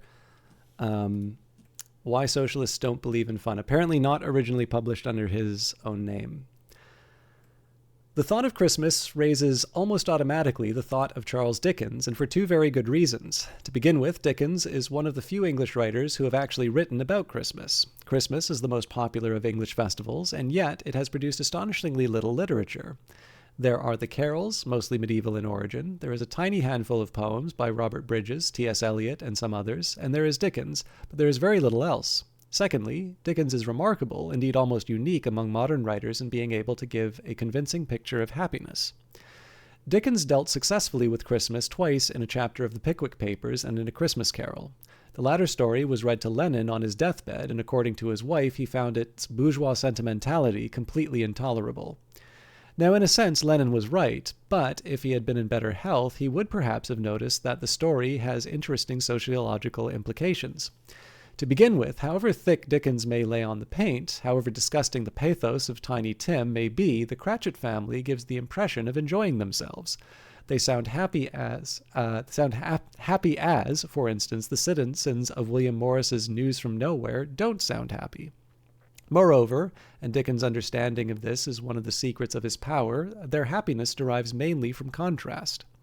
They are in high spirits because for once in a way they have enough to eat. The wolf is at the door, but he is wagging his tail. The steam of the Christmas pudding drifts across the background of the pawn shops in sweated labor, and in a double sense the ghost of Scrooge stands beside the dinner table. Bob Cratchit even wants to drink to Scrooge's health, which Mrs. Cratchit rightly refuses. The Cratchits are able to enjoy Christmas precisely because it only comes once a year. Their happiness is convincing just because Christmas only comes once a year. Their happiness is convincing just because it is described as incomplete. All efforts to describe permanent happiness, on the other hand, have been failures. Utopias, incidentally, the coined word utopia doesn't mean a good place, it means merely a non-existent place, have been common in literature of the past 300 or 400 years, but the favorable ones are invariably unappetizing and usually lacking in vitality as well. By far, the best-known modern utopias are those of H.G. Wells. Wells's vision of the future is almost fully expressed in two books written in the early 20s, The Dream and Men Like Gods. Here you have a picture of the world as Wells would like to see it, or thinks he would like to see it. It is a world whose keynotes are enlightened hedonism and scientific discovery. All the evils and miseries we now suffer from have vanished. Ignorance, war, poverty, dirt, disease, frustration, hunger, fear, overwork, superstition, all vanished. So expressed, it is impossible to deny that this is the kind of world we all hope for. We all want to abolish the things that Wells wants to abolish. But is there anyone who actually wants to live in a Wellsian utopia? On the contrary, not to live in a world like that, not to wake up in a hygienic garden suburb infested by naked schoolmarms, has actually become a conscious political motive. A book like Brave New World is an expression of the actual fear that modern man feels of the rationalized hedonistic society which is within his power to create. A Catholic writer said recently that utopias are now technically feasible, and that, in consequence, how to avoid utopia has become a serious problem. We cannot write this off as a mere silly remark, for one of the sources of the fascist movement is the desire to avoid a too rational and too comfortable world. All favorable utopias seem to be alike in postulating perfection while being unable to suggest happiness. News from Nowhere is a sort of goody-goody version of the Wellsian utopia.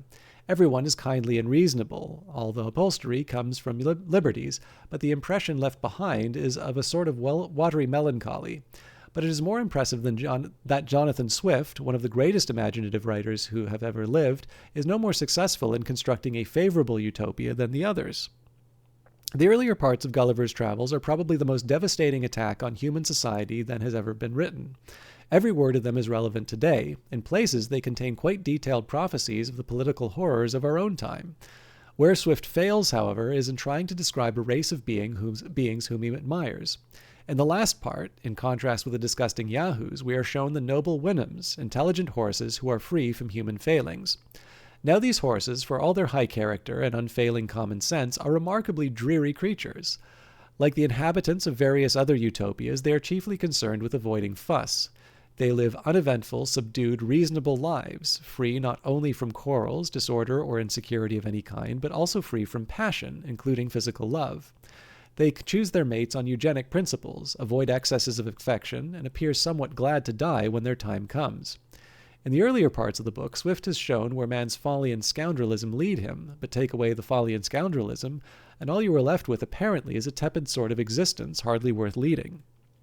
Attempts at describing a definitely otherworldly happiness have been no more successful. Heaven is as great a flop as Utopia, though hell occupies a respectable place in literature and has often been described most minutely and convincingly. It is a commonplace that the Christian heaven, as usually portrayed, would attract nobody. Almost all Christian writers dealing with heaven either say frankly that it is indescribable or conjure up a vague picture of gold, precious stones, and the endless singing of hymns. This has, it is true, inspired some of the best poems in the world. Thy walls are of chalcedony, thy bulwarks diamond square, thy gates are of right orient pearl, exceedingly rich and rare. But what it could not do was describe a condition in which an ordinary human being actively wanted to be. Many a revivalist minister, many a Jesuit priest, see for instance the terrific sermon in James Joyce's Portrait of the Artist, has frightened his congregation almost out of their skins with his word pictures of hell. But as soon as it comes to heaven, there's a prompt falling back on words like ecstasy and bliss, with little attempt to say what they consist in. Perhaps the most vital bit of writing on the subject is the famous passage in which Tertullian explains that one of the chief joys of heaven is watching the tortures of the damned.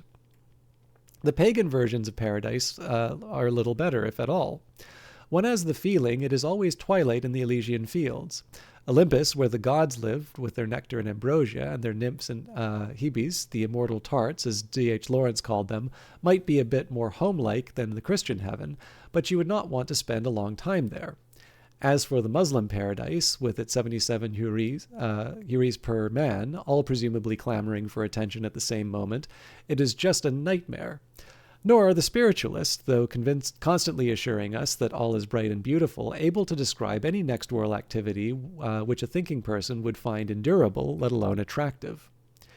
It is not the same with attempted descriptions of perfect happiness, which are neither utopian nor otherworldly, but merely sensual. They always give an impression of emptiness or vulgarity, or both.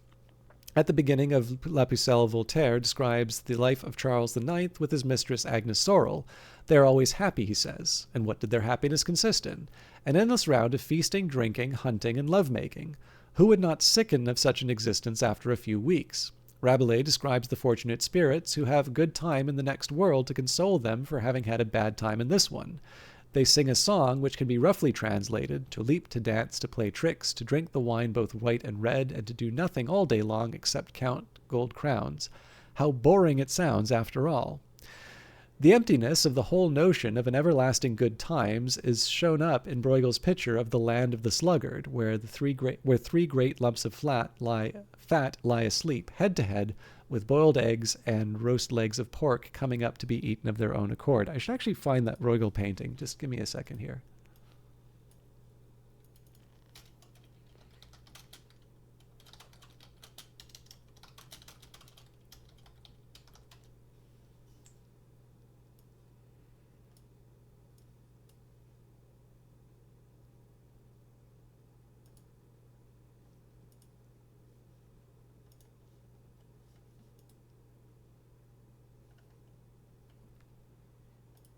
There you go.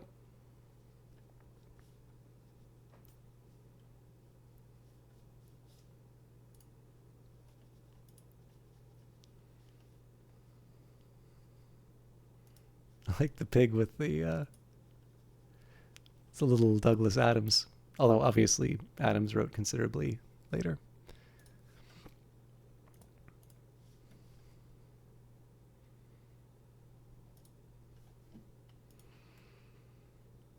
It would seem that human beings are not able to describe, nor perhaps to imagine, happiness except in terms of contrast. That is why the conception of heaven or utopia varies from age to age. In pre-industrial society, heaven was described as a place of endless rest and as being paved with gold, because the experience of the average human being was overwork and poverty. The huris of the Muslim paradise reflect a polygamous society where most of the women disappeared into the harems of the rich. But these pictures of eternal bliss always failed because as the bliss became eternal, eternity being thought of as endless time, the contrast ceased to operate. Some of the conventions embedded in our literature first arose from physical conditions which have now ceased to exist. The cult of spring is an example. In the Middle Ages, spring did not primarily mean swallows and wild flowers. It meant green vegetables, milk, and fresh meat after several months of living on salt pork and smoky, windowless huts. The spring songs were gay, do nothing but eat and make good cheer, and thank heaven for the merry year when flesh is cheap and females dear, and lusty lads roam here and there, so merrily, and ever among so merrily. Because there was something to be gay about. The winter was over, and that was a great thing. Christmas itself, a pre-Christian festival, probably started because there had to be an occasional burst of overeating and drinking to make a break in the unbearable northern winter. The inability of mankind to imagine happiness except in the form of relief rather than effort or pain presents socialists with a serious problem. Dickens can describe a poverty-stricken family tucking into a roast goose and can make them appear happy. On the other hand, the inhabitants of perfect universes seem to have no spontaneous gaiety and are usually somewhat repulsive into the bargain. But clearly we are not aiming at the kind of world Dickens described, nor probably at any world he was capable of imagining. The socialist objective is not a society where everything comes right in the end, because kind old gentlemen give away turkeys. What we are aiming at, if not a society in which charity would be unnecessary. We want a world where Scrooge with his dividends and Tiny Tim with his tuberculous leg would both be unthinkable. But what does that mean? We are aiming at some painless, effortless utopia? At the risk of saying something which the editors of the Tribune may not endorse, I suggest that the real objective of socialism is not happiness. Happiness, hitherto, has been a byproduct, and, for all we know, it may always remain so. The real objective of socialism is human brotherhood. This is widely felt to be the case, though it is not usually said, or not said loudly enough. Men use up their lives in heartbreaking political struggles, or get themselves killed in civil wars, or tortured in secret prisons of the Gestapo, not in order to establish some central heated, air-conditioned, strip-light paradise, but because they want a world in which human beings love one another instead of swindling and murdering one another, and they want that world as a first step. Where they go from there is not so certain, and the attempts to foresee it in detail merely confuses the issue. Socialist thought has to deal in prediction, but only in broad terms. One often has to aim at objectives which one can only very dimly see. At this moment, for instance, the world is at war and wants peace. Yet the world has no experience of peace and never has had unless the noble savage once existed. The world wants something which it is dimly aware could exist but cannot accurately define. This Christmas Day, thousands of men will be bleeding to death in the Russian snows, or drowning in icy waters, or blowing one another to pieces on swampy islands of the Pacific. Homeless children will be scrabbling for food among the wreckage of German cities. To make that kind of thing impossible is a good objective, but to say in detail what a peaceful world would look like is a different matter. Nearly all creators of utopia have resembled the man who has a toothache and therefore thinks that happiness consists in not having a toothache. They want to produce a perfect society by an endless continuation of something that has only been valuable because it was temporary. The wider course would be to say that there are certain lines along which humanity must move. The grand strategy is mapped out, but detailed prophecy is not our business. Whoever tries to imagine perfection simply reveals his own emptiness. This is the case even with a great writer like Swift, who can flay a bishop or a politician so neatly, but who, when he tries to create a Superman, merely leaves one with the impression, the very last he can have intended, that the stinking yahoos had in them more possibility of development than the enlightened Winhams.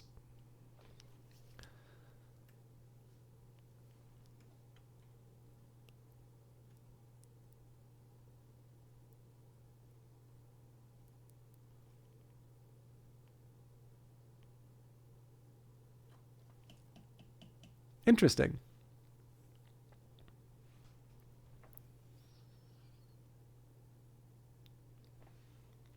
I don't know. I have time for Orwell on just about everything. But yeah.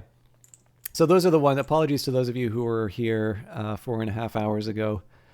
Those are the ones we opened up with. But I don't know. I feel like spending the time to read this stuff is never time wasted. And I figure you've all had to endure the TSA a few times over. So, and actually come to think of it, I guess I've only read some thoughts on the Common Toad once, but you'll probably have to hear thoughts on the Common Toad in springtime.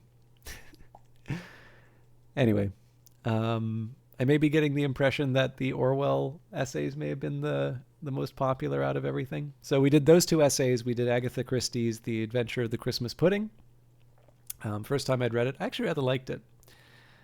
And then I kind of had in the back of my head that I was going to do the Battle of the Books. I actually really like the Battle of the Books, but not an easy one to do on stream because of the intended gaps. Anyway, all good things must come to an end. Thank you, everybody, for spending some Christmas with me. For those of you who haven't heard this from someone else, very Merry Christmas to you. I hope this was a pleasant diversion. For those of you who are maybe hiding from family that you've already spent the whole day with, I appreciate you spending the time with me. However you've come to the stream, it is nice to have some people around to make this worth doing. But I am going to get up and just do something other than be in front of a computer for a little bit. And let's see who is online. I think Revived Snow is. Yeah. So we're going to host Revived Snow to finish off for tonight. Well, thank you very much, the festivities, Mr. Fox, and of course, your 3 months are very much appreciated. I'll also say thank you to Cree for the game. I've installed it. I will hopefully stream it once I have a proper... sorry, trying to get the raid ready. I'm going to try... So there's a couple of gifts that the stream have gotten. So... Vesper Fortune also gifted Ace Attorney. So one of the things I want to do once Book of Hours is done, I want to try and catch up a little bit on some of the things that people have gifted to the channel. And then I do actually have a couple of like bigger games that I would like to get into as well. But I really would like to just put a proper finale on the Book of Hours stuff for a bit. I'll still keep doing that on YouTube, so nobody needs to worry about that going away. But I am looking forward to trying a few new things to share. Oh, actually, I'll send you a DM to Cree just to articulate why I sent you the thing that I sent you. Anyways, have a lovely evening, everybody. Again, Merry Christmas. Please say hello to Revived Snow for me, and see you Friday. I know I'm going to take the Canadian holidays off, so next week is New Year's, so I'm not going to be streaming on New Year's, and I should be good for Friday though. Anyways, see you all later. Take care. Bye.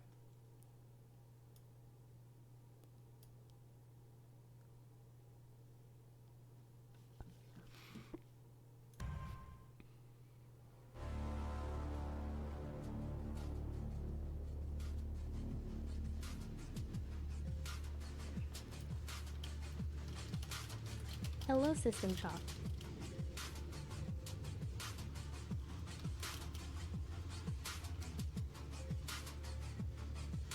Thank you so much for the raid. Hope your stream went well.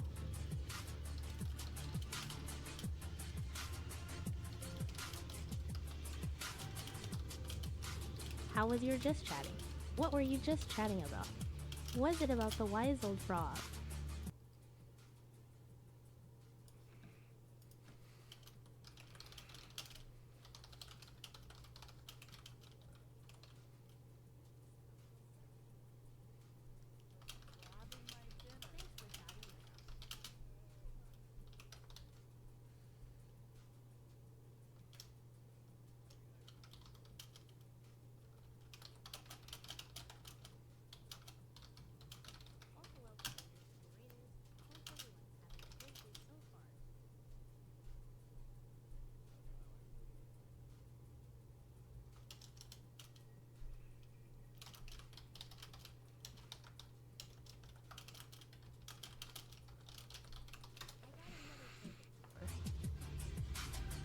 Score.